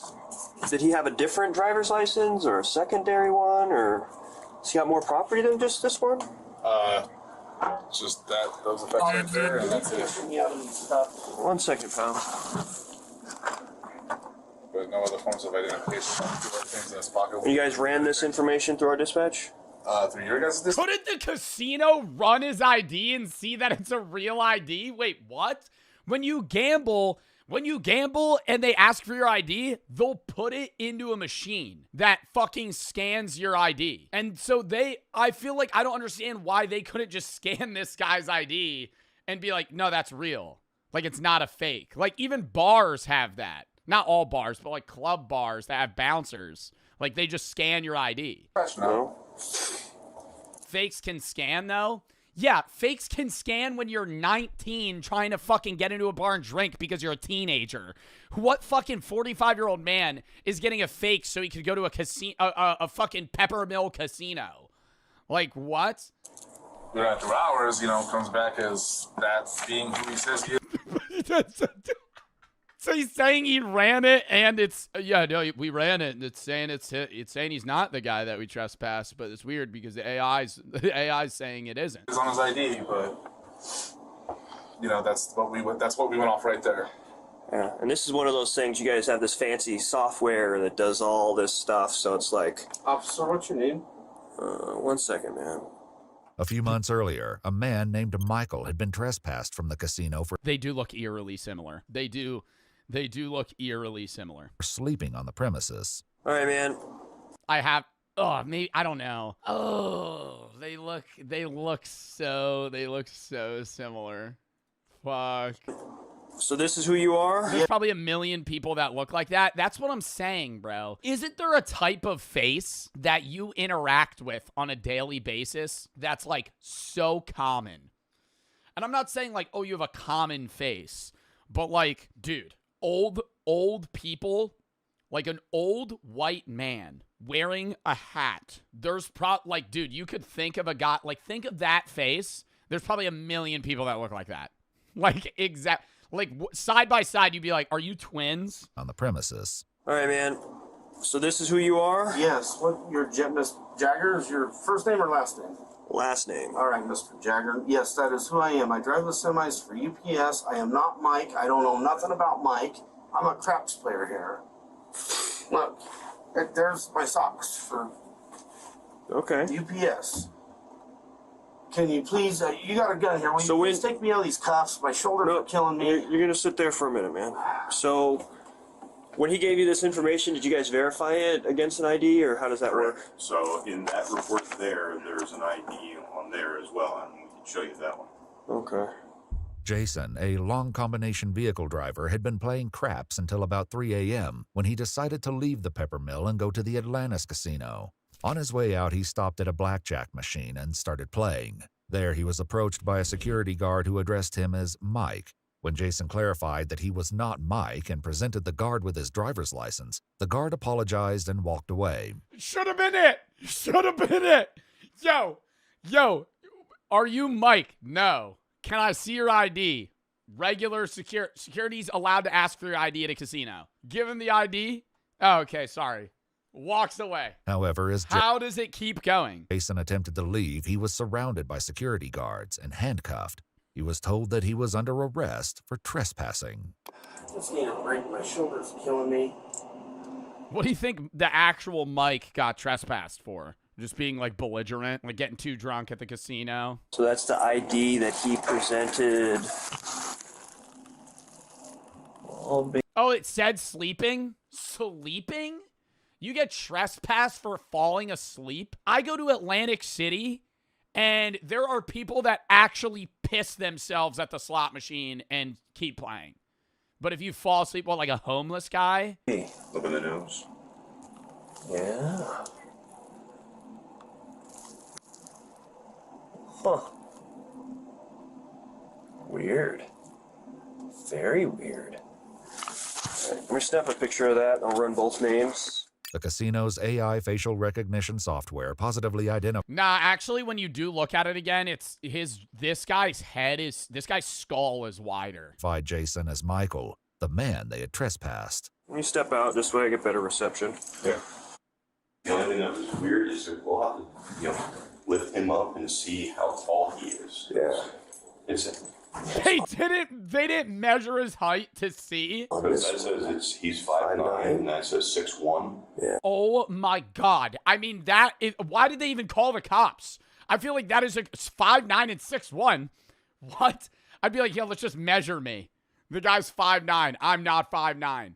This isn't the only difference between Michael and Jason's IDs. All right, now that I'm seeing both of their IDs, they look nothing alike. Like, these are clearly two different people. Oh my God. Jason is listed as 7 years younger than Michael. He has blue eyes. He's 7 years younger.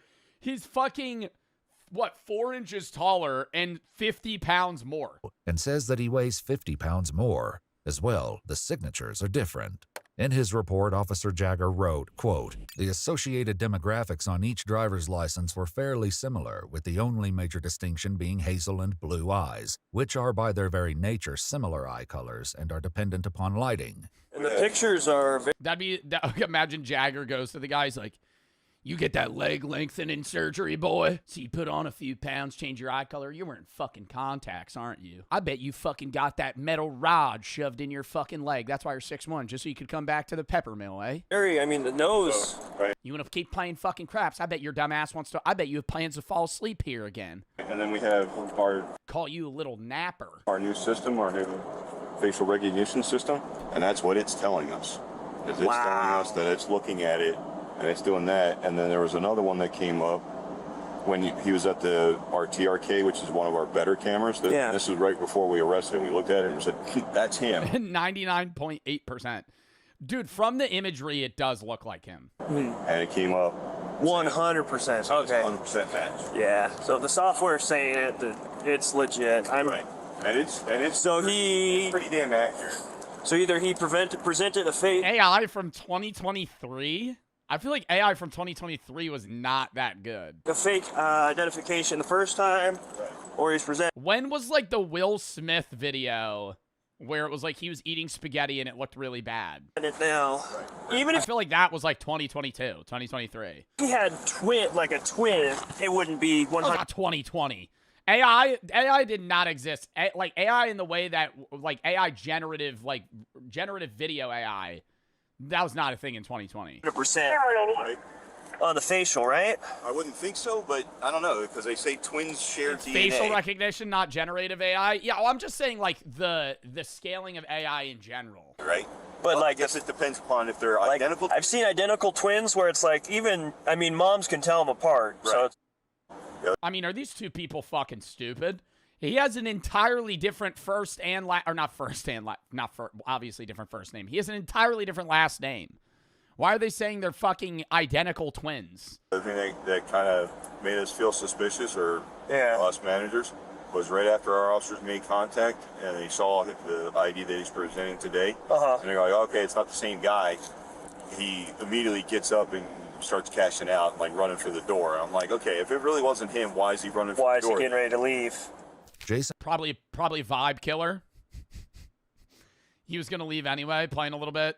That might be like a gambler sign to leave. Genuinely, you're at a casino, bro.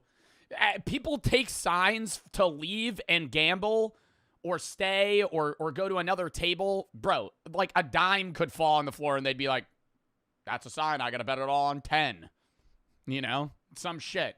You know, the security guard walks up to him. Hey, man, what's your ID? You know, I'm probably going to call it a night anyway. And would later explain that earlier that Fucking night, 3 in the morning. he played at the Legends Bay Casino, the Nugget Casino, and the El Dorado Casino before Yo, okay, this guy's a gambler. This guy went to 4 casinos in one day. arriving at the Peppermill around 11:30 p.m. He God damn. claimed that each time he was up $200, he would move on to a new casino. And Nah, that's a fucking strategy, though. Because it forces you to pull out. Like, you don't keep going. Wow. just before his arrest, So he's up $800. he had made $200. He also estimated that prior to the 16th, he had gambled hundreds of times at the Peppermill without incident. After speaking with the Peppermill employee, Officer Jagger calls to check the police records. Yo, I wish I had that mentality, bro. Because there's been so many times where I am up at a casino and I keep gambling and then I lose it all. Like, if you have a hard set, this guy has a hard set limit that he leaves. Wow. And then it's like a refresh, new area. If you lose it, all right, you're even, whatever. Versus, like, dude, if I pull up with like $500, I'm not leaving unless I'm up like $2,000. Like, bro, because I'm like, yo, I'm not walking out of the casino up $100. If I come in with 5 and I'm up 100, what a lame ass fuck it. I leave the casino, yeah, really cashed out big today. Really ran them for their money. I profited 1/5 of what I came in with. I gotta be up double. Precarious situation. I'm trying to positively identify somebody who may or may have or may be using a fake ID. So I've got 2 names, 2 Nevada driver's license. What's the most you've ever won? Online gambling or regular gambling? Most I've ever lost in a day, $2,000. Most I've ever won in a day, $2,500. I'm not like Aiden Ross, bro, or XQC. I'm not like going out there fucking throwing $100K on the table. I'll be up or down like $1,000. Numbers and all that. If there's a chance. You lost 8K to Jason. That doesn't count. That's not, bro, I'm saying casino gambling. Yes, okay, all time, yeah, I lost $8,000 to Jason the Ween. All right, fucking, yeah, we gotta always bring that up every other fucking day. Yes, I lost $8,000 to Jason the Ween. On a bet. It was a bet. It was gambling. Yes. Fine, sure. I lost $8,000. So I could have you run both and see if any of them come back and maybe send me... And the YouTube video did terrible, so I didn't make the money back. Which jobs have the most psychopaths? Somewhere around 1 to 4% of the general population, but in some industries, they represent over 20%. If you thought they'd be busy Managers. No. It's got to be like CEOs. Has the most. Streamers? Streamers probably has a pretty high rate of psychopaths, sure. Streamers, maybe social media in general. But I think like CEOs, CIA, yeah, like a lot of jobs that need like no empathy. Where you just like fire people, kill people, and not care, like... Working in dark alleyways or cutting people up in basements or chainsawing pretty young girls so you'd be safe in your smelly little office cubicle. You're wrong. Blackjack dealers. Blackjack dealers. 7-card 21. Good luck next time. Reshuffle the cards. You flip a fucking 2 queens. 2 queens, perfect pair. You didn't bet it. 20, I'll stand. You go.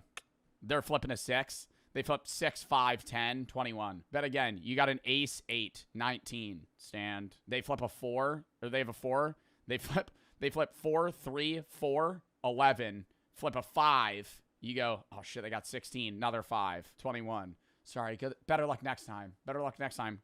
They're far more likely to be in corner offices on live TV or running for re-election. Because while some careers reward empathy and compassion, others reward manipulation, power, and control.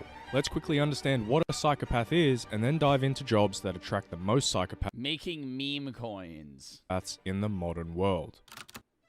Psychopaths aren't just like the villains in movies. More often than not, they're high-functioning professionals living right next to us. Psychopathy is defined using the Hare psychopathy checklist, and it splits psycho traits into two major categories. We've got interpersonal and emotional traits, and we've got behavioral traits. Psychopaths have a major lack of empathy, absolutely no remorse, they're pathological liars, they're superficially charming, and they'll manipulate you in any way they can. They're also highly impulsive, thrill-seeking, irresponsible, often highly ambitious, and chronic rule breakers. In practical terms, a psychopath can fully understand what they're doing is harmful, they just don't care. Neuroscience studies back this up too, showing they're simply built different. Their amygdala, which processes empathy and fear, runs on low power mode. You put that kind of person into the workplace and what happens? You suddenly have a predator in an environment built for cooperation. They play office... Well, they would still experience fear in some way, right? I never knew that psychopaths have a lower level of empathy and fear. But could you have the reverse? Like, who's the guy that climbs those towers? You know what I'm talking about. He free climbs towers in cities. What's that guy's name? Alex Honnold. Is Alex Honnold a psychopath? I don't know.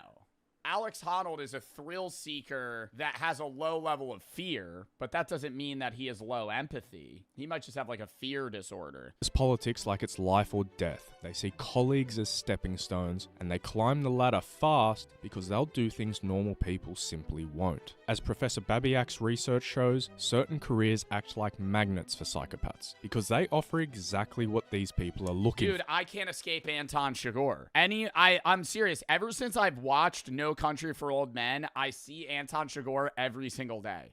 Every single day, I see Anton Chigurh. He's like the most popular figure in my day-to-day life. For status, power, and the... Who is that? This guy. Anton Chigurh is a character in No Country for Old Men. He's a psychopath. Because they offer exactly what these people are looking for. Status, power, and the ability to control others. So, yeah, it's usually like higher power positions. That's why like CEOs are a higher percentage of psychopaths. They're not 80%. It's just like there's a higher... If psychopaths are 1 to 4% of the population, that's what he was saying. Like CEOs might be 20 of 20% of CEOs are psychopaths. There's a higher concentration. Are they? Psychopaths thrive in systems that reward the worst parts of them. So give them status, power, competition, and the ability to manipulate people, and they'll rise. Well, control and leadership as well. Like, psychopaths are not inherently bad people if they control the bad aspects of their personalities, right? Like, that's one thing that needs to be said. Like, when you think of the term psychopath, you think of, like, serial killers and fucking American Psycho. Like, the average psychopath is a pretty normal guy. Like, he might be a dickhead CEO, but you're not in your head going, he's a psychopath. You're going, he's just kind of an asshole rich guy. Like, he's just like a dude on the street, you know? Like, I think we're, like, mapping it up as these psychopaths need power and control. It's like, no, realistically, they kind of just, like, control employees, push out other competition, step on people, low ball competition, right? Like, they do day-to-day shit that, like, feeds that, but it's not like, oh, they need to fire someone every day and fucking stomp out small businesses to have feeling. To the top. We're going to dive into the 10 careers where you can statistically find the most amount of psychopaths. These rankings come from psychologist Dr. Kevin Dutton. Number 1, plumbers. Research into psychopathy in the work. Just some random fucking job. I feel like if we're going through 10 of them, there's going to be one that I'm like, oh, really? Oh, really? Ooh, police officers. Yeah. I didn't even think about that. Yeah, police officers, cops, there's probably a higher percentage. If you'd like to read about it, check out his book, The Wisdom of Psychopaths, or watch his podcast with Chris Williamson. Now let's dive into the list. Do you want to take a guess at what number 10 is? 3 seconds. Ready? Okay, well, see, here's what I'm pausing. Because number 10, like, I think I could guess jobs that are on the list. I think CEO's number 1. But, like, number 10, something that has, like, fractionally more psychopaths. Managers. Not a CEO. A manager. A manager of a local McDonald's. He's a power-hungry psychopath. He loves making you clock into your 9 to 5. He gives you the days that you don't want to work. He makes you come in. You guessed it, priests and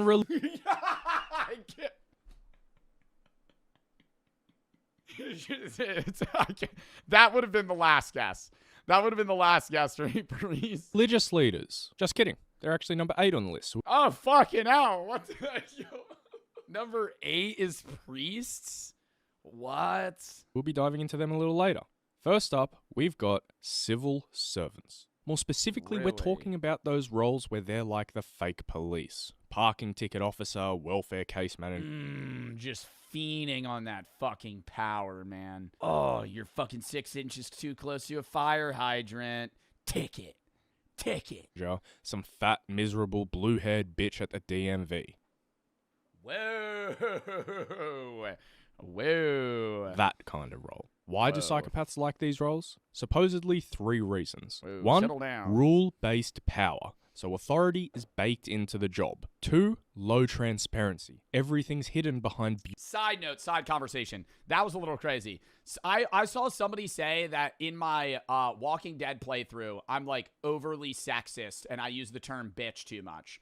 When I use the term bitch, I don't mean women, right? I just say that I use the term bitch in the same way that I use the term dick, right? So it's like, when I say that, I don't want you to think, oh, I'm calling somebody a bitch because they're a woman. I'm just saying that you're being a bitch, right? You're being a bitch. You're being a dick, right? I use them interchangeably. bureaucratic curtains. And 3, diffused responsibility. No single person is blamable. These guys get to inflict hardship while experiencing 0 emotional discomfort. Or I'll go, bitch. They say somebody says something crazy. Bitch. Because policy provides the moral cover. I'm not denying you. I gotta rewind. No single person is blamable. These guys get to inflict hardship while experiencing 0 emotional discomfort because policy... Oh, you're here for a new ID? Do you have your 6 points? Ooh, that's only 5. Well, I drove 30 minutes to get you. Ooh, you're gonna need your birth certificate. Sorry. provides the moral Adrenaline coursing through their body. cover. I'm not denying you healthcare. The system is denying you healthcare. Dr. Kevin Dutton describes this category as everyday authoritarianism. People who... No, the DMV is really a dystopia. The DMV is like gray. They have those shitty hospital lights. It's just like 3 TV screens with like B22. Like you're playing bingo, but you're just sitting in a fucking shitty plastic chair waiting for your name to be called. enjoy enforcing structure, not because it helps society, but because it gives them dominance. In other words, psychopathy thrives in organizations where human suffering becomes just procedure. Anyways, on to number 9, which might surprise you quite a bit. Chefs. Not only are they idiot sandwich Head chefs. Yeah, Gordon Ramsay. I think Gordon Ramsay puts it on for show, though. But that's not that surprising. I feel like civil servants surprise me more than chefs. Yeah, that's not that crazy. they are psychopaths. My dad's a chef. Okay, but you got to keep in mind this video means the highest percentage of psychopaths. Just because your dad's a chef doesn't mean he's a psychopath. It just means there's like, 8% of chefs are psychopaths, which is higher than the average population. Pathic idiot sandwiches. Kitchen culture is brutal. High stress, long hours, sharp knives, Ooh, the bear. fire everywhere. Chefs operate in an environment where perfection is expected and mistakes are punished instantly and aggressively. What kind of personality thrives in that kind of environment? The kind who doesn't crack under pressure, who can bark orders without caring who they offend. Someone who sees people as tools to get the dish out fast. I'm not saying Gordon Ramsay's a psychopath, but maybe his mentor Marco Pierre White might be. No, I didn't make Gordon Ramsay cry. He made himself cry. And now on to number 8. Priests and I didn't make him cry, he made himself cry. Wow, holy term. religious leaders. In theory, these guys should be the most empathetic and compassionate in society, and a lot of them are. But research shows psychopathy often thrives wherever there's power without oversight, automatic trust, and access. Yeah, I mean, I wouldn't have expected to say priests and religious leaders, but it's not shocking that a small percentage or a higher percentage of priests are psychopaths. Because it's like, if you're a priest, you could use your power in the worst possible way. Like, you have a following of people that, like, beckon to your call. Like, they literally follow you. Obviously, they follow God, but follow God through your word. Like, they go to your church. They listen to you preach. Like, you can mind meld them to whatever you want. To vulnerable people, and religious roles often provide all 3. Kevin Dutton's pointed out that spiritual authority can often become psychological authority, and some individuals exploit that. Honestly, if you want the perfect example of a crazy psychopath within religion, look no further than Kenneth Copeland. Oh my God, that motherfucker, dude. Well, the jet was so cheap, I had to buy it. Don't you say that to me, you devil worshiper. Oh my God. It's like, dude, you own like fucking 9 mansions. What happened to being like frugal? You know, what happened? It's like he literally preaches the exact opposite of what he practices. That's the thing, though. It's like, even though I'm not religious, I feel like me as a non-religious person and religious people all agree that like televangelists that just make millions of dollars and spend it on anything are like literally practicing the exact opposite of what they're saying. It's like so weird.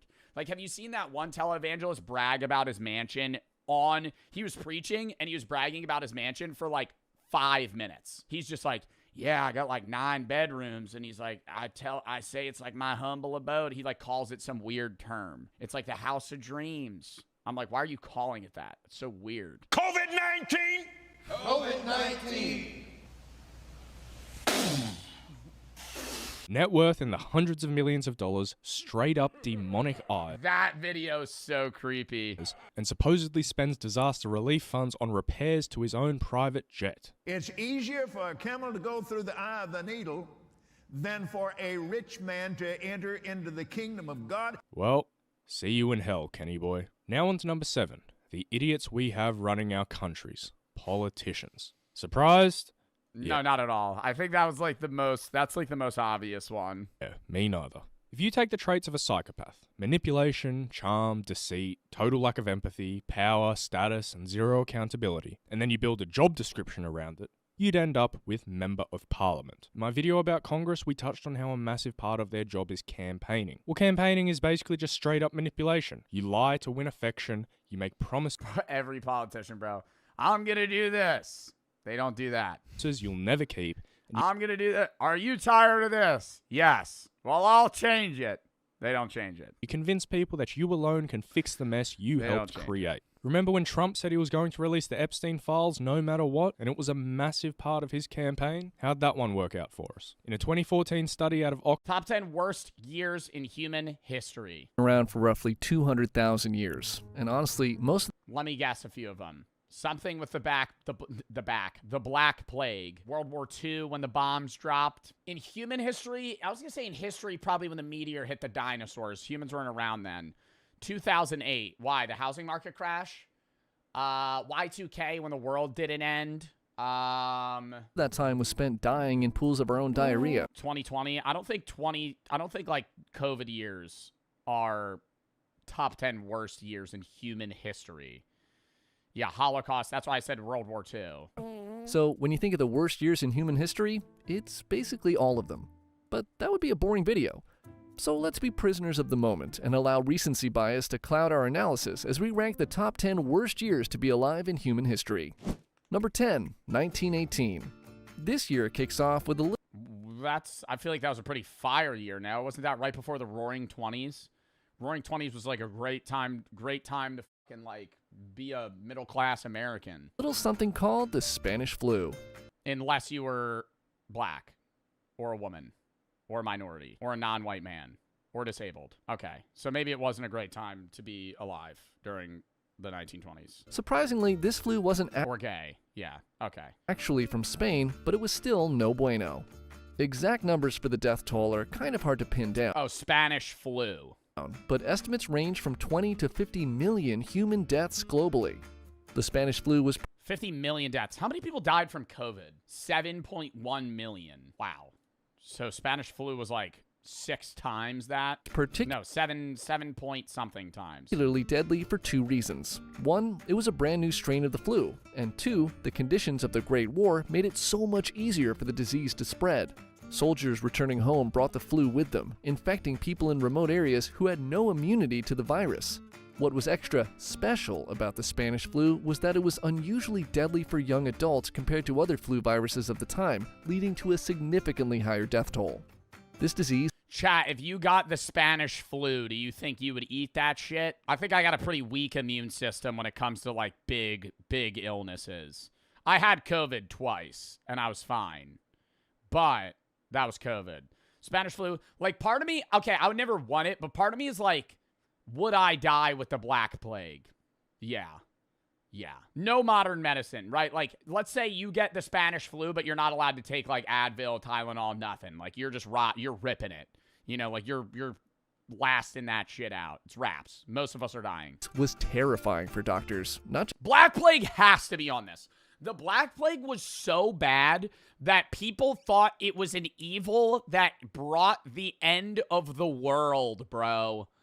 That many people fucking died. There were bodies in the streets, piles of dead people. When the Black Plague was like the devil himself coming back to Earth, bro. Like a third, it was a third of Europe. I'm pretty sure it was more than a third of Europe.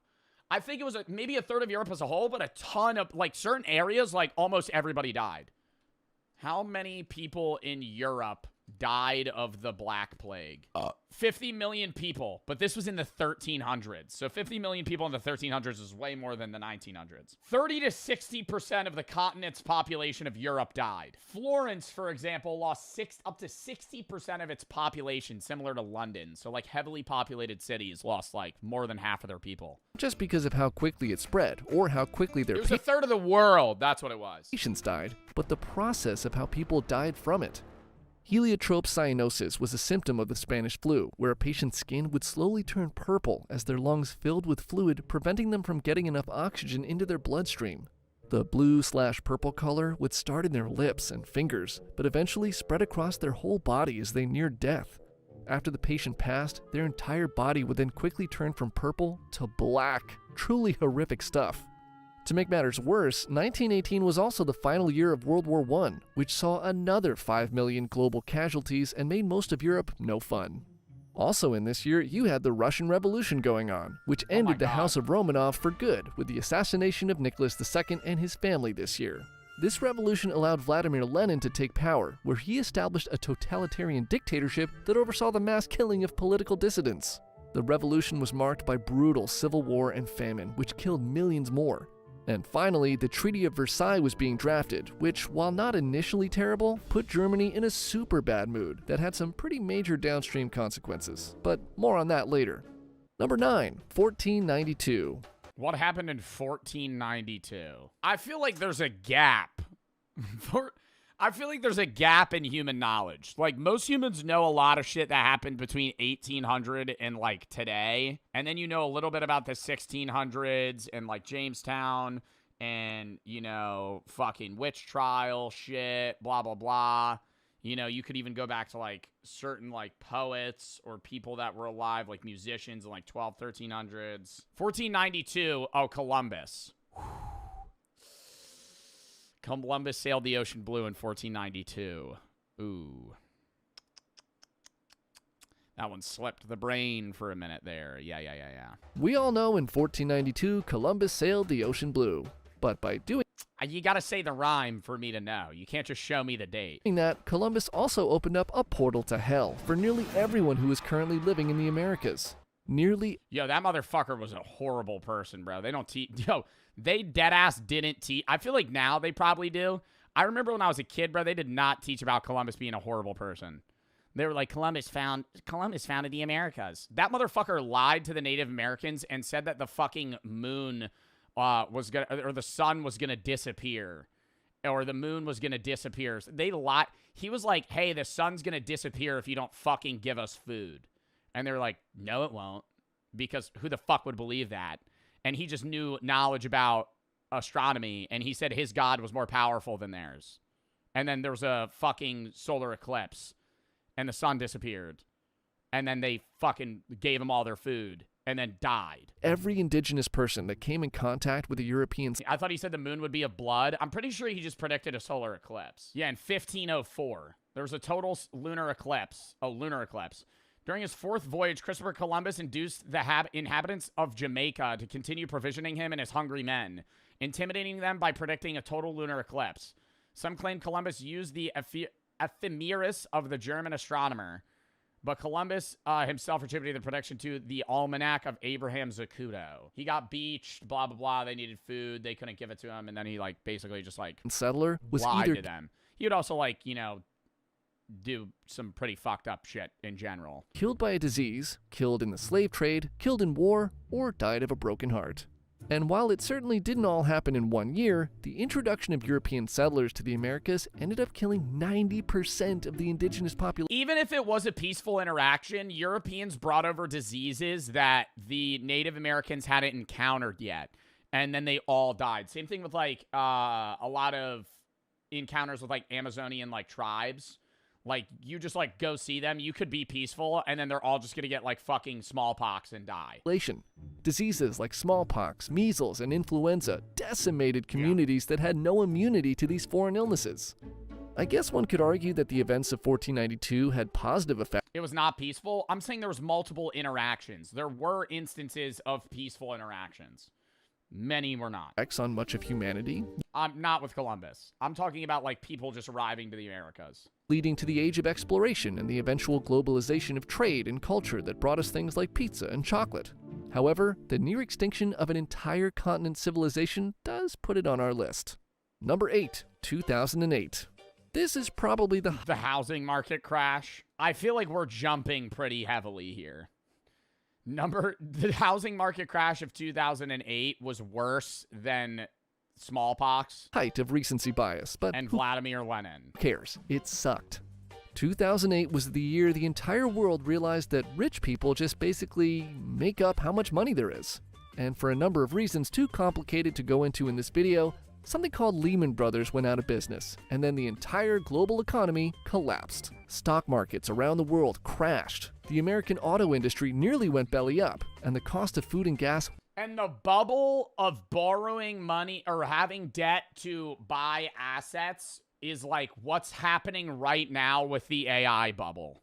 I'm not trying to like make people panic, but the shit that happened right before the 2008 housing market crash where people were taking on debt to buy houses and assets is exactly what's happening right now with big businesses. So if it fails, they're fucked. Went through the roof. It was the worst financial crisis since the Great Depression, causing millions of Americans to lose their jobs and homes. Also, if you've ever wondered, why do houses cost so much these days? Well, in the aftermath of the 2008 mortgage crisis, new home construction basically stopped for about 10 years because nobody could get a loan. And since there wasn't a 10-year hiatus on unprotected sex, we now have way too many people and way too few houses. So thanks again 2008 for still ruining all of our lives. What? China and Australia's economy actually grew during the Great Recession? What do you mean America isn't the center of the universe? Number 7, 73,000 BC. Yeah, I feel like that's a little absurd to put the 2008 housing market crisis as one of the worst years in human history. Like, I wouldn't even say that's like top 50. Like, you could say 30s was like the Great Depression, because that was bad for the world as well. Okay, so we're a little loosey-goosey on the exact year, but trust me, whenever it was bad. Rewind 73,000 BC. I love how we're jumping around history right now. We got Spanish flu. We have Christopher Columbus, 2008, and now 73,000 BC. Clock 70 or so millennia, and you'll witness what's known as a super Pompeii. When was Pompeii? Wait, is this Pompeii? Volcano eruption. No, Pompeii was not 73,000 BC. 73,000 BC, there wasn't fucking cities yet. When was Pompeii? That was probably like fucking 3,000 years ago. 79 CE, so 2,000 years ago. This particular event is known as the Toba catastrophe and is probably the thing Indonesia is second most famous for after Komodo dragons. This eruption set off a 10-year volcanic winter that nearly eliminated the entire human species. The Toba eruption released so much volcanic ash into the atmosphere that it blocked sunlight, leading to a drastic drop in global temperatures. The few survivors faced harsh conditions, with scarce food and resources, struggling to maintain their communities. The entire human population left on Earth was somewhere between 3,000 and 10,000 people, or roughly the size of Brandon, South Dakota. And we're all descendants of them. Wow. We're all related to those people. I feel like that's so cool that like every person has a common ancestor, like what, 60 people ago or something. Like there's somebody that so we're all related in some way. Yeah. But not in a sense of like incest. But then I'm pretty sure this era is when they were making like was it whale bones? No, I think it might have been like, what's that motherfucker from Ice Age? A mammoth. Mammoth bone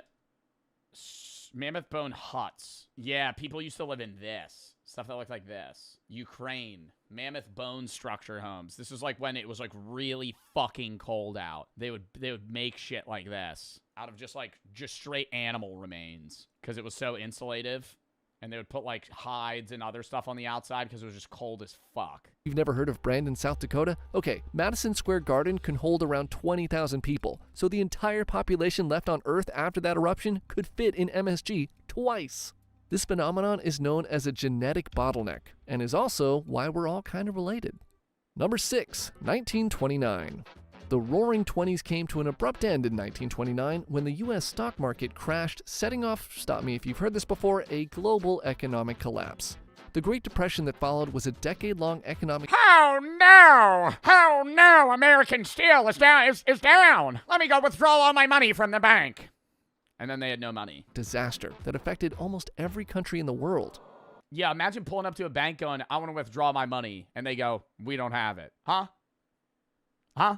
Mental health was... We don't have it. Huh? At an all-time low immediately following the market crash. Self-deletion rates were so high that some hotel operators in New York City would ask guests if they needed a room for sleeping or jumping out of. That's real. In the US, 1 in 4 people became unemployed, and wages for the remaining workforce were basically cut in half. Bread lines and soup kitchens became a common sight, and many people lost their homes and savings. One farmer of the day knew he couldn't afford to feed his sheep, so he slit their throats and threw them down a canyon instead of letting them starve. It's like, wow. What? They don't like sheep? The events of 1929 set off a decade of economic hardship that culminated in Earth's favorite pastime, World War. Number 5, 1601. If you take one thing away from this video... Is that the witch trials? When were the witch trials? I was just in Salem. No, that was 1692. It should be that volcanoes are bad. So bad, in fact, that one volcano in Peru basically turned the lights off for the whole planet.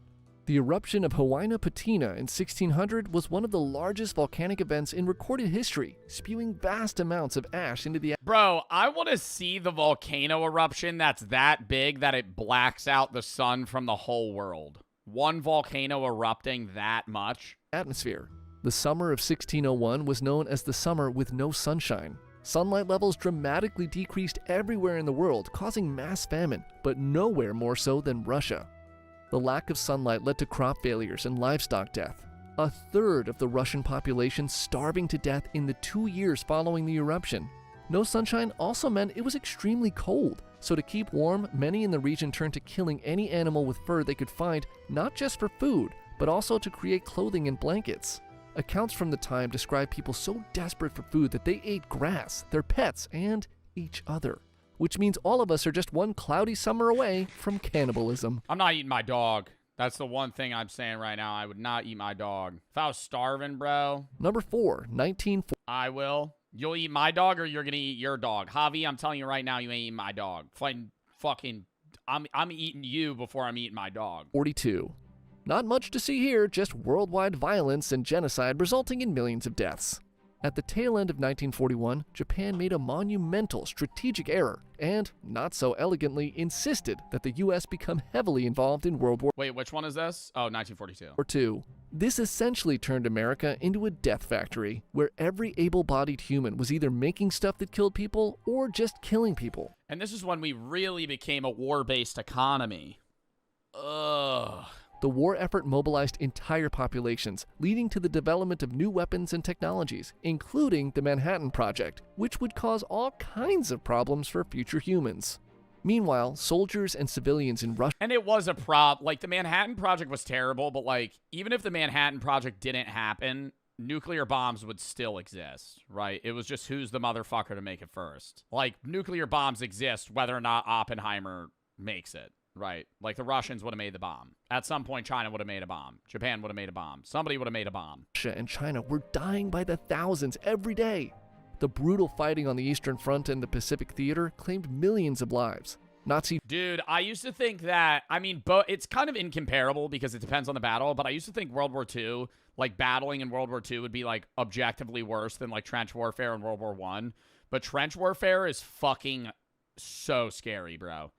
I had somebody describe to me what trench warfare was like truly like, and being alive in that time, dude, evil. Because there was almost no rules. So it was do whatever the fuck you want. There would be gas that would come over and you would just suffocate from that. But more so, like, if you're in the trench, there's bombs going off constantly. Doom, doom, doom, doom, doom, doom. You're getting shell shock. That's why they called it shell shock. It was PTSD. But it was called shell shock because there was constantly bombs going off. Humans are only made to endure high stress scenarios for short spans of time. Because in a 5-minute span, like say there's a lion or something that's approaching you, you're genetically made to deal with that stress in that 5-minute span, and either you're alive or dead, and then you move on. But in World War I, during trench warfare, that was just all the time. There was nonstop bombs. So you were always in that high stress scenario. And if you were still alive, you were just waiting to die.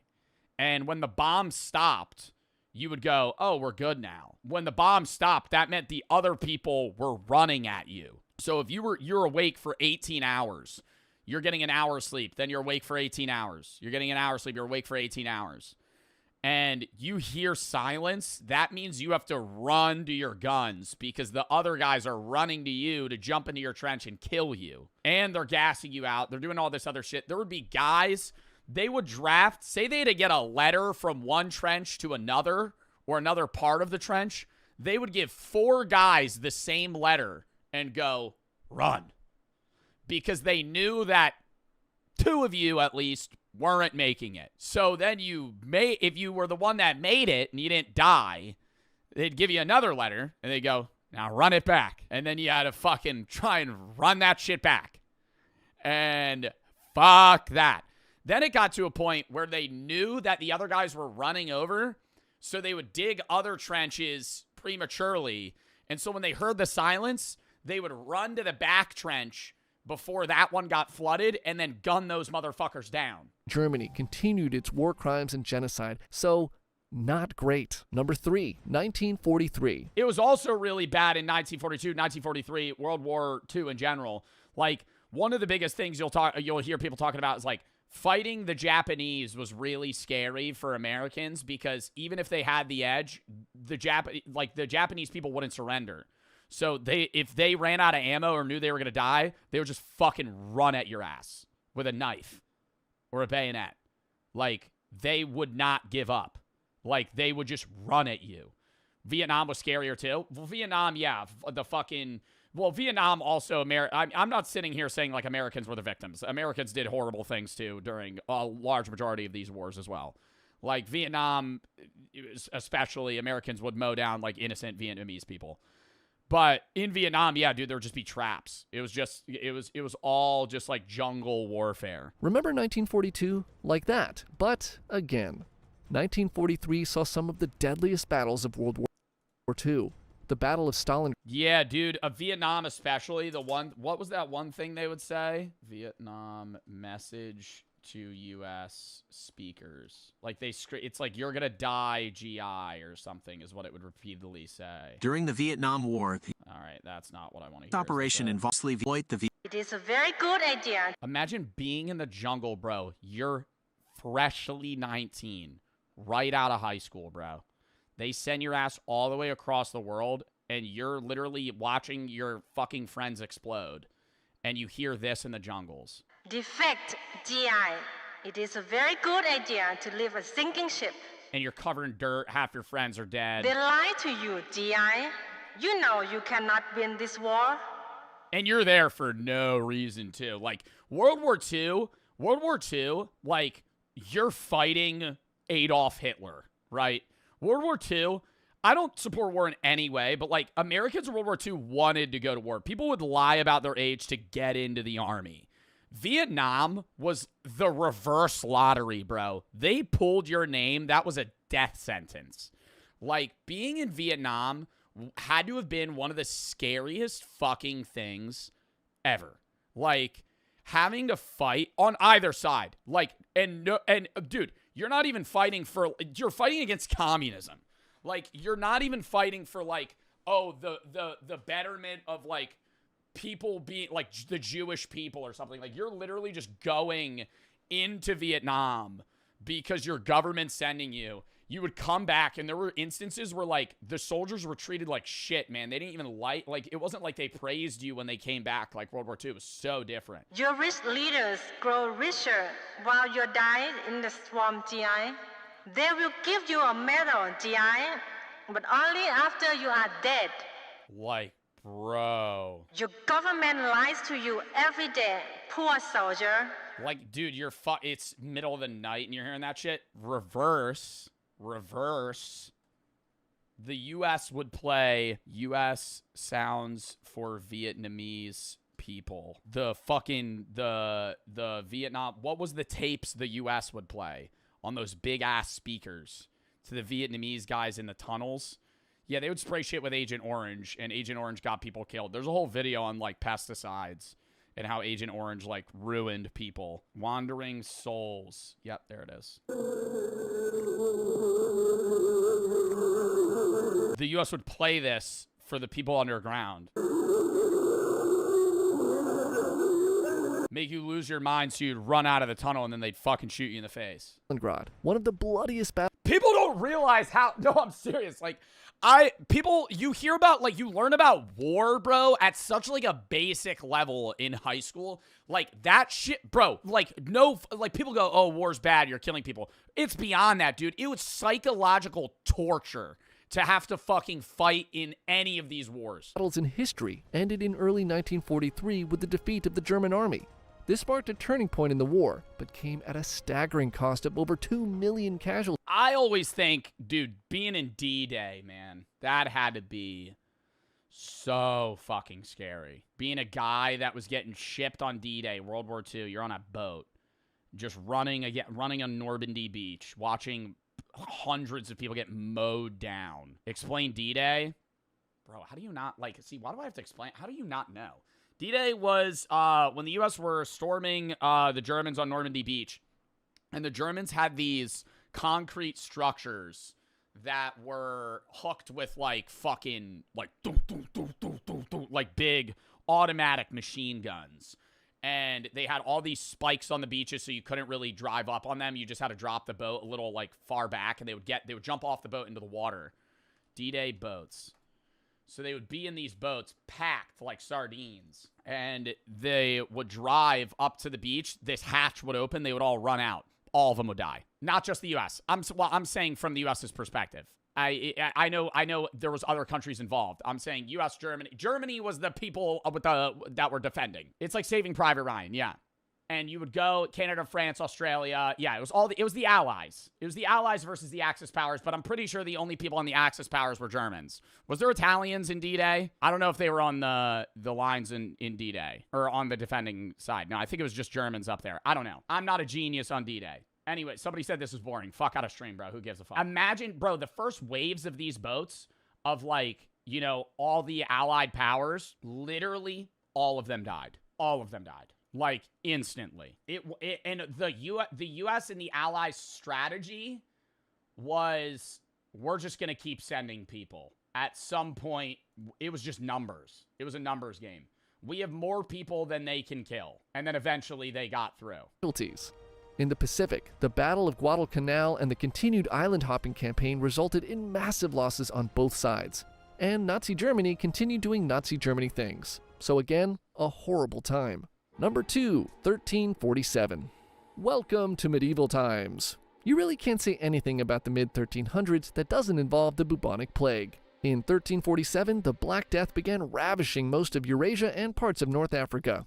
You hear about the Black Death, too? You just start getting black bubbles, growths on your body. Within a few years, the plague killed roughly a third of Europe, which probably put a pretty big dent into the cappuccino and scarf industries. The plague was caused by a bacterium in the fleas of rats, and rats were basically the podcasts of the 1300s.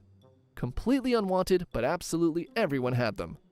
Death from the bubonic plague was swift, but painful. An infected person would develop horribly swollen lymph nodes, often accompanied by fever and diarrhea, and would usually be dead in under a week.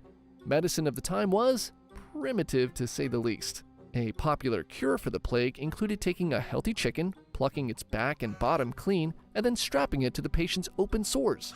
The idea was if the chicken became ill, it was helping to pull out the disease from the patient. Oh, bro, what?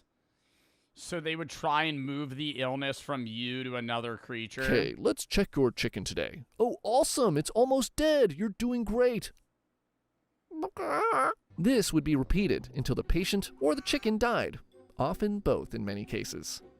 Chickens weren't the only. What was the odds of living? If you had the Black Plague, what were your survival chances? Probably like 10%.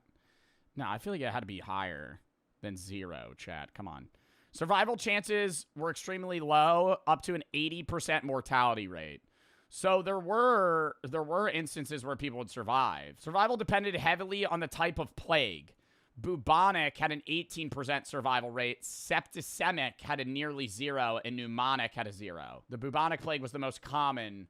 You had about a 1 in 5 of living. Only animal rubbed on boils. Plague doctors also tried rubbing cut-up pieces of snakes on them as well. Awesome. See, snakes were considered evil, and so was the plague. So the idea was that if evil things liked other evil things, putting the snake on a boil would trick the plague into following the snake and leave the patient's body.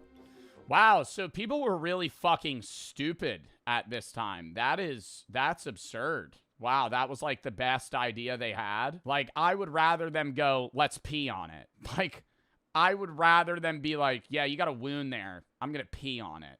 Then I'm going to rub an alive chicken's butthole on your fucking wounds so it sucks the fucking the fucking sickness out. Another cutting-edge cure for the Black Death was eating crushed emeralds. People who couldn't afford emeralds would drink arsenic or mercury instead, which probably was just a little less effective than the chicken and the snake. All the anguish from this pandemic began to pull society apart at the seams. Many people took the chaos of the situation as an opportunity to steal from the sick and weak.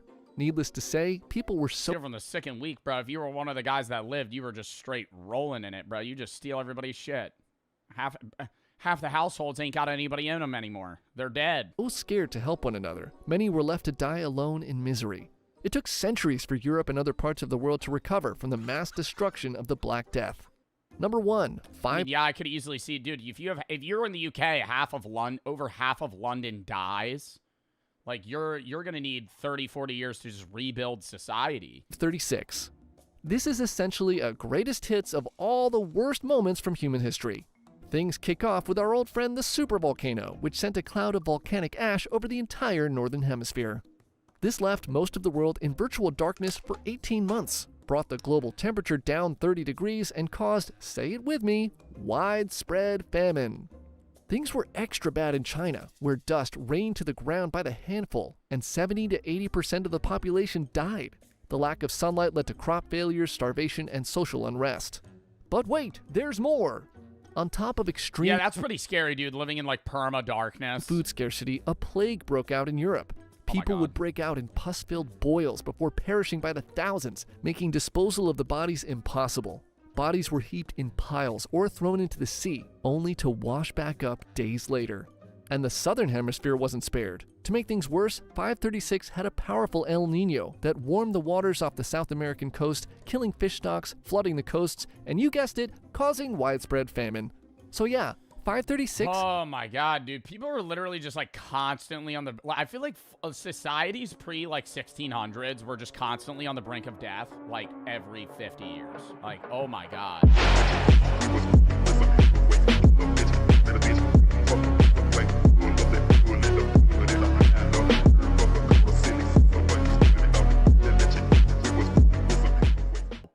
Then just putting them in a worse situation to where when they come out, they want to commit more crimes. Because that's like the current U.S. prison system. Is like they get in, they aren't rehabilitated, they come out worse, and then they commit more crimes. Yeah, me too. Starting soon, the following crimes will now have a minimum fine of $500. Jaywalking. Littering, yeah. Yeah, littering, I feel like that's, bro, when I see trash on the side of the road, that pisses me off. Not like trash like a tissue or like a cigarette butt. When I see trash on the side of the road, like somebody just threw a bottle out of their car window.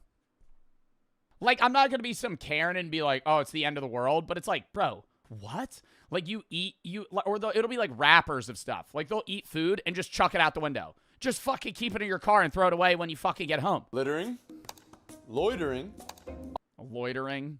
What? That's like the cringiest crime. Loitering. Have a minimum fine of 5 stand without a permit. Operating a lemonade stand without a permit. That's really funny, though. Walking up to like a 6-year-old that's just trying to make, $10 on a weekend selling lemonade. Excuse me, sir. Do you have permission to be selling lemonade here? Have you gotten the city's permit? Ridiculous. Not for the lemonade. Not for the lemonade. Well, they don't pay taxes on that though. It doesn't matter. Hey, that's true. Hey, that's true. Hot dog stands got to be paying $1 million a spot at times. $1 million a spot in New York City. You're telling me this kid could be selling lemonade on the side of the road for free? But he's got to learn the way the business world works, okay? Tell him to kick rocks. Yeah, 420 momentum's right on that one. Tell that kid to fuck off. It's a kid. It's a kid trying to do something. They're not bringing. Yeah, it's a kid trying to learn the way to fucking hustle money. And guess what? His ass selling lemonade for 50 cents. 50 cents a cup. Yo, I know that shit's just Minute Maid. Sense. It's like you guys lost common sense. All right. So. All right, we don't gotta give them a ticket. We'll just break their lemonade stand. Just kick one of the fucking spokes out. Spill their lemonade on the ground. This one? No. No. Okay. We've even decided to make some changes to social media usage. Arrest people for criticizing the government on social media. No. It's part of the First Amendment. Can you name the 5 elements of the First Amendment? Do you know? No. We should just move to Russia then. Or North Korea. Let's just move to North They love referencing Russia and North Korea. Korea. North Korea is a dictatorship. America isn't. North Korea is a dictatorship. America isn't. That's where we're heading if you want to do this. No. This is just for safety. I don't need the government to give me safety. See, that's the difference. You're so young, you haven't had a lot of life experience yet. She said she doesn't need the government to give her safety. I will say, the government shouldn't be arresting you for you criticizing the government, but you do want the government to provide you some sort of safety, like the police. That's the government. That's like your local government. You pay taxes, and that pays the police force. Yeah. So you do need the government to protect you. You do need the government. You're gonna have running your area and making sure, or the mafia. You're gonna fucking pay them, and they'll protect you. Yes. No. No. Okay. Let's discuss how we can use AI to help our city, shall we? Who here is sick and tired of crime in their city? Everybody is. We will have a new plan to stop crime before it happens. Enlist AI police robots to predict crimes before they happen. No. Predict? No, predict? Yeah, they can predict it. Yeah. No. This guy's vibing with it. He's shaking his head. Okay, we're gonna say no. This lady's grilling him. Using advanced state-of-the-art AI, robots can detect patterns to catch criminals fast. Oh man. What's the metric? What is that color palette on the bottom? The metric right here, Jay wrote yeah? So you see the threat detected here. The AI will detect the threat, and then police will be involved quick and able to get them. You're not guilty until you do the crimes. It's stupid. Well, we can predict, like, actually, we can predict 90% of the time, and it's always right 90% of the time. What's This is dumb. This is the dumbest stuff I've I ever don't even know why I'm Maria. No. Now we can profile 90% accuracy. Well, now we can profile with 90% accuracy. No, it hasn't even worked. Even license plates readers are wrong. But that's humans. AI is smarter. That's humans, though. AI is way smarter. No, it's not. AI is made by human input, though, and there's bias. Well, they evolve by itself. We're ready for the next one. No. Next. We're gonna go to the next one for her. Yo, they're only on thin ice. This is bad, bro. Dude, this one's bad. This one's bad. Let's talk about minority representation. It's unfair that oppressed groups only get 1 month to celebrate what makes them special. So we created a new year-round solution to this problem. We're installing the world's biggest pride flag. Hell no. Are you joking? Do you guys disagree with that? I mean, I feel nah, it's gonna make us too soft. It's gonna make Orange County too soft. We can't go out like that. I feel like it would help, people come out and be more prideful. It's too gay out here already, so I don't think we need that. This guy's having some take. You see the reaction? The lip synced, oh my god. Okay. 300 feet of gayness? I get the response of being like, all right, erecting the biggest flag in the world in the middle of your city is just odd in general, regardless of what the flag is. But then to be like, yeah, we already have too many gay people. What about a nice big American flag that has just everybody on it? Well, this is... What do you mean everybody on it? Everybody on it? What does that mean? Like, you're going to have a U.S. flag and then you're going to put other flags within it? The new American flag. Good, it covers everyone. Move on. Yeah. Everybody's covered. Yeah. This is good? Good? Yes? No. No. Yes? No? No. Yes, right here? Yes, I think that a lot. Oh, that's a no. Yes, right here. Yes, right here, pointing at the lady with the choose kindness shirt and rainbow text. Oh, that's okay. Sorry about that. Wait, I think there's something else. Okay, cool. And don't worry, it can be easily seen at night with our 9,000 watt spotlights. Oh my God. Next. Next. She's actually the GOAT, dude. I love this lady. I actually love this lady. You're gonna say, fun fact, we actually took these lights from the 9/11. Homophobia? No, I don't think, I understand the video's a joke. I'm saying, I don't think it's homophobic to be like, well, no, that just doesn't make sense to spend the money on having that in the middle of the city. But it is homophobic to be like, oh, we already have too many fucking gay people. Memorial. Like, just say no. Just be like, no, that's a bad idea. In New York. Fun fact. Like, he's using it more as a means to just be like, all right, I'm going to now say why I don't like gay people versus him just being like, no, this is a bad idea. Though, we actually took these lights from the 9/11 memorial in New York. Trying to sway some hands here. Dead silent. Dead silent. Jeremiah? Let's talk about our plans for commuters. Thank you. Let's talk about our plans for commuters in our city. Have you ever had to wait over 10 minutes for an Uber? Yeah. Yo, I've had to wait like an hour for an Uber. I hate Ubers, bro, that pick that shit up and then don't get you. And they wait for you to cancel it so you pay a fee. Lame ass, bro. That is like, and I know it's like the system in place that makes it, that promotes that, but it's like, bro, what a loser way to be an Uber ride. Like an Uber driver. Just like, I'm going to pick calls up and then never go get them. I'm going to sit in a parking lot and wait for you to fucking cancel it. I've also had Ubers, bro. I've had Ubers that I've picked up, you know, or I've called an Uber. It's 20 minutes away. Bro calls me. He's like, where are you going? I'm like, you know, blah, blah, blah, here. He goes, all right. 5 minutes go by. I'm like, you're going to be here, right? Yeah. Put the phone away. You know, we're pre-gaming. We're chatting, you know, talking. I check my phone in like 15 minutes. Bro canceled the Uber 10 minutes ago. And now I got to call another one and wait another half hour, right? I talked to your ass on the phone, and I was like, you're not going to cancel, right? And he said, nah, I'll be there. Was not there. Was not there. Canceled us right after. We have a solution to solve this rideshare wait time problem. We are going to be the first city to test government vehicle ride sharing. Commuters can simply jump onto any government vehicle for... I'm reporting them. I had one guy pull up. We're Ubering, and we're standing outside waiting for him. And everybody, because the bar just closed. We're all outside. There's a million people outside. He pulls up in a minivan. People are saying bye. I get in the car. He goes, hurry up! Hurry up! And I go, yo, we gotta go. Everybody gets in the car. It's 30. He's waiting for 30 seconds. And he goes, you know you're supposed to be waiting for me. Easy transportation. Ridiculous. This is insulting to my intelligence. Where's she going? Maybe she's Ubering out in the fire truck. Any feedback? I'd be down. Yeah. Down? Yeah, I'd be down to save money too. Say, lady in the back, let me guess. You're going to say, next. Lady in the back, let me guess. You're going to say, next. No, I just think it looks like it would be fun. But See?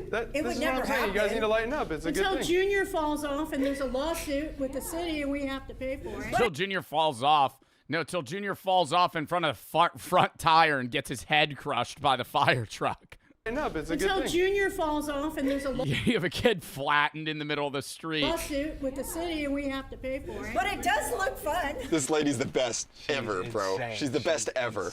Hey, well, thank you. Please raise your hand if you support our new city plans and want to see them passed. One? Oh my God, they just have one. Any hand? Why is he raising his hand when he was the one that was against every plan? One? They just go, So we got one hand. Thank you guys, seriously. You guys were amazing. For the memes. I felt like it was I feel like it was a great initiative. I don't know why they didn't like it. So how many hands did we got one. How many times did this guy laugh? He laughed 3 times, so you guys got negative two. Okay, so Negative so we two. gotta make them laugh 3 times. All we have to do is not laugh and we win. We could get 0 hands, and if we don't laugh, we win. You spent the first quarter of the presentation like this. Jay, what the f was that? You started Bro, you were fent folding in the middle of your presentation. Right? Joe and Justin are up next, and remember, we made their presentation. They have no clue what's gonna be on it. I feel like this one's gonna be hard. If they really need these guys to laugh, the presentation's gonna be tough. You're not evil, bro. Y'all are cooked. No, I'm telling you, we went crazy. We went crazy.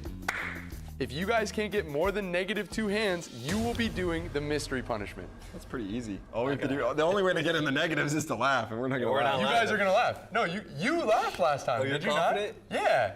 I think you low-key were giggling last time. You're Mr. Giggle Shits, dude. No, trust. Thank you guys, by the way. Bro, the one thing I will say is, like, back when I used to watch Impractical Jokers, it's based off the crowd. You know what I mean? Like, you could just get lucky by having people that raise their hand. That, like, fuck with it because they think it's funny. Thank you guys, by the way. Thank you. Bro, this crowd is insane. It's like a town hall meeting. I don't need to be professional no more. We don't need to be professional no more. We can be we can have as much fun as possible. These guys look nervous. No, they look Joe and nervous. Justin look nervous as hell, bro. Justin's panicking. How are you guys doing today? Great. Today we have new city plans we're gonna bring. We are Joe and Justin. Nice to meet you guys. Let's discuss the future of our city, shall we? Good. Cool. Thank you guys. No, it's to warm the crowd up. We gotta make sure they believe it. Yep. And then after that.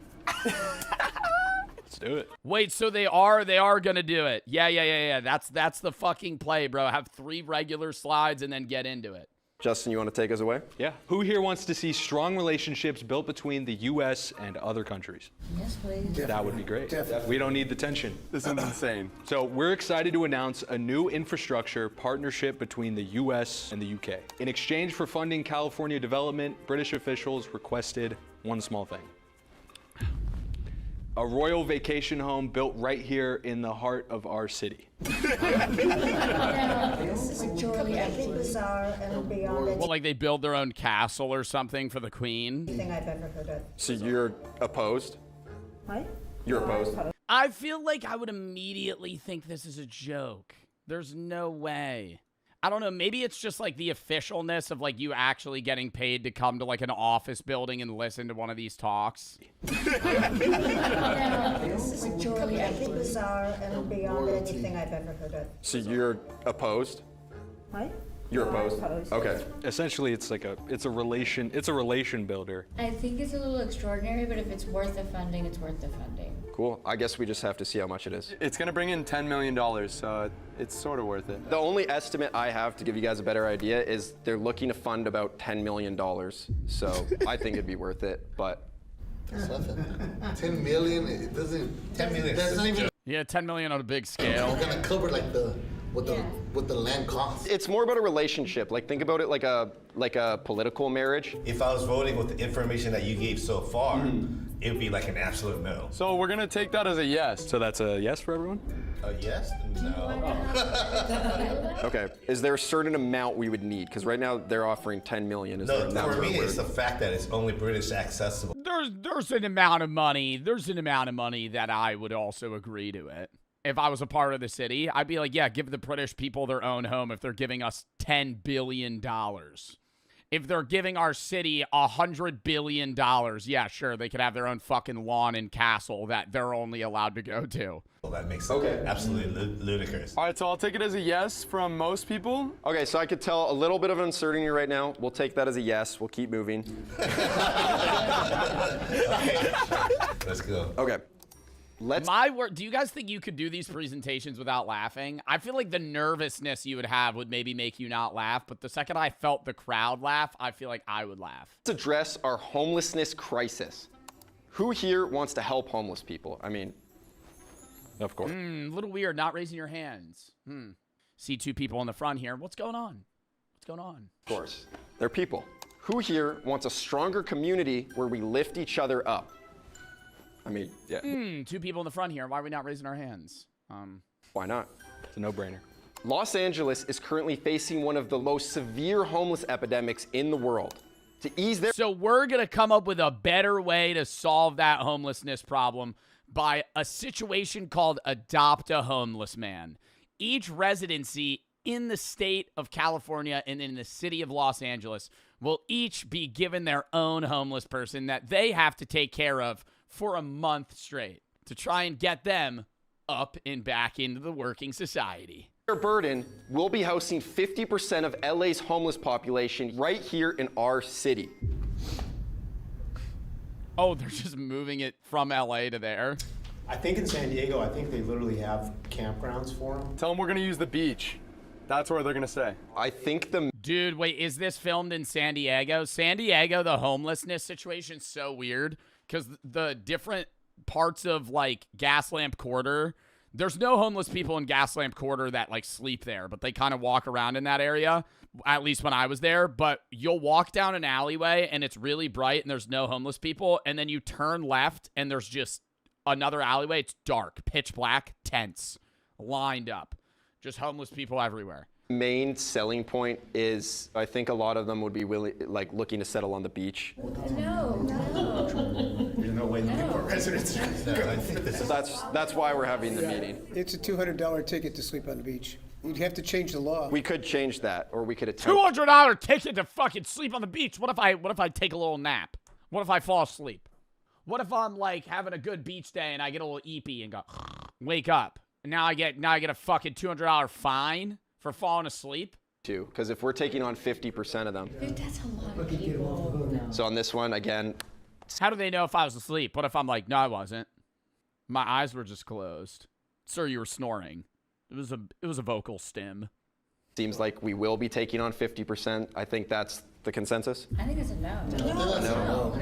Okay. Are you trying to goad us? You've said no. No, okay, I understand. Thank you. Okay. So let's talk about waste management in our city. We are adding smart trash cans that notify the city when they're full. I like that. Yeah. Why not? Quick and easy so they're not over. Yo, you know what I want added? A fucking hole in the ground and a metal box, and I could just go fucking piss in it. Why in every big city do I have to walk into a place of business? 80% of the time they don't have a bathroom. If they do have a bathroom, I have to pay to use it, and I'm not allowed to pee in the alleyway. Oh, why don't we do what the Europeans do this? Europeans have this. Somewhere, I'm pretty sure in like Denmark or somewhere they have this, where it's just a wall. It's like a walkway wall, and then you take a left and it's a box, and it's just a fucking hole in the ground. And you just piss in it. Fuck you. Why don't we have these in the U.S.? A pee curl. You just walk in, you take a piss, and you leave. Overflowing. Perfect. Good dude, we're gonna fuck him on the neck. Absolutely just boom. So let's talk about the job market, shall we? Our city just hit the highest unemployment rate ever, but we have a solution to save that all. Kids 8 and up will be allowed to work. It's a great idea. Absolutely. Give them something to do. Depends on the job. Keep them out of trouble. Exactly. Say, bills are getting expensive, kids need help too. I mean, the bills are getting expensive. You know, I think the kids got to pitch in That's too. not the kid. Not an 8-year-old.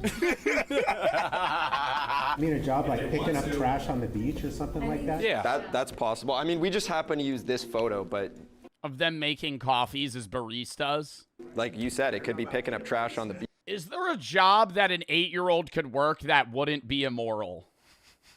Running games at a fair. Like, I don't know. Factories? No. Dog walking. That I wouldn't want them. That would be unsafe. There's no job like an 8-year-old could have that isn't unsafe or immoral. Currently, Building lemonade stands. Yeah, lemonade stands. But they have to pay the $500 fine to be able, they have to pay the city permit to be able to use the lemonade stand. I don't want to have a kid if I have to pay for his ass. Like Justin. And they also better have a government registered LLC or S Corp Said kids are getting really, really expensive now, and personally, like, I'm young, but I don't want to have a kid because I don't want to have to pay for his ass in this economy. Of course not. Always. A lot of other countries, kids start working when they're 6, 7, 8, 9 years old. Yeah. Say 6, 7. And 6, 7. But I'm originally Italian, and they had me working young, like you said, like at Nike. That kind of taught me a lot of like valuable fundamentals and kind of helped me, again, like stay out of trouble, like you said. How to work harder, 16 hours a day. I had to work harder, 16 hours a day, and it just taught me a lot about like life. 16 hours. How old are you? I was 5.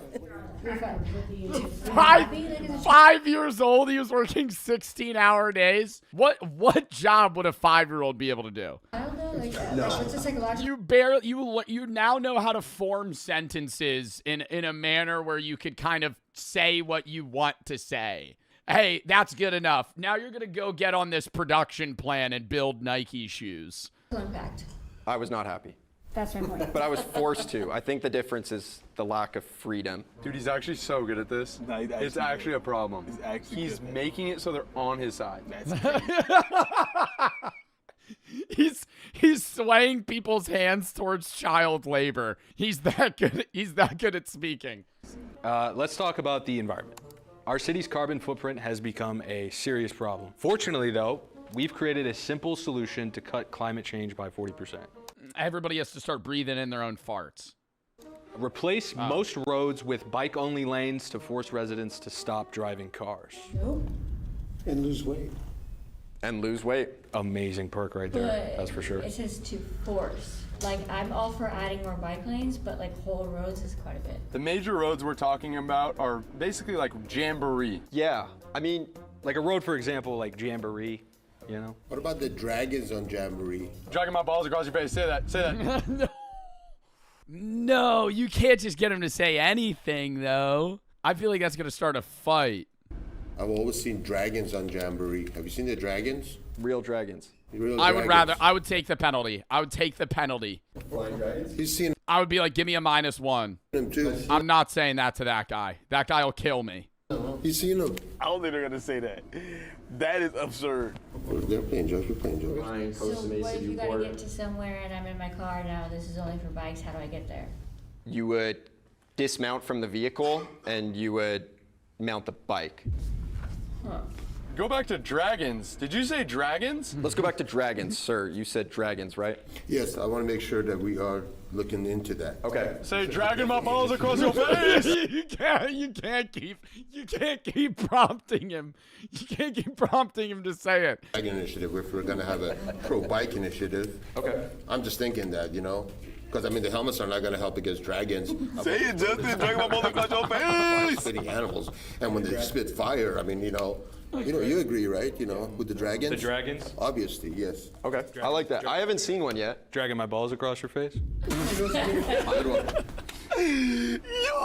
We have positive changes for parents and married couples. This one's insane. No, this one's actually insane. They're about to get mad. Okay, what he did do that diverted the danger was he looked at his friend and said it. You know, you didn't say it to the guy. Because if you said it to the guy, that'd be scary. Could be good. A 50% rent increase for single mothers. Basically, the idea here is it will Incentivizes single mothers to find relationships. incentivize mothers to stay inside their relationship. Oh, it's not their fault the guys leave. Yeah, or he's abusive, or let me incentivize you to stay with your abusive man, but we'll lower your rent. No. It doesn't matter. The father's going to end up paying for it anyway. I like that one. I think it's a horrible idea to punish single parents. It would just be single mothers, not single parents. This will encourage women to stop cheating and prioritize their family. Definitely. Room's getting silent right now. You see the chairs creaking? This is where it gets like, you know that level of awkwardness where like you can't sit still? That's like everybody just started fucking like fidgeting in their seat. What psychologist did you hire to do this? I'll need something to throw at you. Seriously? Why don't let's just keep it going then. What do we think? Yes, no? No. We'll take that as a yes. No, yes, yes. We'll take it as a yes. Okay. No. No? I heard some yeses in the back. Okay, my bad. I mispulled. I did hear a few yeses in the back, so I just. Okay, raise your hand for no. No. Who's a yes though? Hey, I'm not seeing some hands being raised. I'll take that abstinence as a yes. Do we have any yeses? Any standout yeses? No. Okay, must have been the wind. All right. We have new entertainment planned for our city. This is our beautiful city, but one thing it's lacking is real fun. So we came up with a new entertainment zone everyone will love. Introducing the Urban Hunting Reserve. What are we hunting? Why does that look like the Roman Colosseum? Dragons. No, but for real, is that really like a designated hunting area? Say, you'll see on the next slide. Yeah, it would be a designated hunter. I'm sure if we go to the next slide, we can read more about a fun zone where you can import and hunt any animals in a large 20-acre wildlife reserve. We have What, and then shoot them? That's actually what, like, Russian oligarchs do. We're going to ship in animals and then fucking gun them down? Hunting out in the forest, we just thought we'd bring it to the inner city, so it's like it's more No, readily it's a available. horrible idea. You can hunt robotic animals. Robotic. Lame. That don't give you buck fever. You ain't ever had buck fever before, boy. You ever kill a 10-point buck? You're sitting there. Shaking when you kill him. Animals, I think that's probably still 10 years out. Let me see. Shelter animals that go unadopted will be the main supply here to keep the business booming. What? Hunting dogs? Not hunting dogs, hunting shelter animals that go unadopted. Oh my god, that's disgusting. Pretty much. You actually could have gotten some people behind this right up until then. That's like the hook. That's like the hook, line, sinker right there. We're going to throw in golden retrievers that don't get adopted. Pre-game, pre-ELO. Absolutely not. And look, no, see. And then this is what you do. Then it motivates people to stop getting dogs they won't take care of. And it'll also promote adoption rates from people that don't want these dogs to get shot in cold blood in the Roman Colosseum that we're going to erect right outside of Anaheim, California. So it's going to do two things, right? It's going to reduce overpopulation in sheltered in animal shelters, and it's going to increase people taking care of their dogs. I think it's more about You got to stand on it. He has to defend it. giving them a last stand, because these specifically shelter animals that go unadopted, we're talking about ones that are literally, they're about to be put down because they've been in the shelter. Just put them down, don't chase them down and hunt them. But it's giving them like one last chance to run around. One last chance to run around. They can frolic in the flowers before some rich guy with a fucking ball-action sniper rifle takes him down. No, this is... We'll take this one as a no. We understand. Thank you, guys. With the exception of dragons. With the exception. Unless the dragon came from a shelter. Then We'll take this feedback. This is great feedback. Disabled people need help more than ever. We all know the blue handicap spots help those with disabilities. But what about the new spot colors for other groups with unique challenges? Introducing pink parking spots. And it's wider than a regular one. I've seen parking spots for pregnant ladies. Is it like that? It's just confusing. What is it supposed to represent again? I think it's parking spots for women only. There you go. There you go. These spaces will be 40% wider than normal spots to prevent parking accidents. Brilliant.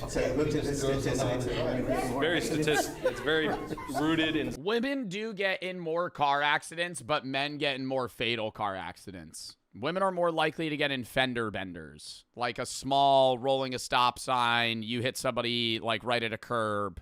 Men get into 80-mile-an-hour deadly car crashes. Stats. This is great. So this sounds like a yes. This sounds like a unanimous yes. No, absolutely not. Oh, no? It's a joke. Completely no. Mixed bag of opinions. What makes you think no on this one? Sorry. It's a joke. You're kidding.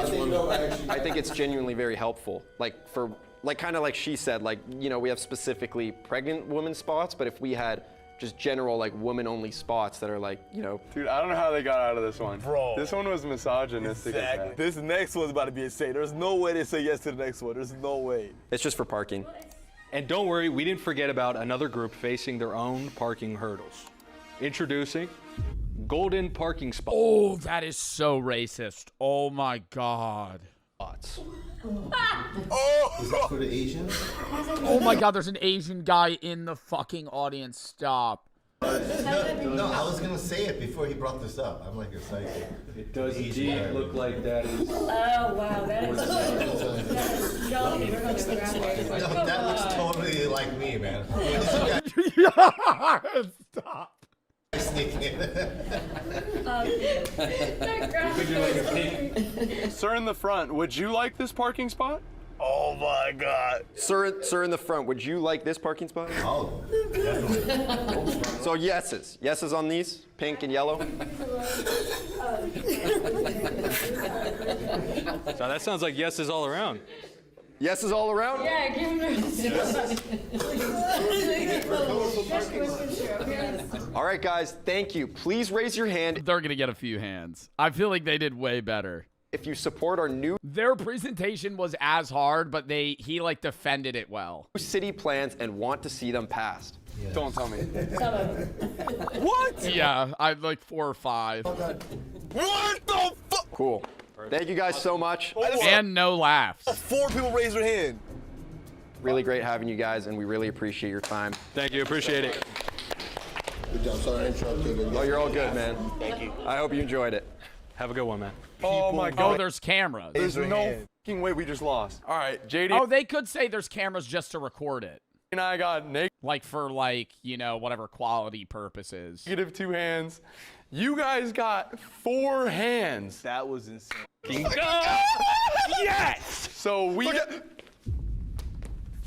JD and I are going to be doing the terrible mystery punishment, which is the 4-hour gauntlet. What is that? What the f is that? Before we get into the punishment, if you guys haven't, please hit the subscribe button. We want to. So now in another video, they have to do a 4-hour gauntlet. Video idea, do the offensive presentation, put the majority of the audience as imposters who will agree to any idea and see the real people's reactions. Oh my God. What a fucking good idea. Get a bunch of absurd shit, have like 80% of the people just be like, yeah, no, I fuck with that. That's a good idea. And just see if like the people like fold. The problem is if they did that, there's going to be people that just go along with the pack and then they're going to seem like shitty fucking people.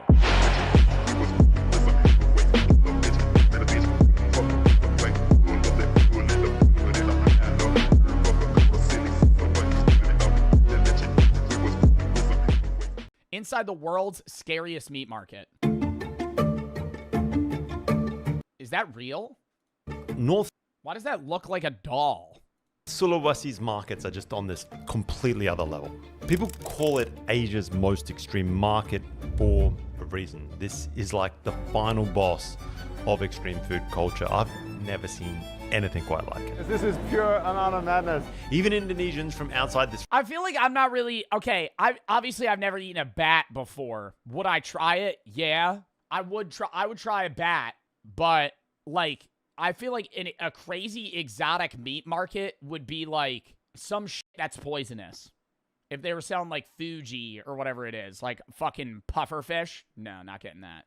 That's how you get COVID, dude. Then I'd be patient 0.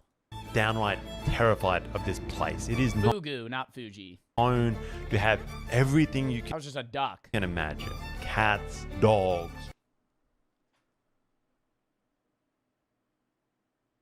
rats, pythons, and endless numbers of bats.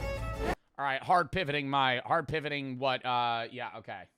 I gotta be honest, guys. I don't know if any of this ever makes it on. Would you eat a dog? No. I'd eat a guinea pig. I would never eat a dog. I'd never eat a dog or a cat. I think that it's, obviously it's like different culturally how you view that animal, but I truly believe that like dogs and cats are basically bred to be human companions rather than food, so I don't think it even makes, not even just moral, but like logical sense to eat a dog. Would you eat a horse? I would try a horse. They serve, when I was in Iceland, I can't eat a horse, because I have alpha-gal. Anyways, I would try one, though, if I could. But, yeah, they have horse in Iceland. That was, like, a big thing on one of I went to, like, a big steakhouse, and they had they had steak, they had whale, they had horse, and then puffin. And I was like, wow, I'm not going to try that. And I wish I kind of did, because now I can't. Whale? Yeah, I feel like I wouldn't like whale. I don't think I would like eating whale. Puffin probably would just taste like chicken, And I would bet that horse just tastes like steak. YouTube. And what I would bet horse tastes like steak. What appeals to me Like is word, that word for word. this isn't about some kind of crazy shock value. It's not some weird medical claim that's driving the appeal. It's not novelty for tourists. It's none of that. This is what people eat here for Christmas dinner. In Tomahan, for Christmas, you Oh, is this like festivity? Like this is like where people splurge. eat like bat. Yeah, we do. Like that's the specialty. Correct. And what outsiders see as just completely insane, as extreme, is just everyday Minahasan culture. It's part of the tradition here that just never really modernized. So why does this still exist? The wing is the best. I mean, isn't it becoming more and more outlawed to eat like what would be considered Western pets in Eastern countries? Like, I feel like I've seen a lot of shit where it's like becoming more and more, I guess, normalized to just like not like, hey, don't eat that. Like, I know that's obviously a stereotype too, of like Asian people, which is just racist. But I'm pretty sure that's like in most Asian countries, that's like not even really a thing. That's crazy. It's the best bit. Yeah. In my family, everybody will just like, fights for the wings. Yeah, no kidding. Here's my plan. We're going to check out a few of these markets to see if the food is actually mainstream or if these are just... What do you think bat would taste like? Like a bird? I feel like it would taste... I feel like it would taste really bad. Like chicken, but like something's off. Like something's really not right. Like, just like a mixture of like chicken and turkey. Few fringe stalls that are pushing this narrative on the rest of the world. Crocodile, I've eaten crocodile or alligator. And I'm going to I never know which I've eaten. push myself to the limits, of course, by trying this stuff out at a local restaurant. Check it out. I think a dog would be the line for me. I would try like horse, I'd try guinea pig, I'd try rat, bat. I couldn't eat something that like I have as a companion. I would not be able to eat a dog. A cat? No, that's what I'm saying. Like anything that I would say I would classify as like a pet. Obviously guinea pig's a pet, but it's like I don't really have an attachment to like a guinea pig. If I'm the only one there. And finally, we've got to head out to the source. We've got to trek into the jungle, try and find some locals to take us on a true hunt and see if we can see... What is that? Oh my god, just right over the flames.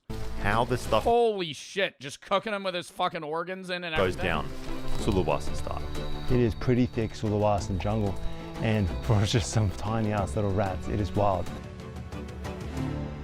How do you catch a rat in a jungle? I feel like I would starve to death in the wilderness in fucking days, bro. How does somebody catch a rat? I would be running around that thing. Like, you would have to set up a trap.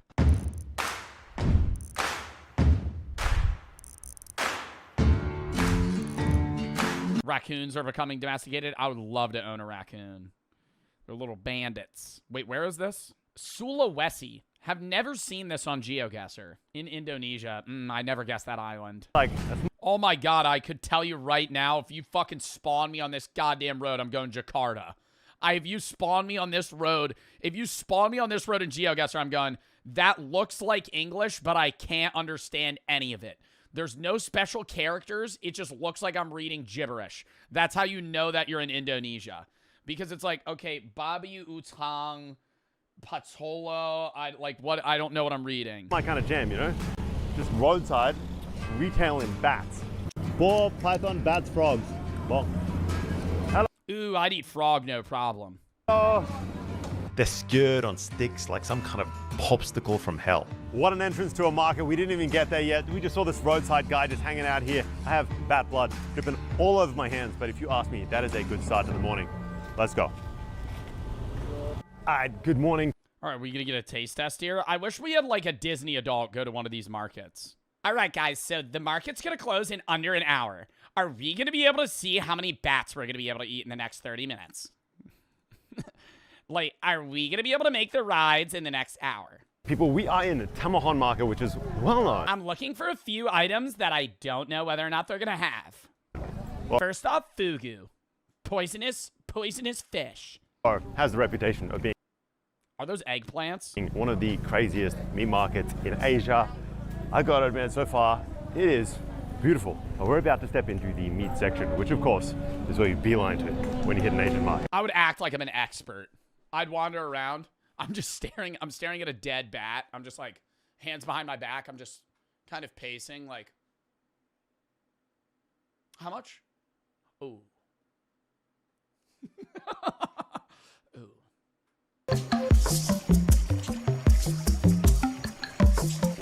Crazy. Woo. That did not take long. Yeah, I'm happy he blurred that. As we hit the corner of the market, there are some blackened out roasting dogs. There's pigs everywhere. There's a dude carrying around a tray of, is that rats? Or squirrels? That's rats? Oh my God. Do you think they're seasoned? Yeah. Wow. Bro, like I could not, like I'm not,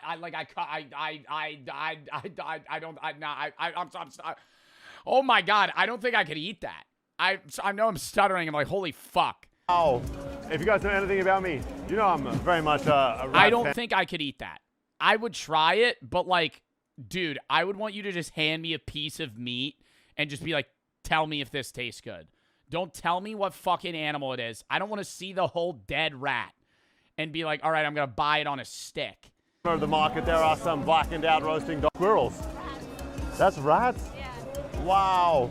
If you guys know anything about me, you know I'm very much a rat fan. I don't know why it's become this kind of like sick addiction. Jungle rat here in Sulawesi is a huge, huge thing. But we're going to venture a little bit deeper into this market, see what else we can find. The second you step in, it is just absolute sensory overload. There's not one or Oh my God, I love that guy.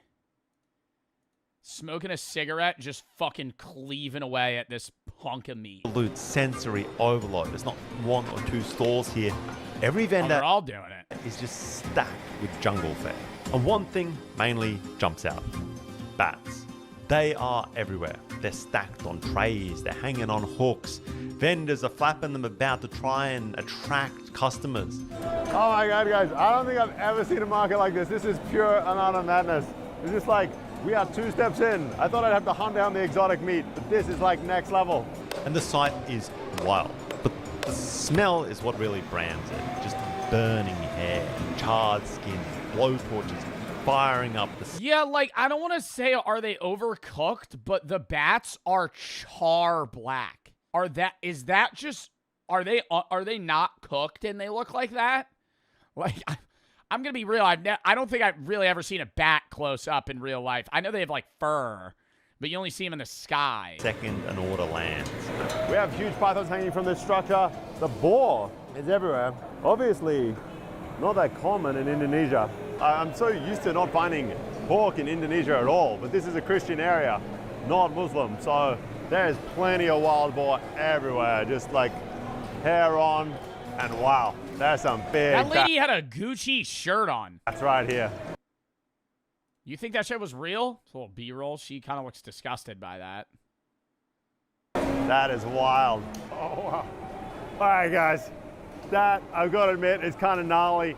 Just the texture, the kind of wetness on my skin. Oh, God, it's wet? The like mini claws that are biting into my hands. The rubbery nature of it. It is just like one ugly looking creature. I guess we do like the Is that its penis?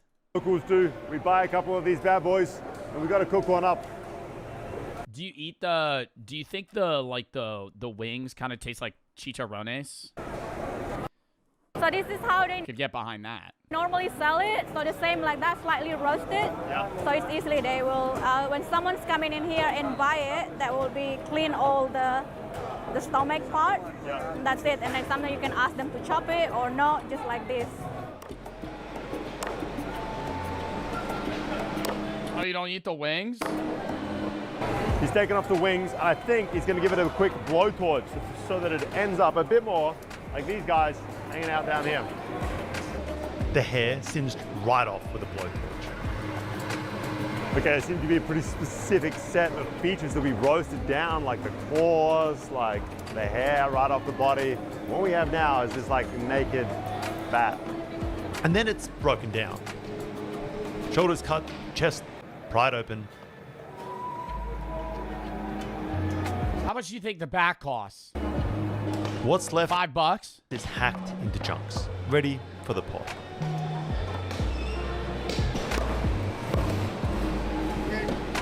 We have this kind of...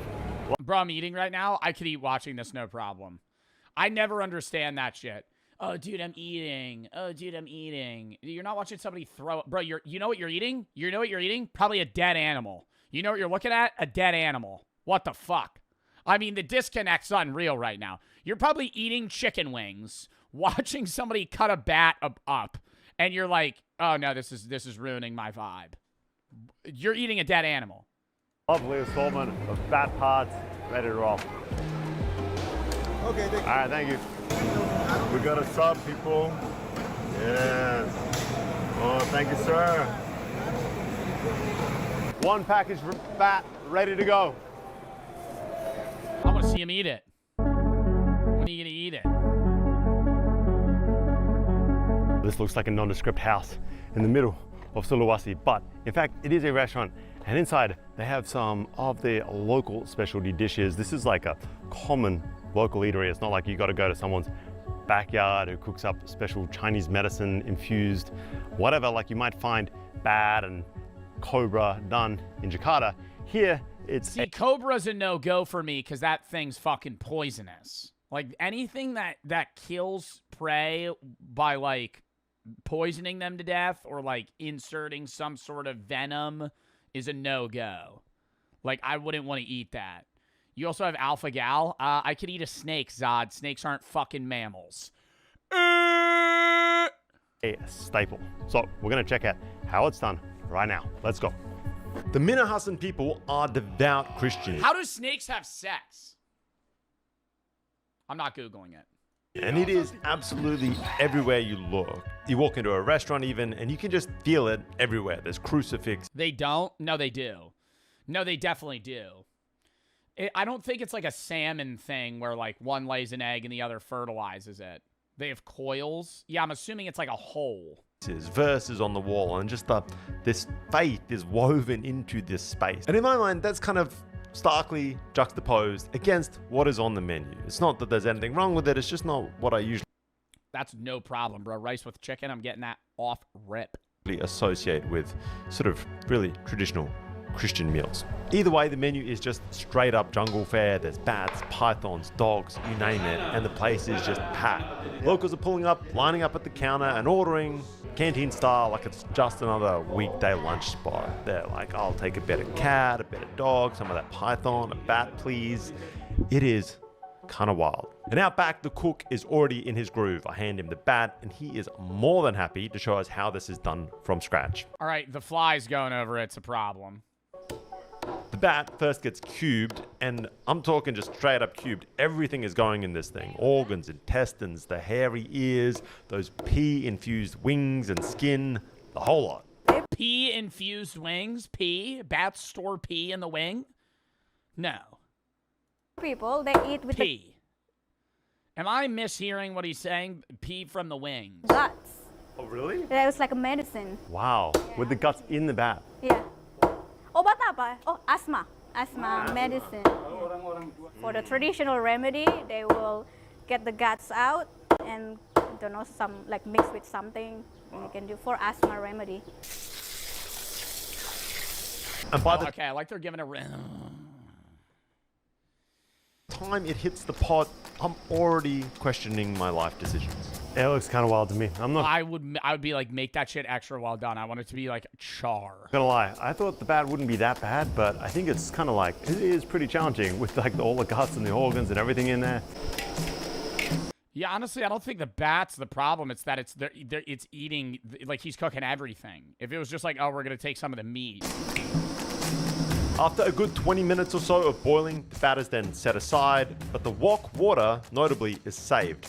The broth, they will drink it. So that's how they keep strong or maybe healthy, just like traditional medicines, apparently. The wok is then refilled with oil, and the cooking shifts gears. We're gonna add some lemongrass, garlic, huge spoonfuls of chilies, shallots, ground turmeric, and then, of course, the bat. And on top of all of Hey, they're kind of saving it. They're kind of saving this right now. It kind of looks disgusting still, But like what they're adding, maybe I'd give it a try. This. He pours back in that leftover broth, that rendered down stank, just to add a little bit. I need to smell this. Can YouTube implement a system where there's like some tube that just emits whatever this smell is? That would be if it smelled rancid, I would throw up. But if it smelled like chilies, I'd probably be able to eat it. More funk to this water. I'm not looking forward to this bat anywhere near as much as I was the python. I don't even know if you guys saw the python. Might be a different episode. We're then going to hit this with some pretty intense heat. Just basically stir fry it up. Just like that, we have one bat cooked up Minahassan style, ready to serve. It looks gross. If I'm being like to me, like that's an intestine or something there. I wouldn't want to eat it. But like I'm not judging anybody that would. I just think that I would not enjoy that.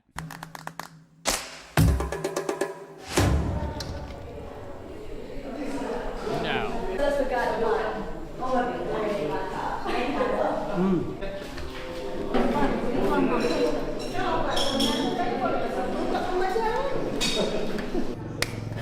Hi guys, we have here a giant bowl of sliced and diced up bat. Well, it looks more edible now than it did earlier, I've got to admit, but regardless of how much extreme food I have eaten, this is... I think the texture would be a big factor. If I bit into something and I got like I was biting into like a ligament, that would induce instantaneous vomit from me. Like it would be like just like in the same motion I would throw up. Or if I like bit into like an organ of some sorts and it like kind of popped in my mouth like a gusher. I have eaten. This is probably going to push me to the limits. There's something about a bat with its reputation, and then seeing this thing cooked with just like all of its guts, with the broth added back in for like extra flavor from it being boiled. But this place is packed. Everyone's chowing down on a bat and python. Oh, is that a bone? So, if everyone else is doing it, I guess we dive right in. Nice. Dive right in. What do you mean? I guess we dive right in, dude. You're doing a fucking Squidward bite right now. What the fuck is this? Oh. Man, it's tough. And it's tough. Your skin is just so tough. It's wild. It's almost like a leather. Just eating that, you gotta really work it. You know, you guys might not have seen it in this episode, but I literally just chowed down on a bunch of python that was cooked this exact same way. And I was under the impression that it would be very much the same flavor profile. You cook two animals in the exact same recipe, but this is completely different. This texture of a frog, it is just the craziest, oddest creature. There is nothing like this. That is for damn sure. It's got a bunch of this black skin. Oh, there's hair on it. Oh, I don't know if I can do the hair. That is, wow. Look at that. Sorry guys, I draw the line at the hair. That is bonkers. You gotta really work this thing to get at this meat. And I thought this would almost be rat-like. Well, let me tell you, this is so much of a leaner animal than a rat. The organs were placed in here with this as well. And that is clearly like a kidney or a liver. And he said this cures asthma. Now, I don't have asthma, but it's put in there for people to eat. We're gonna chow down. Sort of powdery. That's almost better than the meat. Honestly, I'd probably rather eat that. I'd probably rather eat. No. I know I had a kind of like a guttural reaction when I saw it, but I would rather eat that because I feel like it would be more akin to like something that I've eaten already versus like just the weird bony bit that's covered in like tough skin. You eat it? The wing? And why'd they cut off the wings and fucking get rid of them? It's like lots of people, that's most favorite part, the wings. I think what we have here is like an elbow, you know what I mean? The middle of that middle knuckle of a bat wing. And this is apparently the prize bit. So we're gonna try it. Here we go, guys.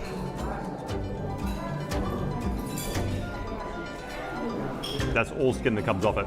It is so thick, so rubbery. You can taste or feel tiny micro hairs that weren't blowtorched off it. It has a real gamey flavor. I think the gaminess.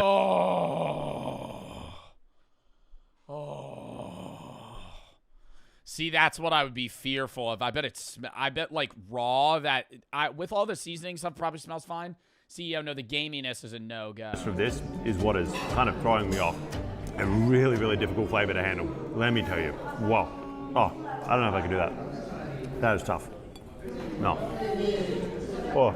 Oh, and he's being so respectful, though. Not for me, guys. Let me tell you. Like, you know, if this was like, they just pull a guy off the side of the street, they're like, yo, try this. Some dude from, like, London. Yo, try this. He'd be like, oh. I think texture is the bigger thing for me than taste. I think the gaminess I could probably get past. I think having to bite into it and yank it and then, like, chew it and it's kind of like gummy, no. Now. That's a tough one. Like, I could get by it tasting bad to me.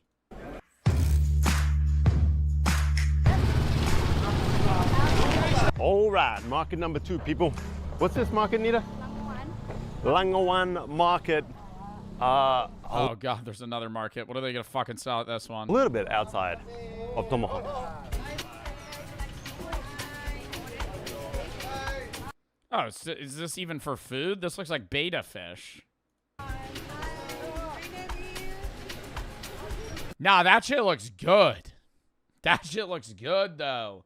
What is that? That looks like smoked salmon.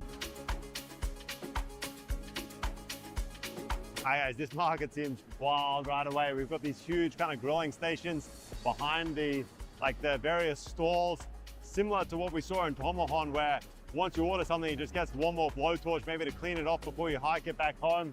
I see huge chunks of python getting grilled off, the dog in the corner. There is bats absolutely everywhere. And again, it just seems to be like a primary meat in this area. It's not. Highly requested video. We fooled locals with offensive city plans. Give us feedback on our new city plans. We're installing the world's biggest pride flag. Hell no. Are you joking? No. Do you guys disagree with that? I'm like, I can guarantee you no one will ever vote for that. who wants to see us? I always wonder how, like, YouTubers and even mainly, like, Impractical Jokers still get people to believe these things. But I've come to realize that they always get old people that are, like, really detached from society and reality in, like, local rural towns to do, like, a town meeting about city plans. Like, somebody that would be a part of the HOA in, like, your rural Nebraska city. Not gullible? I don't know. I wouldn't necessarily say the word gullible. Maybe... But, like, yeah, no, people that are living in 50 years ago. Society where parents stay together longer. Well, we have a solution. A 50% rent increase for single mothers. What? I'll need something to throw at you. We'll take that as a yes. We'll take it as a yes. No. Are you trying to go? I feel like these guys can pull it off because they're YouTubers, but don't you ever wonder how, like, I don't watch Impractical Jokers anymore. I feel like nobody, I don't want to say that's a dead show, but, you know, it's not 2013 anymore. But I always wonder how they still get people that don't know them. You know what I mean? Like, who below 50 is going to walk into a Walmart and have myrrh or Sal walk up to them and be like acting really weird and laughing before they say anything? Like, obviously they have a person in their head telling them what to say. Like, even if you don't know them, you'd be like, yo, you're a part of a bit. Like, this, I'm on camera right now. The NFL playoffs are here. Football is at an all-time high, and there is no better time to get in on the action than with DraftKings Sportsbook, the sponsor of today's video. If you sign up with DraftKings and use promo code JOEB at sign up and place a $5 bet and your bet hits, you get $300 in bonus bets instantly. What an offer! DraftKings Sportsbook is the place to place touchdown bets.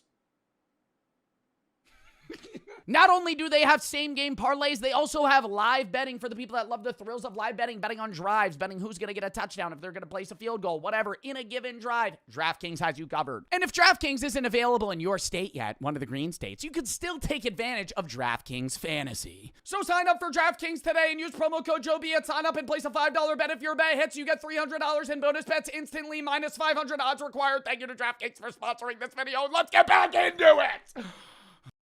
yes. You said no. Disclaimer, everything said in this video is for entertainment purposes only. This does not represent us, do not replicate or act upon any content shown. We invited local residents. Oh, so you don't think single mothers should have a 50% rent increase? Huh. Yeah. To attend what looks like a real city meeting where we're posing as officials presenting new plans that will affect them. But the catch is we're given extremely offensive ideas that we have to present no matter what. After the president, I would love to be a part of this. I feel like okay, no, here's the thing. I could never do the presentation. You would fold? Oh, 100%. I could not do the presentation. I would love to make the presentation. You know what I mean? Like, I'd love to be the guy that makes the slideshow of something that's just, like, obviously gonna get bad reviews or, like, a bad reaction. But I don't think I could ever stand up and just riff, you know? Stand up, read a presentation, click this next slide, and it's like, we're gonna ban gay people from, and I have to defend that in front of a fucking town meeting of people that are just gonna be appalled. strangers will raise their hands if we convince them to support our new plans. And just like the Impractical Jokers, whichever team gets the fewest hands raised will face the terrible mystery punishment at the end. It's actually... So this is Impractical Jokers. This is... This is a one go on Impractical Jokers. There's no thumbs down. It's just if you lose, you just get the punishment. I'm telling you right now, it's not good. It's not gonna be fun. Yeah, we're not doing all that. We're not doing all that. We're not gonna do all that. No. You guys can do terrible. We're not doing terrible. We do like the chill. We do like the prizes. We're not doing punishments. No, we're not doing the punishment. We're winning. This is the winners. Do you guys see what's behind you? That's your presentation. That's your presentation we made. What do you know about your presentation? What about you? Don't know shit. Dude, I would just pull every buzzword out of the book of something that's controversial. Like, the presentation would just consist of, like, every single, like, buzzword that just gets people upset. You don't know shit about your presentation. Is it that bad? It's bad. What do you mean is that bad? Yours is so bad we have a security guard here. Oh my god. Oh my god. JD and I are going first, and remember... Security guard here in case one of the people fucking rushes them. We have no clue. Yeah, abortion. Yeah, dude, literally abortion, LGBTQ, Charlie Kirk, gun laws, immigration, DEI, just everything. Every climate change, minorities, religion. What they put on this presentation. Alrighty.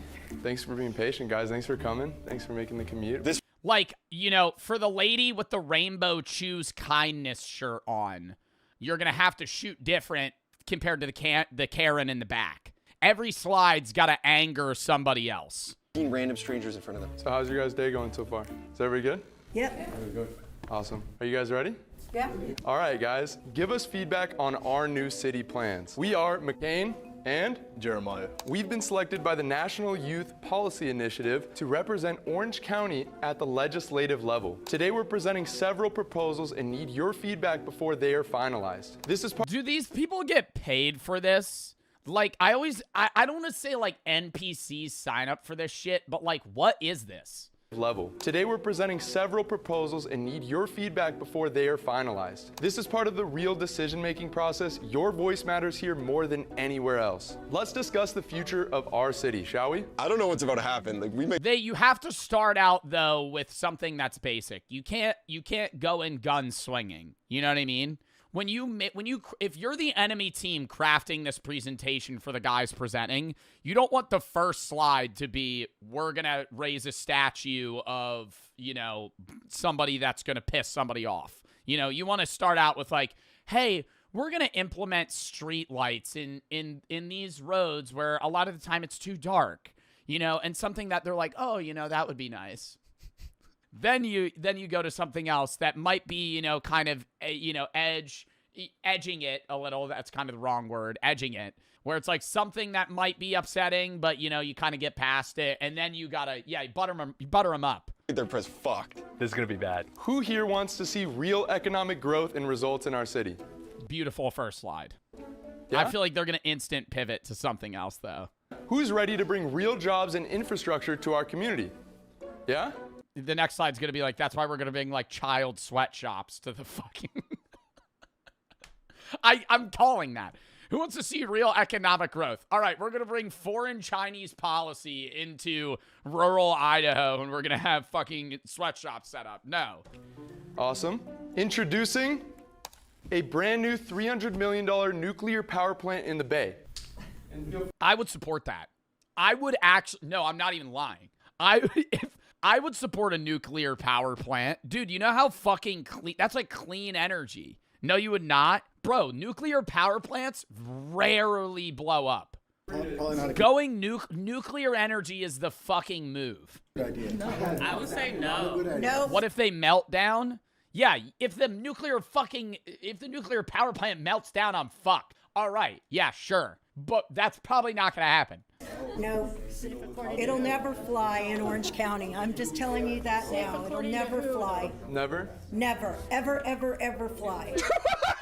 Yo, this is insane. There are different ways of getting in jobs. Okay. This is the quickest and easiest way. It is the... Bro, but nuclear energy, yo, I would stand on this shit in the crowd. I'd be like, yo, I fuck with that.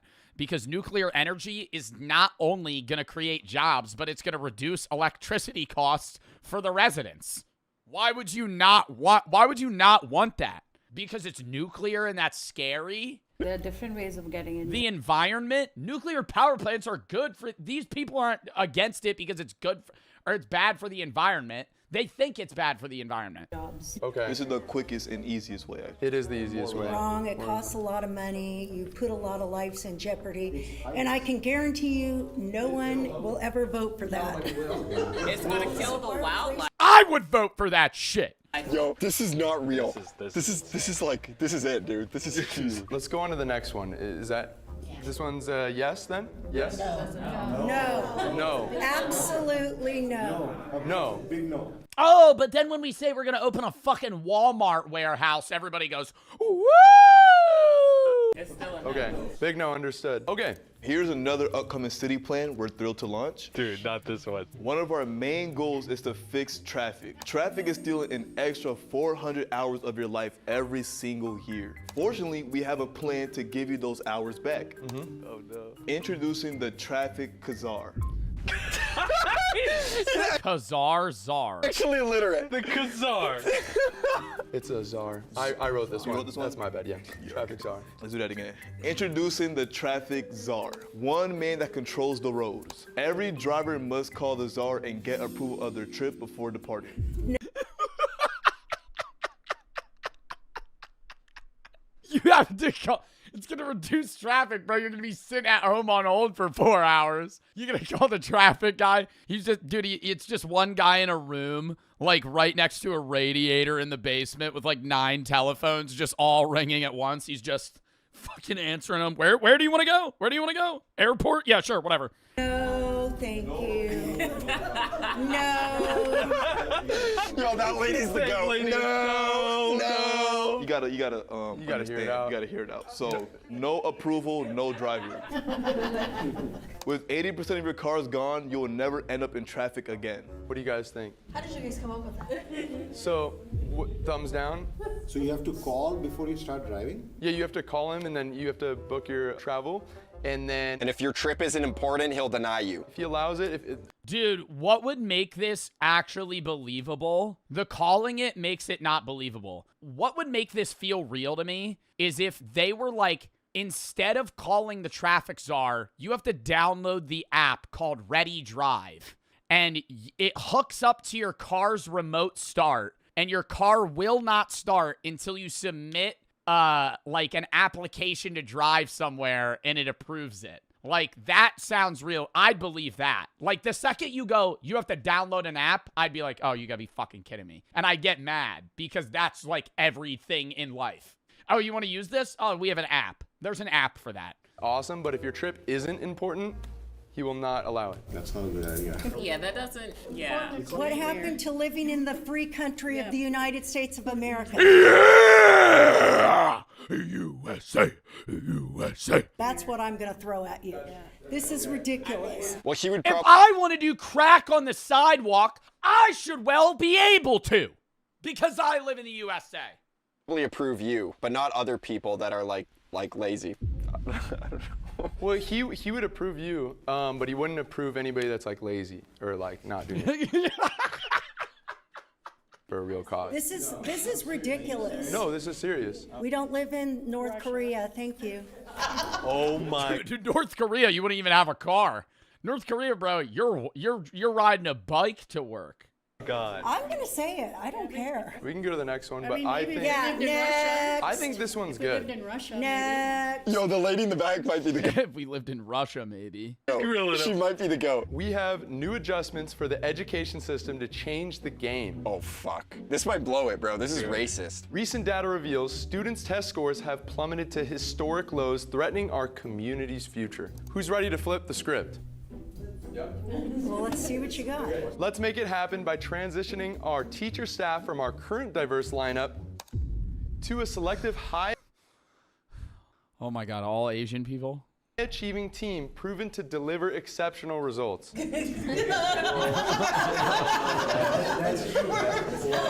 Any feedback? Let's not look at skin color and just look at the scores. No, these are literally the highest achievers. Yeah, we didn't look at skin color. They're actually the highest. They're literally the highest achievers in this area. They're very hardworking. Well, you know, kids are usually, 7 hours a day at school. So, having really good teachers dramatically changed their life. You can have all the good teachers you want, but if you don't have an infrastructure and At home. money, It's not and- gonna work. And all kids are at different learning levels, so there you go.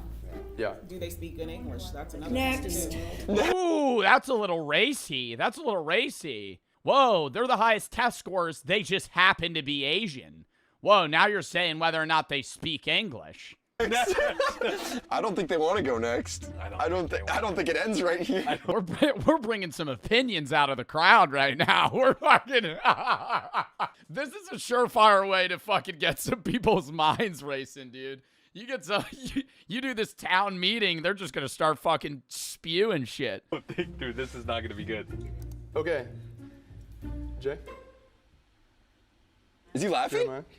He's laughing. And rest assured. He's totally laughing. Is he laughing right now? He's totally laughing. That's a laugh. That's a laugh. What Oh, they get penalized for laughs? is he doing? And guys, every time the presenters laugh, that's 1 point off their score at the end. And rest assured. He's been sneezing a lot. And rest assured, 12% of their salaries will fund their Uber rides to and from schools. It's a win-win situation. Sharper minds in class and fewer risks on the road. This really sounds racist. I don't know what to do. It is pretty racist. It is. What is Jay doing? He's laughing again? Are you Dude, serious? he looks like he's fented out. What the fuck was it? Why is he laughing? Yeah, I feel like it'd be better if he just outwardly laughed than like leaning down, like they know he's giggling. Stupid. That's not a good. He wrote it. Stupid. I'm gonna. So A lot what? of It's people are gonna take stupid. it. What's stupid? The whole thing. Well, we have more Bro, he's not breaking character at all. policies that you guys will probably like. So While we're on the topic of education, immigration is good, but it's a problem when they don't speak English. I already know I don't like this. Fortunately, we have a solution. Allowing immigrants to learn English at Bro! Yo, that's a third laugh. Jay is throwing. Hey, I don't care though. They're gonna be doing the fucking punishment. allow immigrants to learn English at elementary schools. Oh, these are going downhill pretty fast. I'm not against it, but I thought they were already doing that. In a lot of- They're not in here. Thought they were doing that. What? She thought they were just having like random 40-year-old immigrants sitting in at like a first grade class. What do you mean she already thought they were doing that? What? They're not here. So this will help them learn the basics so they can integrate flawlessly in America. So they would be in school with the elementary students Yeah, at the yeah. same So time. just to double up, like, so we can save pay on like the teachers to. I just say no. I mean, learning with children might be a little weird, but Well, maybe the children can learn life experience from the older people. Maybe children could learn life experience from the older people. No, thank you. No? Yo, they're done. They're fucking done. I wouldn't feel safe with my kids with adults. Well, we have teachers in the classroom and security and officers. Oh my God, that would just be so. That's just that is really a bad idea. Would you install like TSA metal detectors? TSA, Bro, I feel like you got to be doing that already now. That's a dumb fucking question. You gonna be installing TSA? Oh, brother, yo, there's fucking 300 school shootings in the last fucking year, man. Like, we already need to do that. For individuals like that come into the classroom. Why do you say that? Oh, because he's foreign. It's a joke, Joe. That guy is not joking. That guy is not joking. He's saying install metal detectors in TSA because they're immigrants. I'm just saying, I don't know. Individuals like him or the kid right here? That guy makes me nervous. That guy looks like he wants to blow the classroom up. I wouldn't be. Oh, is it still a joke? Yeah, for that one chatter. That's just racist, bro. What? That's actually wild. I feel like the crowd is saying more crazy shit than like these dumb presentation ideas they're putting forth. Nervous. That guy looks like he wants to blow the classroom up. I wouldn't be safe. No, I don't. Looks like he wants to blow the classroom up. I feel like he looks like, bro, what? He looks like he has money, if anything, if you're trying to fucking stereotype him off of like, what? Like, what do you mean it looks like he wants to blow the classroom up? That's absurd. I don't think he would do that. He's here to learn English. How do you know? He's just trying to learn English. How do you know? Dude, everyone is against them. I don't think they have anyone on their side here. That's good feedback then, right? Thank you guys so much. Seriously, this is amazing. It's no secret we have a homelessness crisis. Oh my God. Yeah, they're fucked. Have you ever had a sleeping homeless person blocking your path? Yeah, you see them, but You don't see them, but they're not blocking you. Some of us have and some of us haven't. What are you saying about this? Well, we have a plan to get homeless people off the streets for good. Yeah. Let's hear it. We'll make front yards public so homeless people They can just fall asleep in your yard can get off the streets. Oh, no. No, thank you. What about their neighbors? That would never work. You just making people's front yards their permanent homes? No. Not their permanent home. People don't pay and buy a house and property tax every year to have somebody sleep on their front yard. And where are they going to go to the bathroom? That's ridiculous. They're gonna go to the bathroom on the lawn. They'll probably use the bathroom on the lawn though, like a dog. Thumbs down. No. Thumbs down. Thumbs down on this one. Before we go. Bro, I feel like there's no way back to back. Like, they gotta have some good ideas in the middle. You know what I mean? Because this seems like by the third idea, I'd go, these people are fucking joking. You know? Like, this is a meme. If they had like one bad, two good, one really bad, I'd be like, okay, what? In the next city plan, we want to give in our city. Who wants to see harsher penalties for criminals? Yes. I do. Yeah. What? Harsher penalties for criminals? I think it depends on the person. I would rather see more reform input for criminals. I'd rather have criminals get help. The horrors of DoorDash. Welcome back to the Papa Meat channel. How you doing? Come on and sit down because today we're going to be talking about food delivery drivers. I did some DoorDash this weekend, Nick. That's why we're doing this. Let me tell you, the whole operation, the whole DoorDash, the whole food ordering app industry, it's got to change. Oh, I love it. I think it's very inefficient and also fucks over the food drivers. But being able to DoorDash or Uber Eats food at any moment is sick. It's overly expensive for sure. Yes. But I don't think that here's where I think it works is if you're ordering a large amount of food. If you're using DoorDash and you're ordering like $60 of food, it's probably worth it. But if you're ordering lunch, you're going to spend as much money on food as you are for it to get delivered. And that's when it's a waste. For centuries, if you wanted to eat a meal, you either had to go out to a restaurant or cook the goddamn thing yourself. Today, however, you can place an order to a seemingly endless list of restaurants and have it. Who the fuck is ordering ice cream on Uber Eats?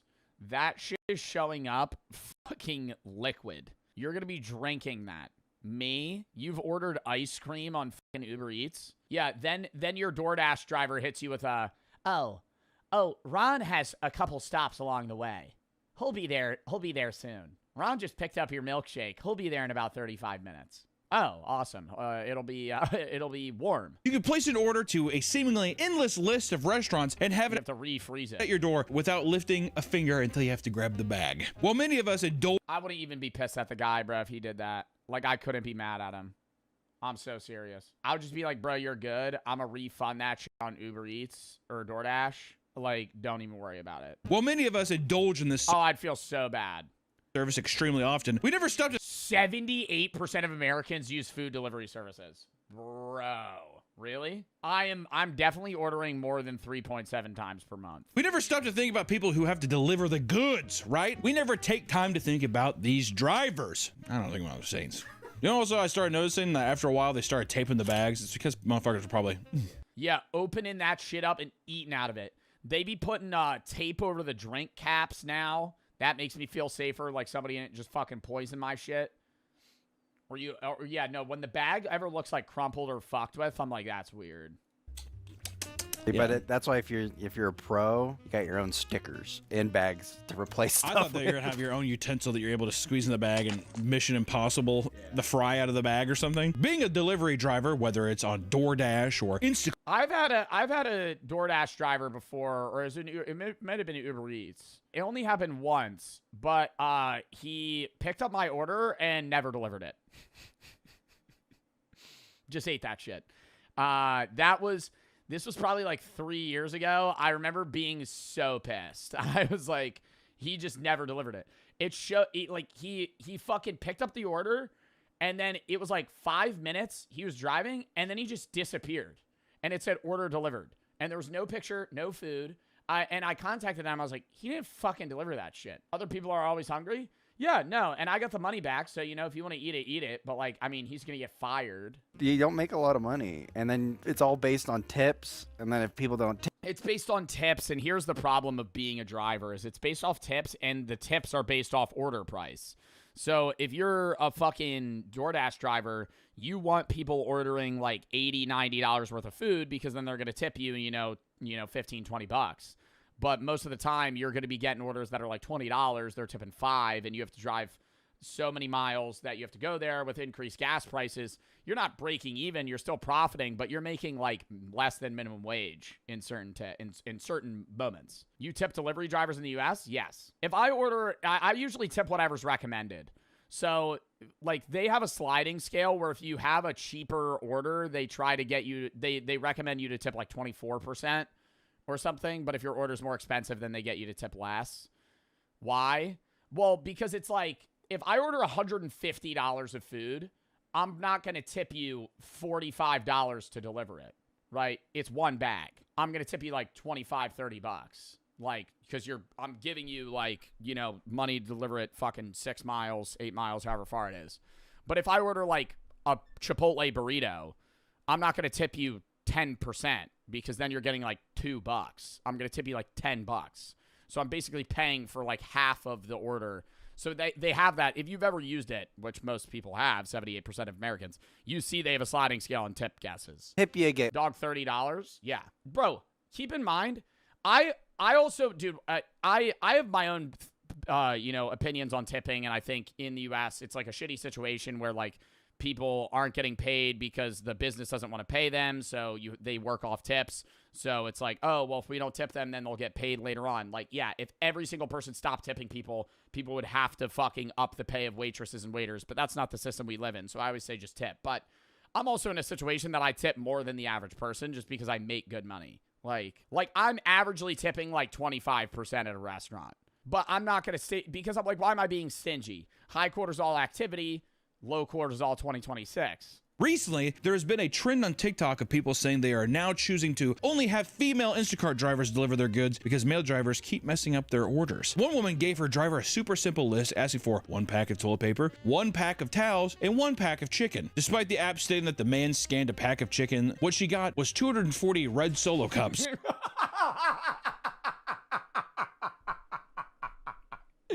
No, that's so funny though. That is fucking hilarious. 240 red Solo cups. Oh my God, you're gonna be playing Pong for like 10 years. A refund. You know what? In a situation like this, though, do you not just think that I'm doing multiple jobs at one time and I gave you the wrong bag? I think that's what it is. Yeah. Because they might have 3 bags in their back. They might have 3 bags in their back car, and somebody ordered that, and now some other dude's getting paper towels. Oh my God. Wow. This woman wants toilet paper, paper towels, and chicken. She gets red Solo cups. Meanwhile, there's a party full of people that are waiting on red Solo cups to be able to play drinking games, and they just get, like, toilet paper and raw chicken. Don't worry, guys. The red Solo cups will be here anytime. Sorry, dude, but I'm not a feminist, and I like men a lot. A lot. And I think, dude, if a man goofs up, you have to give him 75 chances. It's true. Women, Right? one. Women, none. You have to be perfect at all times. In another instance, a male shopper was tasked with getting a customer a tub of Neapolitan ice cream. After claiming they didn't have the brand she wanted, he sent multiple blurry pictures of what they had, only for it to be very clearly in stock. There's none. It's a fucking buffoon, man. I couldn't tell you. You have Ben & Jerry's? No, the fuck to the left. I see it in the picture, in your blurry picture. It's right to the left. Well, aren't there a lot of, like, grocery stores and shit now where, like, Uber Eats and DoorDash drivers, they don't even do the shopping. Like, a worker at Walmart has the job of DoorDash, and they fill the bags, and then the worker just shows up and goes, I'm here for blank. They pick up the bag and leave. That's the best system, because then they're less likely to fuck it up. Because if a guy's job is to just fucking search for items, he knows the store, he knows where stuff is, it's quicker as well. While staying at an Airbnb in Miami, a group of girls ordered a long list of basic groceries and necessities for their upcoming stay. When the order was marked as delivered, they expected to find it on the porch. When they opened the door, however, they found the driver simply tossed all the groceries all over the picket fence and left. What are we not seeing, though, in this? What are we not saying? We're not having the full picture on his side. Like, I bet you think he's just like, can I? Whole ass grocery order, bro. Like, I don't know. I feel like there's like a level of, it's different if you're like, you have a disability or there's a reason you can't, but like, bro, why are we doing an entire week's worth of food on DoorDash? Like, I'm just go to the grocery store. You know, I think it's different. Like, it's a level of convenience where it's like, fuck, I don't have time. I'm going to order, I'm going to order lunch. But, like, just go to the grocery store. Just go to the grocery store. If you're getting fucking $300 worth of fucking, or not $300, like $160 worth of groceries, go to the grocery store. Ron, yeah, literally, bro, Ron doesn't they don't grocery shop. The core guys just order all of their fucking food all the time on DoorDash. I can't believe he did that. He ordered a head of lettuce, and that's it. A head of lettuce. Imagine being the DoorDash driver that delivered that to Ron yesterday. You pull up. Oh, I'm here for this order. Oh yeah, here you go. It's just a bag of lettuce. I've had multiple instances where I've gotten in an Uber. I told you all about this the other day. I got in an Uber XL. I order an Uber XL. I pay for an Uber XL. Uber shows up in a van. I go, fuck yes, dude. We got enough space. We could all sprawl out. Open it up. The back part is for fucking luggage. It's a fucking 3-seater van. And I'm like, hey, we ordered an Uber XL. The guy goes, literally. So we get in. We lap up. Right? We got fucking 5 people in a 3-seater back seat. Grown-ass motherfuckers. And then 1 person in the front. And the whole time I'm like, this guy is like actually just breaking Uber rules. Like he's picking up more expensive Ubers when he doesn't have a car that fits that many people. Gave him a 4-star. Worst Uber rating I've ever given was a 3-star, and it was because the guy was actually falling asleep at the wheel. I just feel bad. I gave a comment on that one. On both of them, actually. The 4-star one, I was like, car was too small. The one dude, he was biting his finger to stay awake. It was like 1 a.m. We Ubered back, and I get, bro, motherfuckers need to hustle and make money, but, like, you're going to kill someone. He was, like, swerving into the rumple strips, and he was going like this.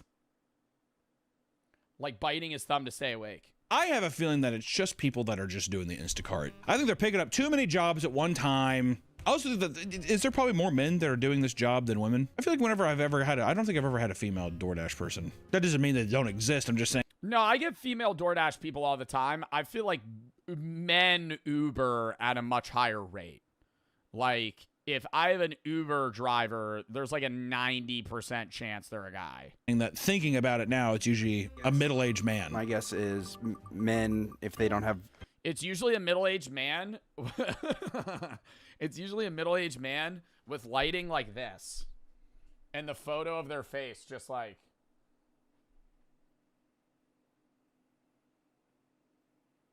And they'll say, and it'll be like, it'll have like their interests. I love reading their bio. That's like my funnest. That's like the funnest thing for me. I click on them and it'll be like, oh, this person's delivering. Knows English, Spanish, French, whatever languages they know. Their rating. And it's always funny when they have a shitty rating. I go, oh, I'm in for a ride. Dude, because like anything below 90% means like people don't fuck with them. And you'll see a guy will be like 84% fucking rate. I'm like, dude, he's about to get like fired. It'll be like loves blank. You got to bring that up. Do that shit. Next time you hop in an Uber, see their interests, bring it up.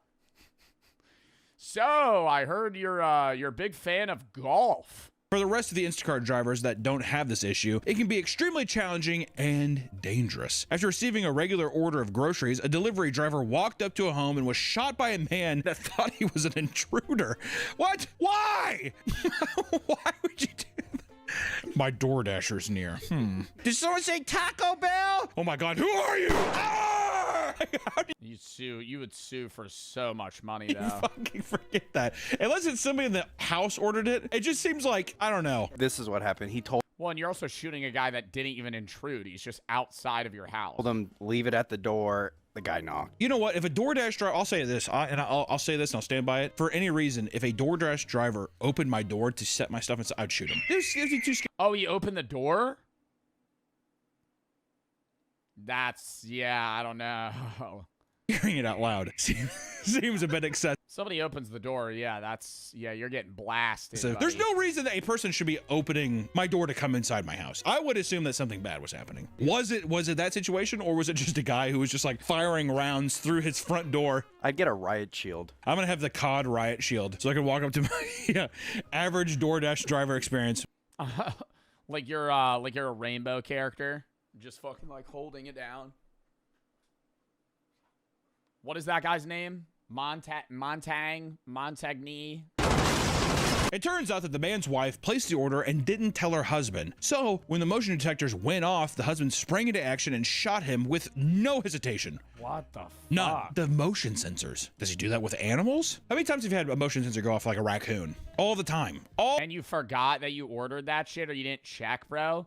Like, I think it'd be different if the guy was holding a weapon. But, like, your motion sensors go off, you spring up, you're worried, and then you see the guy's holding a bag of fucking food that says fucking Chipotle. I'm going, oh. All the time. That's when I bring out my gun. Exactly. That's why I fire aimlessly. Maybe there's... His wife ordered it. Still, would you not... Chat, before you shoot someone, are you not checking... Like, oh, he's just delivering food. Whenever a customer places an order, they often feel entitled to have the driver do whatever it takes to get their groceries to their door, no matter how ridiculous of a feat it may become. One shopper accepted an unusual order of 4 24 packs of water bottles, 6 12 packs of water bottles, and 7 4 liters. Yeah, see, that's like fucked up because then you're making that Uber driver carry like a shitload of weight. And why are you ordering water? Of distilled water and 7 4 liters of mineral water. My God. When they reached the customer's home, they requested... My lift is not working, just letting you know. You have to deliver at my doorstep. I live 17th floor. All right, so he's just fucking with him. All right, yo, my elevator doesn't work. You have to carry fucking 140 gallons of water. up to my fucking apartment. You have to use stairs. I want all the water bottles. Please don't cancel my water bottles. Otherwise, I have to complain against you. I don't think that there's a world where DoorDash or Uber Eats is siding with the customer here. The fucking elevator's broken. He's requesting me to carry hundreds of pounds of stuff up 17 fucking flights of stairs to get a $6 tip. Building was broken. Newsflash. It's outside. Come do it yourself. And in the end, the customer canceled the job, leading to the shopper's $8 payment being rescinded and increasing their overall cancellation rate. That's fair. $8? Ah, this is a depressing job. Oh my God. Besides driving people around, Uber also offers a meal delivery service called Uber Eats that is notoriously terrible to work for. Like other food delivery service apps, they pay their workers very, very poorly. Because of this, some drivers come up with creative ways to earn better tips. Jade Phoenix was a full-time Uber Eats driver. The thing that I see, not with Uber Feets girl. What? I was going to say, not with Uber Eats, but with Uber, the thing that I've seen is somebody picks you up. You usually go, hey, or the driver will go, hey, I'm going to drive you here. If you want to ride back, here's my number. Call me and just pay me cash, right? And then they'll get the full amount. And I've done that, right? And that's a little sketchy. Like, I'm a guy, so it's like a little bit different. I'm not as nervous with it. But it's like, the guy drives me, it's $40. He's making like 20 of it because Uber's just taking a huge cut. And he'll be like, hey, I'm going to be in the area. If you need me in fucking 4 hours, call me. And then I'll just come pick you up. And so that's usually like a better move. Driver who claimed because then they're getting more of the money. Find a and they're just pocketing it. Secret method for raking in insane tips on literally any kind of order. When dropping off people's food and snapping a picture to confirm the order, she would purposely include her feet in the pictures. There is no way that she's getting more fucking money from that. Claims her tip significantly increased after she began this new strategy. She even received additional money on top of the tip after she sent them the original picture. You got way more than expected, $29.68. Do girls like men's feet? Men with feet, it's what psychologically, what is that would lower it, dude. Some dude fucking whips out his dog's hairy ass fucking feet, man. Just in the photo, dirty as shit, long ass toenails. Ugh. Is that? What is the feet obsession? I don't know. That's something I will never understand. Didn't we try doing a foot video and it got demonetized or something? That's the thumbnail.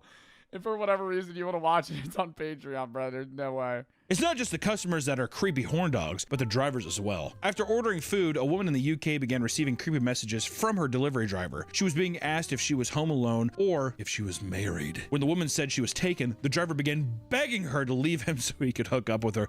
Leave her, baby! The man got so desperate that he began offering as much as £10,000. He doesn't even know what the woman looks like. He's just offering a random woman off her name alone fucking $10K to break up with her boyfriend. For her to break up with her boyfriend, there's no way the pussy could have been that good. UK pussy? You kidding me? Oh, man. Well, I don't think I can leave them. I don't think just can you leave the Chris at the door? £10,000, Mom.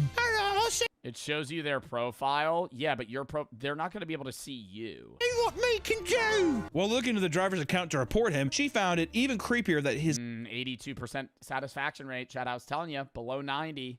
Listed reasons for delivering was passion. I will say I've had a driver after delivering my thing be like, hey, I love your videos. And I say, oh, thanks, man. And then it's a thing of, you want to hang? Shit like that. God, that's creepy. That's so fucking weird. That is so fucking weird. Exactly. 100 step. Oh my God. Bro delivers your food. You want to hang out? No, fuck off, you weirdo. Bro, that or you meet somebody in public. They'll be like, bro, we should hang out sometime. Oh. I've gotten that like twice ever. And I awkwardly have to go, nah, man, I'm sorry, man. I don't really know you. I don't really know you, bro. Oh, we should smoke together sometime. No, I think I'll pass, man. I have no idea who the fuck you are. Don't ever there's no reason to contact me or anyone ever. Or like that girl. Let's just get me out of this, that girl. If it's a girl now just being like, you know how hard it is for someone just to be like, no. I have no idea how you're going to react to that. You know what I mean? No idea. You've been around me when there's been people. So it's always a risk because we've had a lot of, we won't go into details, but we've had a lot of people that are. That, bro, or more often, it's weirder when they're like, yo, you want to hang out? But sometimes it's like, yeah, I respect the hustle, but like, I'll meet somebody. They'll be like, yo, I actually do social media. Could you like follow me? We collab.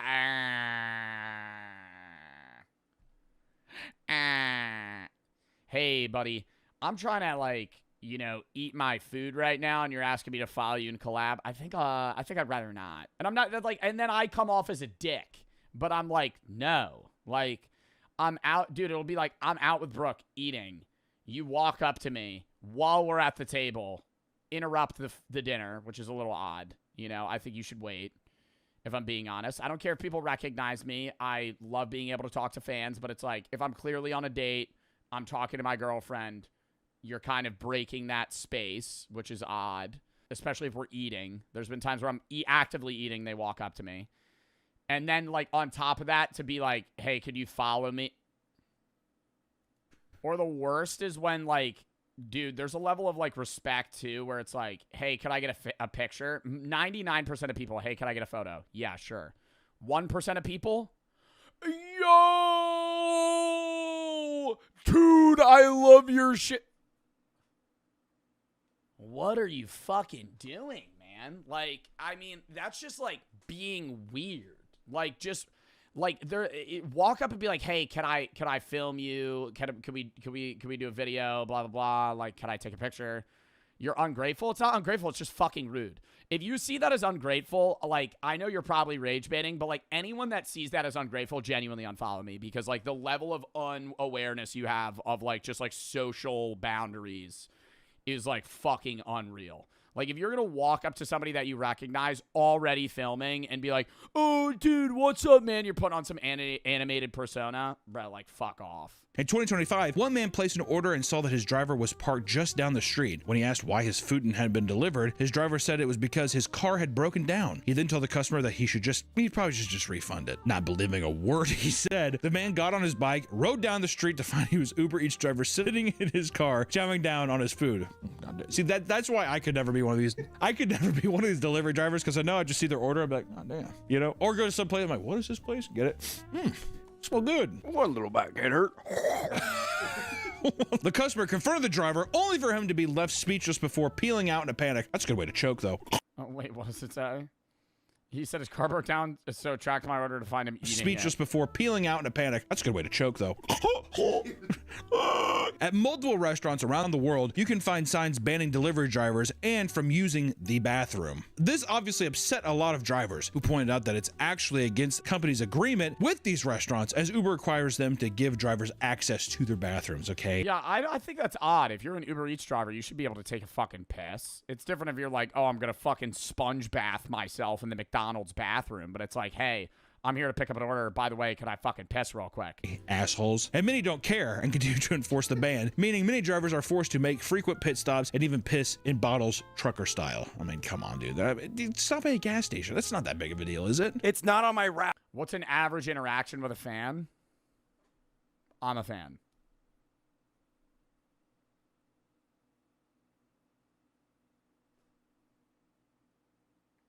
And now I'm me. Yeah. Really? Yeah. Dude, I watch you all the time. And I go, oh, really? That's awesome. He goes, bro, I love your YouTube videos. I was watching you 2 days ago. Can I get a picture? Yeah. Take a picture, dap him up, have a good day. That's it. Regular interaction. But see, you have 100 interactions, you're bound to have like 3 or 4 that are just weird. The common awkward interaction is they go for a fist bump, I go for a dap up, or vice versa, and then we hit the awkward switch. And then it's like, meeting a fan annoy you? No. It doesn't annoy me meeting a fan. It annoys me when they stare at me from 50 yards away for an extended period of time, because either A, they're not sure that it's me, or B, they're just too scared to walk up to me, especially if they're in a group and they're all kind of hovering around each other and just constantly looking up and staring at me. It like ruins the potential for me to have a fun time if I'm like out and doing something nice, because they're kind of just like stalking me from afar. Like, just walk up to me. And so what I've done now is I've gotten pretty good at, like, if I see them, I know they know who I am, because there's like a certain stare they give. So I just break that so I don't have to deal with that. And I walk up to them and I go, do you know who I am? And I've never had somebody yet go, no, because it's pretty obvious. Like, they're going, staring at their phone, staring at me. So I just walk up to them. I go, you know me. And they go, yeah. I go, thank fuck. I usually go, I'm sorry, I'm just trying to break, like, the awkward. The only time I've ever denied people of taking a photo was when I've been in a hurry. Like, there was one, literally, how an FBI agent infiltrated the KKK. Lock in.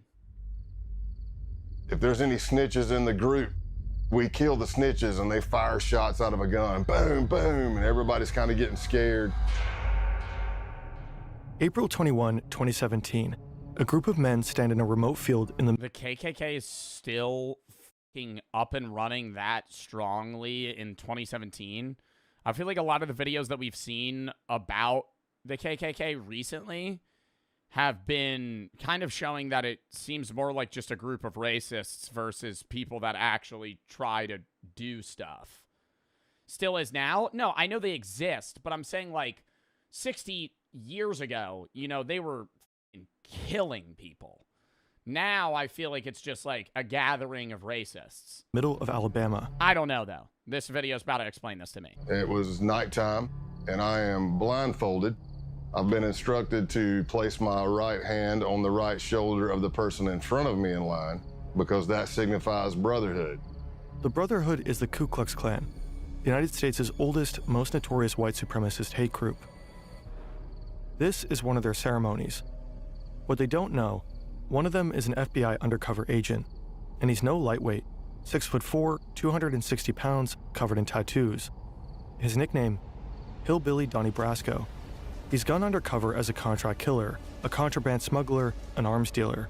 He's put dozens. Oh, do they work kind of like a biker gang in the sense of they still perform illegal like they sell drugs and do like that to make money? Then who the f is that one guy that's the leader of the KKK that's in like Alabama and he just he does videos with like Gideon? Like, is that a different dude? That's that guy? There's no way that's the dude that's the leader. I mean, this is 2025 versus 2017, but Arkansas, not Alabama? Okay. Dozens of people behind bars, from drug dealers to violent motorcycle gangs to pedophiles.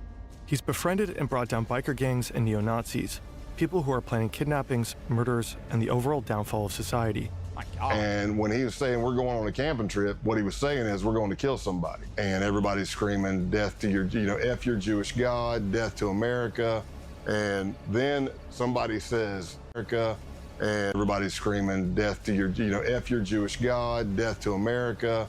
And isn't the Ku Klux Klan a Christian, like, Aryan racial group? Like, wouldn't saying F your Jewish God effectively be saying F themselves? I don't think so. I thought it was a Christian group. They're Satanists. You realize the start of Satanism also isn't worshiping Satan. Satanism generally started as kind of the denial of religion in general. Also, what the fuck is on my head? I feel like I have a hive on my head right now. You see that shit? Yes, various Ku Klux Klan groups have historically and presently identified themselves as Christian organizations, specifically white Protestant Christians. Widely condemned by other Christian scholars, pastors, and theologians. Yeah, but it's like saying F your Jewish God is like, they all believe in the same God. And then somebody says, if there's any snitches in the group, we kill the snitches, and they fire shots out of a gun. Boom, boom. We drove all the way over to his ranch in Tennessee, and he told us everything. This is the story of Scott Payne, the redneck turned FBI agent who infiltrated America's underbelly. I would be so fucking nervous, chat. Oh my God.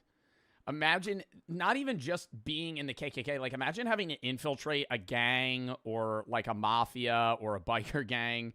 Like, and you're knowingly becoming friends. You're not friends with them, but you have to portray that you're becoming friends with them. Like, you're getting close with these people, and they think that you're just in for the vibes. You know, they're like, yeah, no, you're one of us. No, you're a double agent. You're a double agent, but you're like, they have no fucking clue. And if they find out, they'll fucking kill you. How scary that is.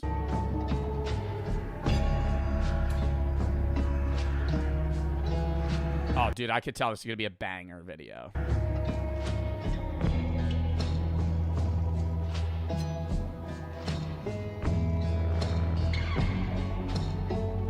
I'm assuming that if you're an FBI undercover agent, doing illegal activities with them is like null and void, right? Because to prove your I guess loyalty, you would probably have to run drugs and do illegal crime. Because there's no way you could be an undercover agent and not partake in the illegal activities. Yeah, outside of killing people.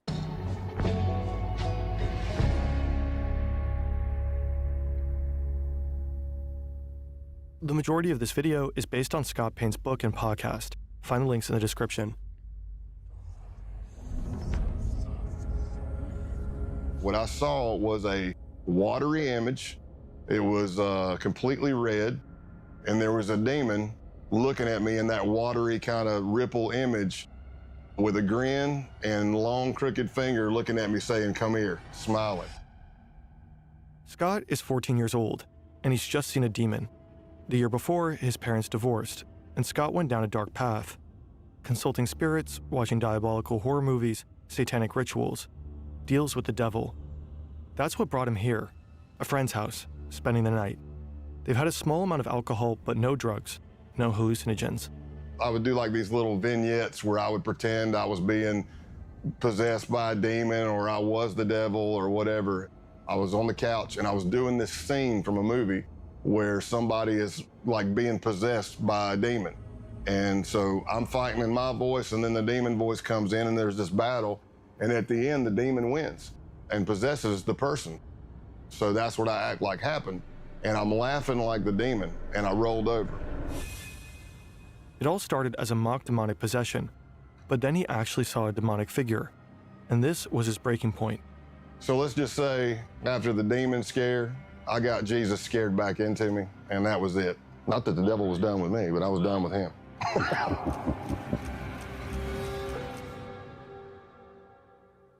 Halloween night 2019.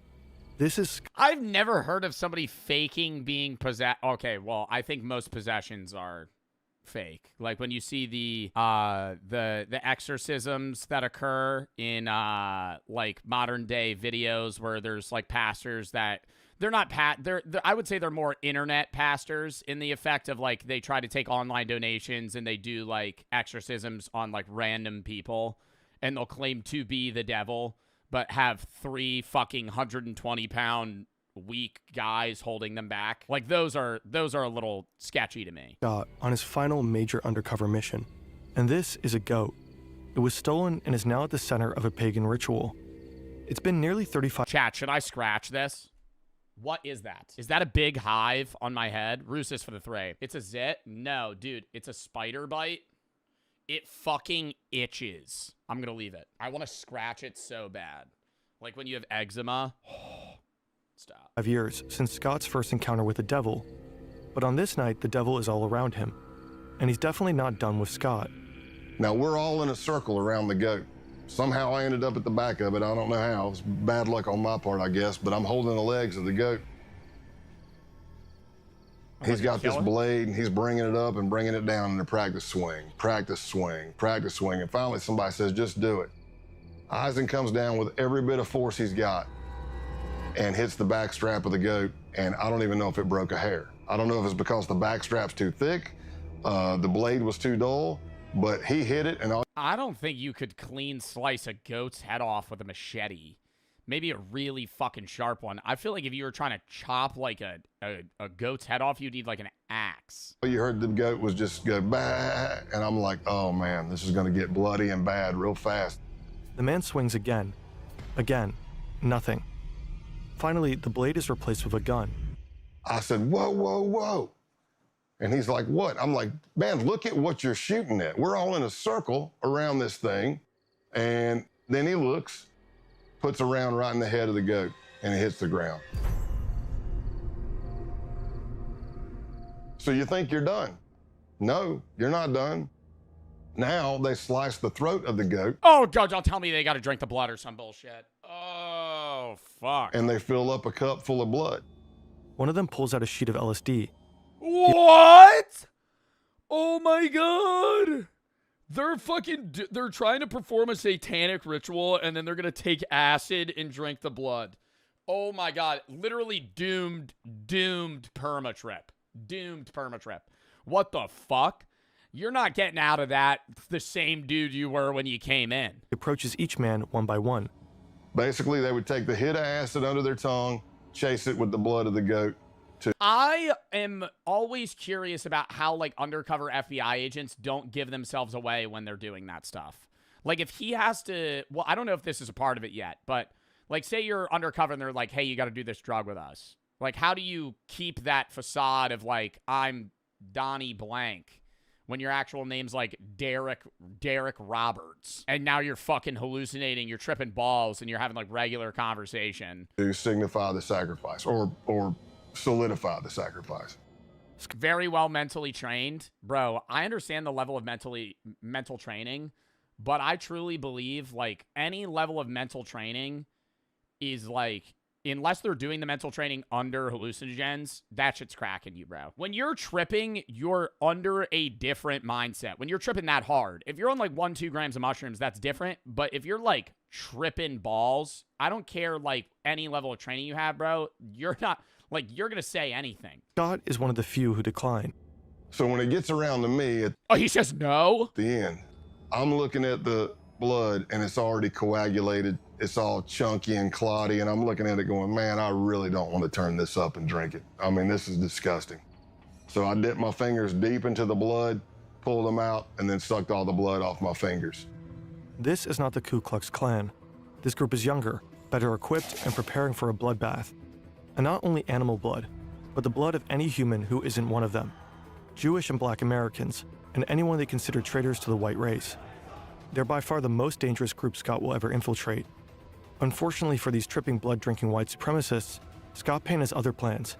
It's exactly the kind of thing— God, can I say I find it shocking that you could trip and still hold resentment towards groups of people. I have hallucinated 10 times, or around 10 times. Like I've tripped like 10 times. And I've had bad trips and I've had good trips. Never once have I been equally or more resentful for anybody. Like, I feel like every time you come out of there and you're like, man, people all have their own problems. People are going through their own shit. I got to be more kind. I feel like every time I get out of that, I'm like, I got to be a better person. I'm never like tripping and then going, yeah, white people are the solution. What? He spent the last 17 years working to prevent.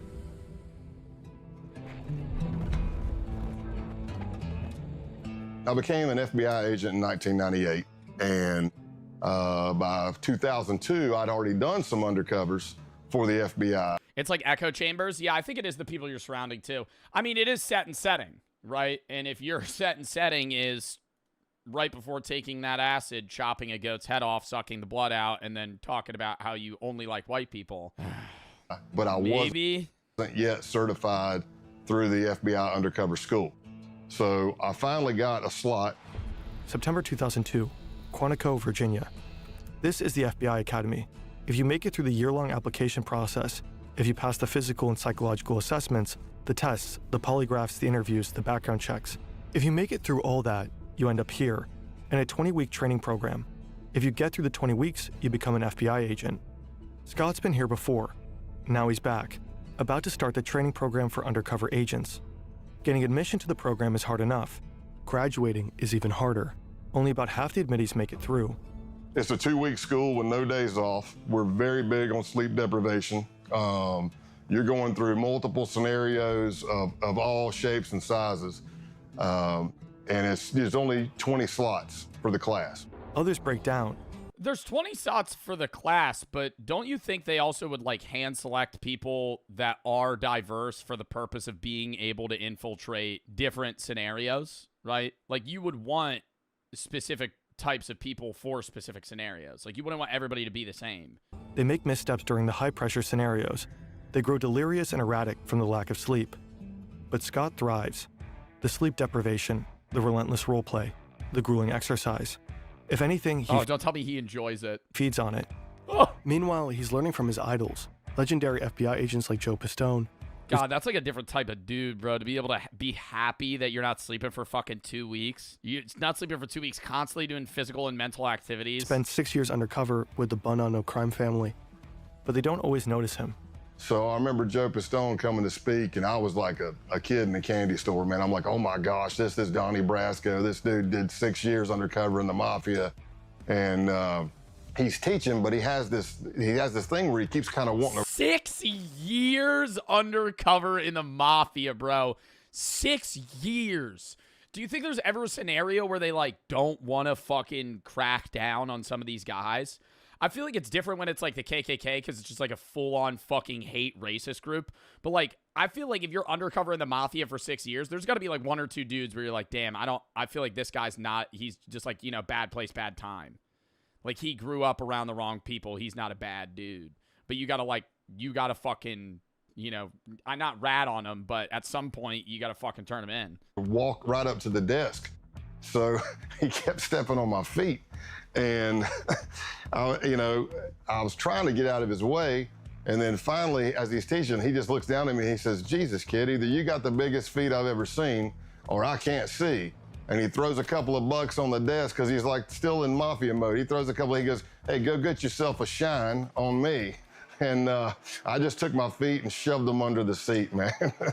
Joe Pistone may have scuffed up Scott's shoes. What neither of them could have known at the time is that Scott would go on to fill Joe's. The FBI Academy trains agents to take down bad actors. More and more of these criminals operate online. No tool. I really didn't jump out. Scott doesn't have a fight as an undercover in the FBI. If you're looking on paper, I really didn't jump out. Scott doesn't have a fancy degree. He doesn't speak any foreign languages.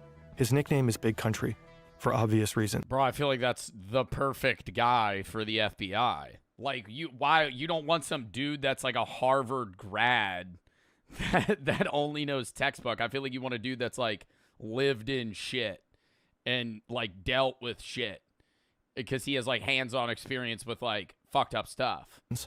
So he begins to work as an instructor at the school he just graduated from. Unorthodox, but it got him noticed by the right people. He gotta look racist. I mean, bro, do you think that's one of the, they had to pick a guy that would like fit the bill. You know what I mean? Like for him to infiltrate the KKK, they had to be like, we need a dude that's country white, bunch of tats, looks like he is potentially racist. Like they're racially picking a guy to be fake racist. Playing in these scenarios and people that are there who they would take me out. Oh, dude, they would immediately now. who are senior undercover I would not be able to fucking pose that. are watching because they're trying to recruit for other cases. And that's how my name started getting out there. So after months, there's finally a possible assignment, one that Scott is perfect for. Sure, he's a redneck with almost no foreign language skills, not suitable for many undercovers, but he has something most other agents don't. He doesn't need to pretend to be a hard-living misfit. He is one. He knows he'll feel at home where he's about to go, but he has no idea how close he'll grow to the criminals he's been assigned to infiltrate. Ooh, that's what I was just asking about. And how hard it will be to turn on them. People always have their own opinion of what undercover work is. Some people say it's acting, some people say it's lying. Essentially, this is the definition of undercover work. You are building relationships that you're going to betray.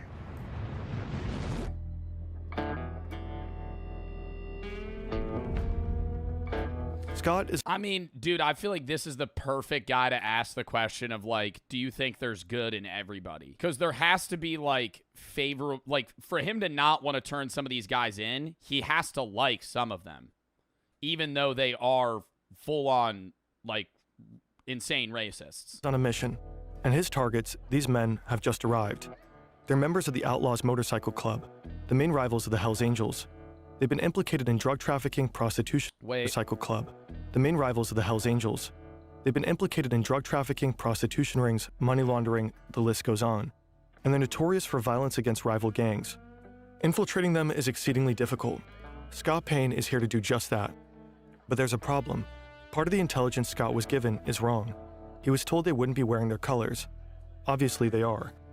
Scott has hoped to strike up a casual conversation, letting the topic of motorcycles arise naturally.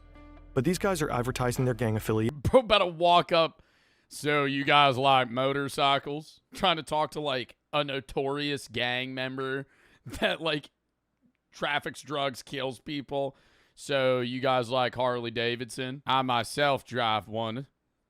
It's a big one with fire stripes on it. On the front side, it's a black motorcycle. Not that I like that color by any means. What says you? He can't just go up and say, hey, you guys ride. His only choice is to make them come to him. Luckily, another part of the intelligence is right. What did you say? I'm saying that's what he would have to say. This guy, road-named Spanky, loves to be the center of attention. So Scott steals... Spanky likes to be the center of attention. How do they know that? Like, where are they getting this intel? Luckily, another part of the intelligence is right. This guy, road-named Spanky, loves to be the center of attention. So Scott steals it. He works the crowd. He tells jokes. He talks loudly. He draws attention to himself, making Spanky want to steal it back. Soon enough, Spanky asks where Scott is from and sends him a drink. Spanky's called me over. He's introducing me to other people. And, of course, I'm getting more scrutiny. The more people I meet, the more scrutinized I am. Everything seems to be going well, but the real scrutiny happens somewhere else. So I walk into the bathroom, and as I'm at the urinal, and Some dude steps up to me and he just fucking looks right down at me. I feel like that'd be some crazy shit, bro. He stands right next to me at the urinal. There was a line of fucking 10 of them. Then he just looks straight at me. Not at my eyes, though. a lot of bars, there's like a little Fucking crazy. box in front of the urinal, plexiglass. It might be flyers for a band coming up or a stripper coming to town or something like that. Do you think they just beat the shit out of him? Oh, my God. So I can see a little bit of a reflection. And I see this jacked big dude come walking in. And I see him looking at each stall, and he's like, okay, that's empty. I see him looking under the stalls to make sure nobody's in there. Oh, my God. Nah, I'd start panicking, bro. Stop. What do you fucking do? Does he got training for this? Is it like he's going, I'm going to die today. And I'm watching this from a reflection. And then he comes walking up right beside me, and for a split second, I thought, oh, I'm getting jumped. I'm getting jacked right here. And that didn't happen. He says, so what brings you to Massachusetts? All undercover FBI agents have a legend, a detailed made-up backstory that they have to commit to memory. He's from deep South Texas, up in Massachusetts for work. He loves Harleys and whiskey, and his name is Scott Calloway. Oh my God, bro. I feel like I don't care how much you train for that. In that moment of like nervousness, do you think you would be able to stick to the story? You know what I mean? Like you're flat out being like, yeah, no, this is me. This is where I grew up. This is my family's names. Like you have an entire fake story, fake dad, fake mom, fake siblings, fake everything. So happens, the guy grilling him in the bathroom is also named Scott. Scott Town. A lot of undercovers, you bond with people, especially deep undercover long term. But there's Turns out me and him are both undercover trying to rat on each other. I was the FBI, he was the CIA. We had no idea. There's never been another person I bonded with closer than Scott Town. For a year and a half, Scott gets to know the outlaws. He drinks with them, rides with them, fights alongside them. He gains their trust. He becomes their friend. They call him Tex. Scott's legend may be a lie, but the friendships are real. Scott Town becomes like a brother. He likes to drink, I like to drink. He likes to fight, I like to fight. He likes to ride and lift, I like to ride and lift. We completed each other's sentences. We were just kind of cut from the same cloth. They even both have a daughter who's the exact same age. Oh my Scott God. Town is kind of a doppelganger, the person Scott Payne might have become had he not gone into law enforcement. Another gang member, Brian De La Vaga, aka Clothesline, also becomes a close friend of Scott's. He said, and these guys are my brothers, and I grew up around them. He said, but I really don't have that many friends. Somebody that I know would take a bullet for me, and that I would take a bullet for. And in my mind, I'm looking at his face, and I'm going, oh, no, man, don't say it. And he looks at me and says, you're one of those guys. Oh! The controversial rise of the steroid Olympics. I don't know if he's going to do an intro. Okay, no. I was going to explain it, but seeing that it's there, I'll let him take it away. The Olympics have no chance. No, I won't. The steroid Olympics are just the Olympics that another guy made to rival the actual Olympics where they're allowed to take steroids. Pretty self-explanatory. They're actually encouraged to take steroids. In 2024, Olympic runner-up James Magnussen became the first athlete to join the Enhanced Games. Or the Doping Olympics, as it's been dubbed. Controversial sporting competition where drug cheats aren't just allowed, they're actually the stars. And Wired tells us that they'll be holding their first edition in May 2026 in the City of Sin, Las Vegas. The creators' goal? To overshadow the Olympics. So wouldn't it be more fair to have an enhanced games on the one side and a natural, slow, boring Olympics on the other? Safe to Bro, here's the problem, though, is these guys will still get fucking smoked. Like, yo, that's the thing. Is, like, the guys that are going to go into the Enhanced Olympics are, like, the 4th place finishers, They're 5th place. Michael Phelps isn't going to leave the Olympic Games to go take fucking Arnavar or Tren and go fucking swim and do mildly better, right? Like, the guys that are going to go do it are the ones that won't win naturally. Which it's like, I understand the entertainment value. I do. Of like, hey, why don't we just have no limit? Like, let's see if a guy can just take steroids that averagely runs like a 10-1 and see if he could beat Usain Bolt's world record 100-meter. It's like, you know, I understand that. Like, that is an interesting premise. It's just like, it's really hard to get, it's really hard monetarily to get sponsors behind an event that is actively promoting steroid use. It's easier for like IFBB pros because it's like, we don't know if they take steroids. We just don't test them. Meanwhile, you have Phil Heath in the background just fucking sitting there, 320 pounds. He looks like he's a person standing inside of a person. We don't know if they take steroids. We're just not going to test. And so it's easy, right? Like, but it's like monetarily, I don't know. Like, I hear about the enhanced games every year, it seems, but I've never seen them. Safe to say, not everyone is a fan. It's a gamble, it's a Russian roulette with 6 bullets in the barrel. I think looking at this from the outside, it's just got death written all over it. I just find this really, really terribly sad. So why are more and more Olympians signing up? What's the cunning business model powering it all? And how did this all begin in the most unexpected place? We didn't get to this last on Monday, but like that billionaire who wants to start the steroid Olympics. This was the moment that would ignite the Enhanced Games. A local Australian podcast simply discussing the concept. Who could we talk to?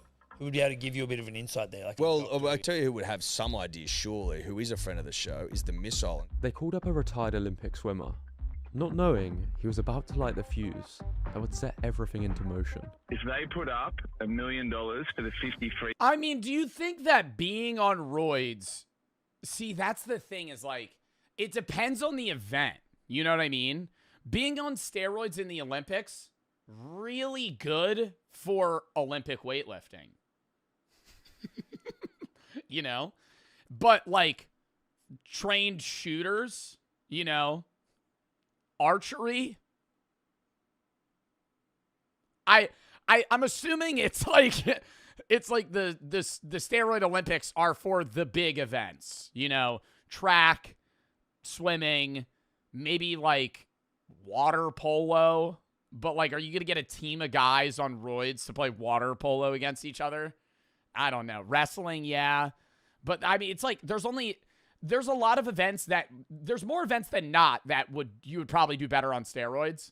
But it's like, how much better are you going to do to where like, even if that's really what makes or breaks the steroid Olympics is if your star guy got 4th place in the regular Olympics, he's on fucking crazy amounts of steroids and he still can't even come close to matching Michael Phelps' average fucking 200 fly time. You know, it's fucked. Style world record. I'll come on board as their first athlete. I'll juice to the gills and I'll break it within 6 months. Organisers took the offer, putting out a bounty for breaking the record under the Enhanced Games. That's one big carrot. It's a big carrot. He became the first official athlete to join the games, and his transformation quickly drew attention. Are you? Bro, I feel like at some point though, it's like, yo, his big ass ain't getting through the water now. You know what I mean? Like, he's fucking, bro, in this left picture, he looks like he could be like 6'3", 190. This right pic, he looks like he'd be 240. I feel like whatever he gains in muscle, now he's just dragging fucking weight. You know? Like, is he gaining anything off of the power enhancement that he's losing in like weight gain and how much he has to pull himself? Like, the fatigue's got to be crazy, even with the steroids. Are you seeing what I am seeing? But the concept of a steroid Olympics isn't new. It was first mocked by SNL back in 1988. The first all-drug Olympics opened today in Bogota, Colombia. Oh, he's pulled his arms off! He's pulled his arms. The man who turned this into a reality was Aaron D'Souza, who identified it as a lucrative business opportunity. I feel like there's one good one good SNL skit every like 15, 20. You know, you see the good, like if you watch a full show of Saturday Night Live, you'll have like 1 or 2 skits that you're like, this is funny. And the other ones you're like, why did they include that? They mapped that out. Like, I watched one recently that was about this woman that got a bad haircut. It was like some dinner, and she shows up, and she just has the worst haircut ever. And they're, like, trying to ignore it. And then she turns around, she's a bald spot in the back of her head, and they're like, ooh, no, it's good. Like, that's not, I don't know. I feel like that's not that good. That's not funny. Studying the Olympics and the Olympic movement my entire life. D'Souza noticed a few issues with the Olympics. The first one being doping. 44% of Olympians admit to using banned performance-enhancing drugs within the last year, according to research. And the other... Really? So the people in the Olympics are already roiding? So it doesn't matter. The average person in the Olympics may be using steroids. So it's like, all right, well now we're gonna make it that they're allowed to use them. You know, probably lying. Are losing. Yeah, exactly. Take the most prestigious event, sprinting. Why do they do steroids? Because they're gonna get better, bigger, faster, stronger. What? Steroids, it basically fast track progress, and the limiter that you have is now twofold. Like that's the problem too, is that a lot of guys specifically that are probably watching my stream right now that are 16 to 20 go, wow, steroids seems awesome, right? Because on the surface level, you're going to get way more jacked. You're going to get a lot fucking leaner. You're going to feel a lot stronger, right? So on surface level, like, if it seems like a fucking god drug, but then the backside is like, you might have erectile dysfunction in your mid-20s. You might have a heart attack by 35. You might have low testosterone naturally for the rest of your life after you get off. And when you do get off, you might lose all the progress that you had previously, right? Like, you would have acne. You might... Roid rage, I think, is kind of, like, miscommunicated. Roid rage exists, but it's like, I think a lot of people say, if you take steroids, you're just going to be an angry fucking Hulk that's incapable of holding down your emotions. And to that I say, look at, like, what's his name? He wears a hat. He has curly black hair. Oh my God. I'm literally staring at his face right now. He's big right now. He's like a Sam Sulek. Sam Sulek, nice guy, holds it down. You know, like, I don't think that's a guy that kind of shows, hey, like, roid rage exists, but it's not something that's, like, prevalent in every person. But even then, it's like, it's just health problems, man. That's the worry that you're going to have. And a lot of people that do use steroids that might not advocate for them, but, you know, kind of are your role models in the steroid space, also have enough money from their influencing work in professional, you know, like, job salary, that they're able to pay doctors to help fund what they should and shouldn't do in a very meticulous way to where it's safer than the average person's usage, right? Like, these guys that are professional bodybuilders that are on steroids are getting doctors to tell them what they should and shouldn't take, what their cycle should and shouldn't be, versus you who's just shoving a needle in your own ass in your fucking bathroom with some shit you found from a guy at your Planet Fitness. That's like that. You see what I mean? Like, there's a difference between, it's like, you know what, like, you have a professional telling you, like, hey, this is what you need to take, versus, like, you just kind of, like, self-diagnosing what you need to, like, input into your body in, like, a safe manner. You're just fucking juicing up in a Planet Fitness bathroom. If you look at the 100-meter... Like, that's not... God, my God. If you look at the 100-meter time, it's the fastest man in the world. 7 of the top 10 fastest 100-meter runners in history have had a doping violation. Here's the thing that I feel like he's slightly skewing. And I don't know the facts on this, but I think this guy is skewing what he's saying slightly, right? What he's saying is right, that the top 7 sprinters have had doping violations, but I really want somebody to fact check whether or not that's doping, meaning steroids. Because there are a lot of banned substances that Olympic athletes are not allowed to use, And many of them are not really performance enhancers, right? Justin Gatlin did use testosterone. That is one that I know about. I'm reading this right now. Justin Gatlin, if you know sprinters, did use steroids. Or testosterone, rather. Asafa Powell used a stimulant, oxylofrin. Christian Coleman got banned for 18 months to 3 whereabout failures. No evidence of drug use. Methylxanamine, clomiphene. Bro, see, they're using shit that's like, when he says doping, I feel like a lot of the time you're going, oh, they're using like anabolic steroids. But a lot of the time it's like they're using shit that's not allowed, but it's not the same thing as like them just fucking shoving a needle in their ass. It's like some weird fucking stimulant that they're using on a day-to-day basis. 7 that of the they buy over the counter or get from a doctor. top 10 fastest 100-meter runners in history have had a doping violation. And the only one that's not in the top 5 is Usain Bolt. Instead of having the athletes dope with underground drugs, D'Souza argues this is a safer and more honest approach. We will allow all substances at minimum that are clinically approved and that can be dispensed by physicians. You see, athletes have long had to deal with other countries' doping. From the Chinese swim team. Oh, no, yeah, and it's not even just in the Olympics. Who was the one fucking guy that was hitting dingers left and right in baseball? He was on fucking steroids every day. Fuck. He's like one of the best baseball players that's ever played. Was it Barry Bonds? Yeah, Barry Bonds was hitting fucking grand slams left and right. That guy was fucking juiced to the gills. That's what I'm saying, though. I agree with his point. That's like, hey, these are leagues that you're not supposed to use steroids, and some of the best players of all time were on steroids. To the Russian state-sponsored program. As athletes, our faith can no longer be blindly placed in the world of anti-doping agency, an organization that continues to prove that it is either incapable or unwilling to enforce its policies consistently around the world. And it can be difficult to test for every substance, for everyone involved. Lowell is required to witness and have an unobstructed view. Unobstructed view? What, you just gonna stare at his dick while he pees? So he doesn't like shove it up his ass and take it out of a bottle and pour it into a cup? Not to mention, the rules are often outdated. Caffeine was literally a banned substance until 2004. Which is why many... That's what I'm saying! That's what I'm saying! No, bro, if you go through the banned list, bro, that was my point against what that guy on the podcast was saying.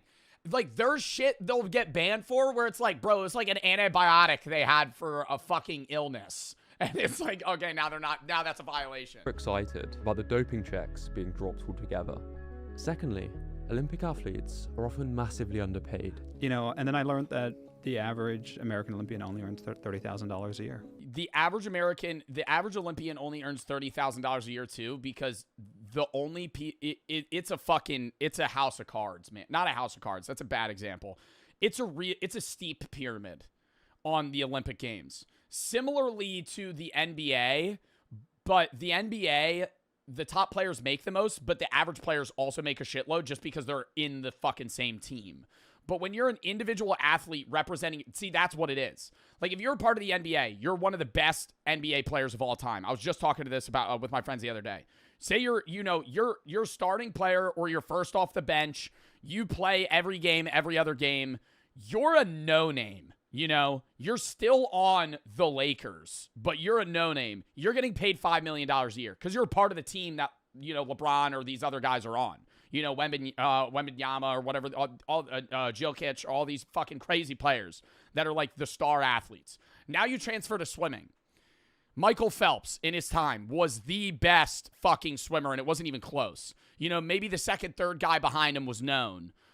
Or what was the girl this year that just swam and broke a fucking world? Katie Ledecky or whatever her name was. She fucking was insane, you know, and she got a bunch. Yeah, Ledecky got a bunch of sponsorships and a bunch of offers and shit like that. So who's in second place? I don't know. You know, because it's not a team sport, you know. So if you're a part of the Olympic, you know, top 5 and you're not 1 or 2, no one knows you. So it doesn't matter that you're the 5th best runner in the world. You're a nobody in a marketing perspective because that's how they make money. They don't get paid. Countries pay Olympic athletes varying amounts depending on what country you're a part of and how well you perform. In some countries, I believe like Great Britain, just give salaries to Olympic athletes so they can help train, and it like helps prevent them from having to get like 9-to-5 jobs so they can focus on training. Because if you look at the top track athletes in the world right now, Noah Lyles, number one. You could say like Christian Coleman. You could even say like Asafa Powell. You could have all these other guys that are Tyson Gay, people that still might run. They get crazy offers because they're in the most popular event and they're top 5. You know, if you're the 3rd best steeplechase runner in the world, you're probably working an accounting job on the side because nobody watches fucking steeplechase. Nobody knows who the fucking 5th best 3,000 meter runner is because that's an unpopular event. It's like you making them on steroids isn't getting them more money. That's my point. If you get this guy on steroids and you're like, we're going to roid him up and pay him better, you're fucking 6th place, bro. You're not, that guy's not going to get, like, you can't give him a salary. It's a part of what makes the Enhanced Games so tempting.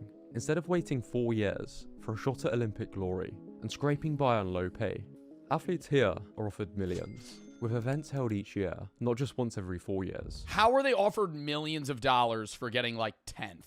They're probably they have to be dropped like fucking on a dime, dude. Like, instantly. There's no way they could keep you on $1 million salary for you to get fucking 8th place taking steroids, swimming the fucking 200 butterfly. But money isn't the only motivator. At the heart of it is a bold and controversial claim that performance enhancement shouldn't be hidden. It should be embraced. The companies sponsoring it? What companies are sponsoring the steroid games? Fucking Blue Chew? What companies is fucking getting into this? Even celebrated as the next evolution of elite sport. But what brand wants to be associated with drug use? The Olympics relies on sponsors and billion-dollar TV deals. Oh, it's like I was making a fucking foundational point there. The Enhanced Games, they're uploading everything online for free. Because the real business isn't broadcasting, it's pharmacology. The same drugs used by the... Oh my god, no! Wait, the substance... Oh my god, wait, no, Goldmine, the fucking companies that make the drugs these guys are taking are probably the ones that are paying for this. Holy shit. Because then you go, that guy just ran fast as fuck. I want to look like him. I'm going to go fucking take whatever he's taking. Will soon be sold to the public. You take steroids? I do not take steroids. If there are like a subsect small group of people that think I take steroids, I'm 6'1", 176 pounds. If you think I am on steroids, you are insane. Like, I have the most average gym build for somebody that has worked out for 5 years, for 8 years, you know, for however, like, consistently. That's cap. It's not cap. I weigh 178 pounds right now. I fluctuate 175 to like 183. Illegal telehealth model. Think hormone clinics meets influencer marketing, where the athletes are the ads. It's a bold, brutally profitable strategy. And whether you call it innovation or a disgrace, one thing's for certain, nobody's looking away. This reminds me a lot of the early UFC days. Everybody's clutching their pearls, talking about how barbaric it was, and now it's seen as like a good Saturday night family viewing event. On social media, people want to see the fastest swimmer, the quickest sprinter, the strongest human alive. And the Enhanced Games tap straight into that impulse, because in today's world, attention tends to follow spectacle, not moderation. And if someone has to shave a few decades off their lifespan to produce that, well, that's their choice. Do they shatter records? Do they blow off tendons in the pool? Do they gain too much muscle and just sink to the bottom? Do their hearts explode? We're about to find out. So whether you're watching because you're fascinated or horrified, you're watching. And that's exactly the point. The problem is, like, you could have just an unlucky, like, the worst thing that could happen that would ruin the Enhanced Games forever is somebody dies while they're competing. Like, you could say the same thing about the regular Olympics, but that would just be seen as, like, a tragedy. But if somebody died of even, like, a brain aneurysm, Like something that has nothing to do with their steroid use. If somebody dies while they're training or competing, it would immediately tie back to the steroids, and then the entire house, it would be a house of cards. It would fall. This is why a lot of doctors, ex-Olympians, and even ex-doping kingpins are concerned. I do not think it's a good idea. I think the general... Who the fuck is this guy? I do not think it's... Victor Conti, ex-doping kingpin. Balco scandal. What is that? I think the general thinking of athletes is if a little bit's good, a lot's going to be great. And then they have a tendency to overdo it. And the next thing you know, they're doing self-harm. The Enhanced Games promises world records, million-dollar payouts, and a new era of sports. But behind the shiny marketing is a minefield of problems, and a business model that raises some serious red flags. Is the $1 million payout for world records being broken, though? Like, for you to get $1 million, you need to be on steroids, perform in the Enhanced Games, and also beat Usain Bolt's 100-meter. Flags, with the CEO of the USA Anti-Doping Agency calling the organization a dangerous like that's not easy. Being a crazy athlete and on steroids. Clown show. When performance-enhancing drugs become the expectation, not the exception, you don't just push the limits of human performance, you obliterate the guardrails. The reality is when there's a lot of money on the line, people are willing to do a lot of things. Just a chemical arms race, where the athlete, willing to take the biggest risk, walks away with the cash, or perhaps doesn't walk away at all. Even the original name, the Enhanced Games, feels like a meme. If the goal is to be seen as a serious alternative to the Olympics, the branding isn't doing it any favors. To many, it still feels like a joke, or a less serious version of what already exists. Just look at the comments. The Olympics... Yeah, they should just brand it something differently, like that it's its own competition. They should have similar events that the Olympics has, but just do what the IFBB does and just don't test. Or do what like these big bodybuilding or strongman organizations do and just don't test. Like, don't make it about, hey, everybody's on steroids. Just be like, we're not going to see what you're on or not on. It's up to you. And so it's kind of like an unspoken thing where every single athlete is on steroids, but they just don't talk about it. But then they lose the sponsors. Because the sponsors are the people that want you to be like, I'm on blank and blank. My nuts are the size of peppercorns now. It's just the Olympics. If the best athletes can break records through the current system, why risk it all for this? The first official record was set by Christian Golomev, earning the $1 million prize. But despite the hype, most viewers were underwhelmed. In a suit, doped, and he was only able to chip away 2 cents from the world record. Even the media is skeptical. News organizations are already putting the event's legitimacy in breaks world record. Wait, Even what? the media is suit, doped, and he was only able to chip away 2 cents from the world record. Even the media is skeptical. News organizations are already putting the event's legitimacy in quote marks. Yeah, he's not in a Speedo. He's wearing a skin-tight suit. And he's on steroids. Many are calling it dangerous, especially for younger athletes watching from the sidelines, because by rewarding enhanced athletes with fame, money, and virality, the message is loud and clear. Natural isn't enough. To win, you must be willing to risk your health. This is the main concern that most people have. This is my biggest reservation and concern is what it says to the youth, what it says to the kids. Like that, it's legitimately scary. In the words of two-time Olympic champion Kieran Perkins, it's borderline criminal. The challenge is that people on the outside don't always have access to those resources. And if they see, hey, look at this swimmer who's setting world records on performance-enhancing drugs, I'm gonna go take some performance-enhancing drugs. Yeah, and they're gonna get him from Mike from Planet Fitness, right? Mike out of the tanning booth in good old Planet Fitness is gonna come walking out. He's gonna be like, "Hey man, you want some good shit? Come to the back of my Honda Accord. I'll hook you up. I got the good shit, man." The new risk profile that if it's not closely monitored, supervised, etc., opens up the whole door for a lot more risk. Let's not forget, many of these substances are banned for a reason. In some countries, they're illegal. And the enhanced games is already raising eyebrows in the medical world. Behind the bold talk of freedom and scientific progress is a big— That's your dealer? No. I did have a personal trainer at a gym I used to go to try to sell me weed, though. And he showed me a picture of it, but it didn't look real. I didn't buy it, but I almost did because he showed me nugs that were like this big. I was like, yo, that looks like some GMO weed. That don't even look real. It was like, he was like, yeah, man, this is like an ounce. It's just one nug. No, it wasn't one nug, but they were huge. Some shit you've never seen before. Business model built on normalizing drug use, targeting everyday people with promises of superhuman performance. And finally, this model could actually increase inequality in sport, because when access to drugs, medical supervision, and cutting-edge enhancements becomes part of the equation, the athlete with the most money, best doctors, and corporate backing will have a massive head start. I mean, that's what I was saying too. It's like they're going to be healthier because they're going to have doctors that are telling them how to do it, and they're going to have access to higher quality and better stuff. Sport has never been 100% fair, but the enhanced games can end up being less fair than the very system it claims to disrupt. The enhanced games might sound like a joke, but the questions it raises couldn't be more serious. What do we actually want from elite sport? Is it health, discipline, a level playing field, or is it something more extreme? The fastest, strongest, most enhanced version of the human body, no matter the cost.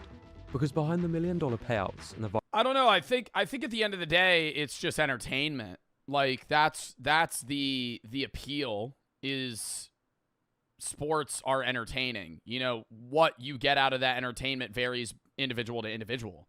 You know, you might like the aspect of sports betting. You might like the aspect of seeing people fucking break world records. You might want to see teams compete against each other and see your favorite player put up, 35 fucking points in a goddamn game.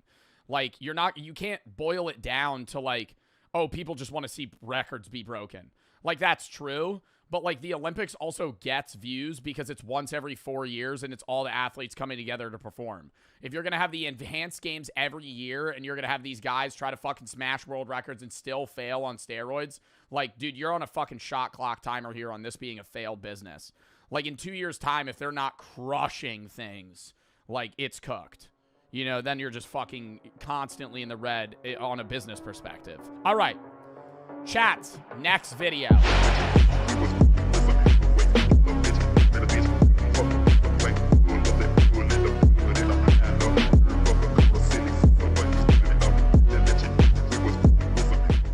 Just like some kind of novelty. Cat, python, more cats, dog. Wow, I wonder if you can even show cats. Guys, these pigs, these long-nosed pigs, is just wild, right? I've never seen that animal a day in my life. Never seen that animal a day in my life. That is a pig with a horn. But like a weird curled... Those are boars? Yeah, but was that a part of its body? Just bat everywhere, guys. Bat and pork. How are they getting this many bats, though? Are they farming them? Or is it like they're finding them in the wilderness? Because I just don't understand how every market has fucking hundreds of bats. It's how much? 3 for 100,000. Correct, yeah. That's how they normally sell it. So it's $2 a rat? Like in like 3 pieces for a higher price. Yeah, they won't sell it once because like you wouldn't if like, it's not. Is that a good price? Not enough for one portion. I'd eat that. I'd eat that. That, like, bro, compared to a lot of the other shit. For a higher price. Yeah, they won't sell it once because like you wouldn't if like, it's not enough for one. Like that looks pretty good. That dude, that kind of has like a kielbasa, like a cooked sausage crisp to it, like right there. Portion. One portion, not person. Well, unless you're really crazy, love that, you can eat it the whole 3 because they're gonna chop it, like diced it. What's in its butthole? So one duck is... Why was its butthole like open? 75,000. 75. This one, right? But one bat. $450 for a duck or a bat? Rather have a duck. One big bat can be the same price. Okay, so like it's like very common to find a bat, but it's more difficult to like get the bat. The bat. Yeah. Right. Yeah. That makes sense, I guess. Expensive. So it's kind of like a delicacy. You get less meat, but you're paying for more premium meat. Correct. Yeah. It's considered like what premium, the bats. And even a rat, like 3 rats is 100,000. Yeah. So you could get. Yeah, what the fuck? A duck, an entire duck's 450. 3 rats is $6. You could get more than a duck for the price. Oh my God, they're alive right now. Of 3 rats. Like 1.5 ducks. 1.5 ducks.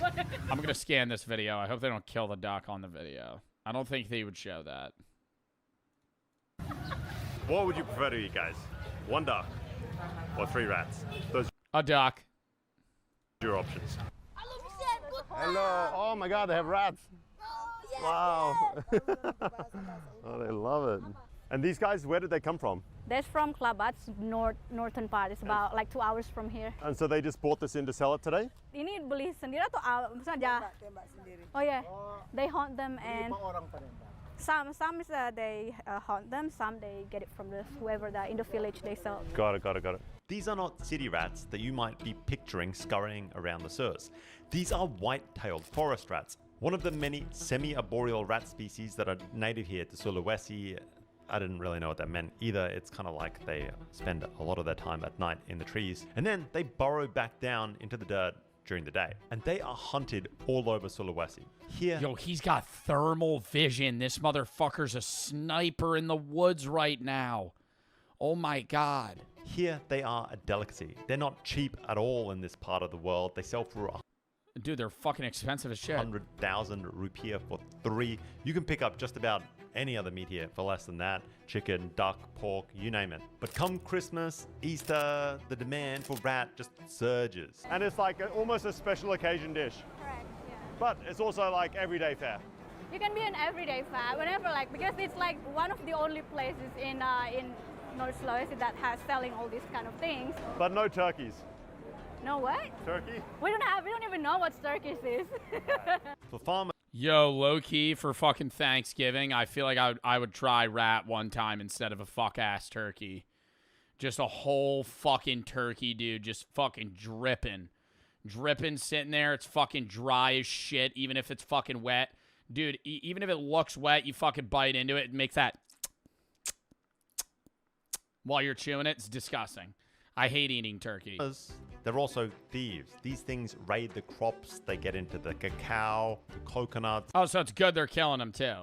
So hunting them becomes this kind of strange overlap. It's part pest control, it's protein, and it's a cash source wrapped all in one. And apparently they are hunted in every way you can imagine. Shotguns, air rifles, snares, dogs. It is just all fair game. Shotgun? I feel like you're fucking blowing that thing into red mist if you shoot a fucking rat with a 12 gauge. Are you hitting it with bird shot so it just peppers him? And so, inevitably, I find myself adding this to the list immediately. It's time for another rat hunt. I'm trying to click. Alright guys, we're about to head deep into the Sulawesi jungles. Tonight's prey, or target prey at least, is rats. Just like the ones we saw at the market, the whitetail, apparently they taste pretty damn good. We've eaten the bats already, we've eaten the pythons already. Rat was the final kind of piece of this like Sulawesi mad market combination. So, rat hunting, Sulawesi style. I feel like out of those 3, I'd most want to try snake. Like, I would try a python. I see some air guns. Let's see how this goes down. Tree with some fruit. Dude, I'd just be so I mean, I got bit by a tick in the woods and got a fucking rare meat disease. I feel like if I'm in the jungle in Indonesia, bro, I'm gonna be like, yo, some shit's gonna fucking bite me and I'm gonna swell up like a fucking melon and die. Something's gonna fucking latch onto my neck and bite me and I'm gonna get some sort of disease that's gonna fucking kill me. Like, that would worry me. That I wouldn't even be worried about, like, being with these guys. I'd be like, yeah, okay, I'm not gonna die to like a fucking animal, but I'd be like, dude, some bug's gonna fucking bite me and that's gonna be hell. Stop. Mosquitoes? Well, I know when you go to certain countries with like diseases that they have elsewhere that are transmitted by bugs, you have to get vaccinated before you go. We start just trying to call in the rats.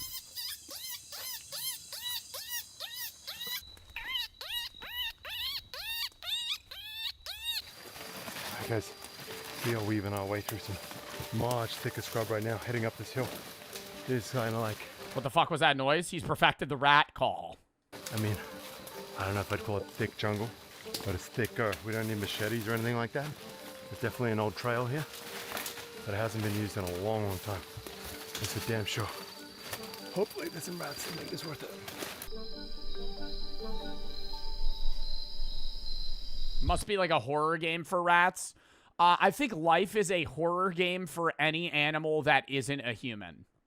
And even some humans. If you're an animal that is not predatory, you're a prey animal, your life is a horror game. You will never die of old age. You will always die a gruesome death.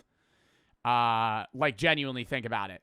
Maybe a few would have like a heart attack or some shit and die.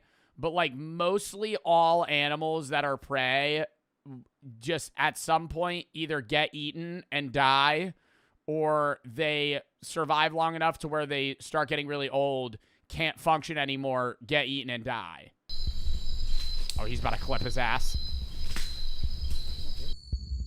I didn't know they climb up trees. I feel like I shouldn't show him shooting it. These are the same kind of species. Yo, that thing starts twitching on me. I'm going, oh! All the guys would make fun of me around there. I know it, dude. If it started having death throws. And certainly they're not eating city rats or anything like that. It behaves like it started fucking clawing at me. It's almost like a possum or something. It is way up there in the trees. We're only scouting the rooftops. So I don't think this is the kind of thing that you're used to seeing in, I don't know. Oh, no, I would assume they would have lived on the ground. They're all in the fucking tree branches. Average household. It is one big, gnarly looking thing though. And took a few shots to get it down, but there she is. Look at that. It's like white-tailed, crazy looking creature. Possum. I would rather eat rat. I would rather eat rat and snake, maybe bat over possum. I think out of any animal, possums would taste probably bottom 5. They are like sewer gross animals. Like they don't live in the sewer, but they're disgusting. Like, possums live in their own filth. They fucking play dead. They're, like, the only North American marsupial. Their kids, like, latch onto their back. They're always covered in, like, fucking poop. It's disgusting. That's essentially the process. Put in some miles, find a promising spot, put in a call, and see if you hear something back or see some movement. We spotted a little one, but they don't shoot him. They want him to grow into a big fat rat for eating later. And, we do this trick where we keep turning off the lights and trying to call, but failing so far. But it's fun. Along the way, we're taking stops, quick smoke breaks, swapping a few stories, and then just getting back on the move. Hi guys, it's break time. We have one rat down, and I'm telling you, there's a lot of work for one rat. Like, this is some thick-ass jungle at points. We've been through, I don't know, thick, almost like scrubby stuff. We've been through large elephant grass. We've been Why don't they breed them? I feel like rats fuck like crazy now.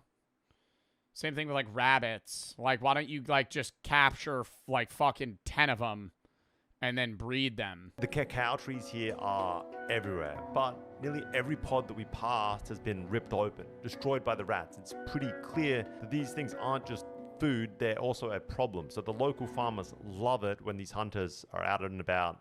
Oh, so it is. Yeah, I forgot. It's like a pest control thing. Rid of them. We push on past old farmhouses, stopping along the way every now and then to gather mushrooms and nuts that we might use for cooking later. Hey guys, I think we've come to a clearing. I can hear the river just like raging behind us. So we've started to sort of collect small branches and trees. I think the deal is to make up some plates. And I don't really know how we're going to cook up these rats. I suppose we need a fire.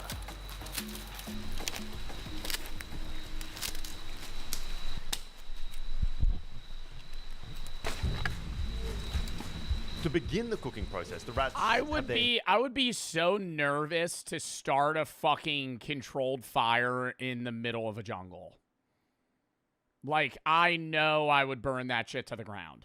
We have 2 rats just kind of roasting on sticks over this fire right now, deep in the Sulawesi jungle. And they roast away until every last hair has kind of been singed off.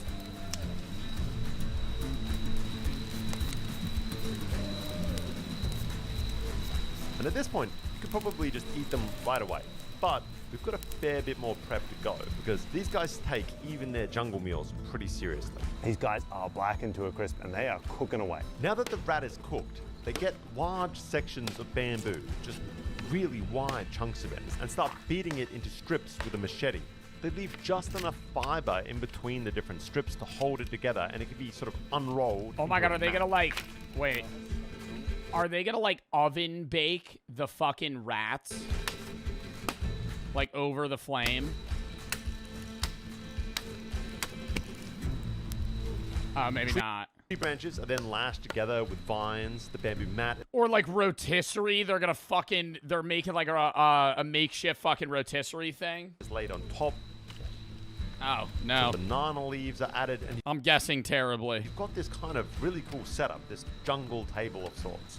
Meanwhile, 4 short sections of branch are hammered into the ground beside the fire to form a stand that's going to hold a pot for cooking rice.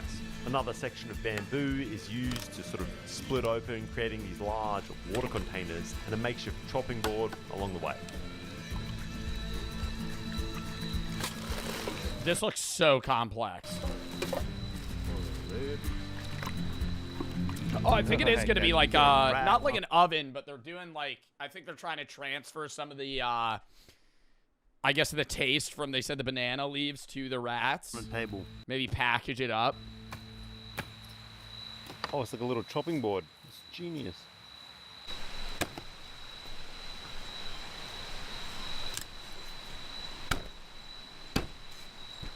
The rats are chopped into pieces. They're given a good rinse to just wash off that ash.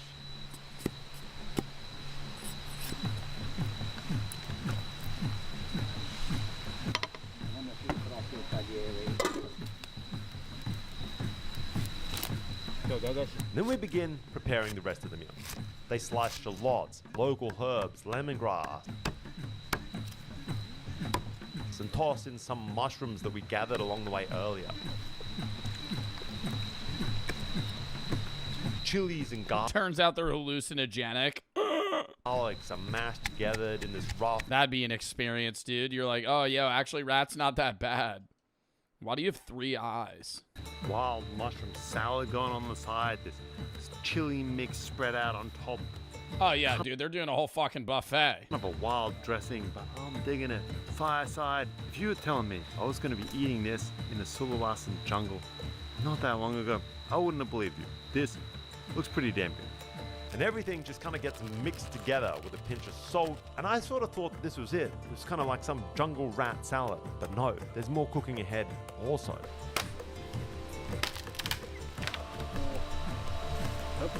Yo, I gotta say, I could get behind the rat eating, chat. I could get behind it. I think the bat was a no-go for me. The skin looked disgusting, but the rat doesn't look that bad. I think because they already took out all the organs, and they're just, like, roasting the meat. So it's just meat, and they're doing, like, crazy-ass... Dude, they're, like, doing all their own handmade rice. They're doing fucking all these herbs and spices they're throwing in. They foraged mushrooms.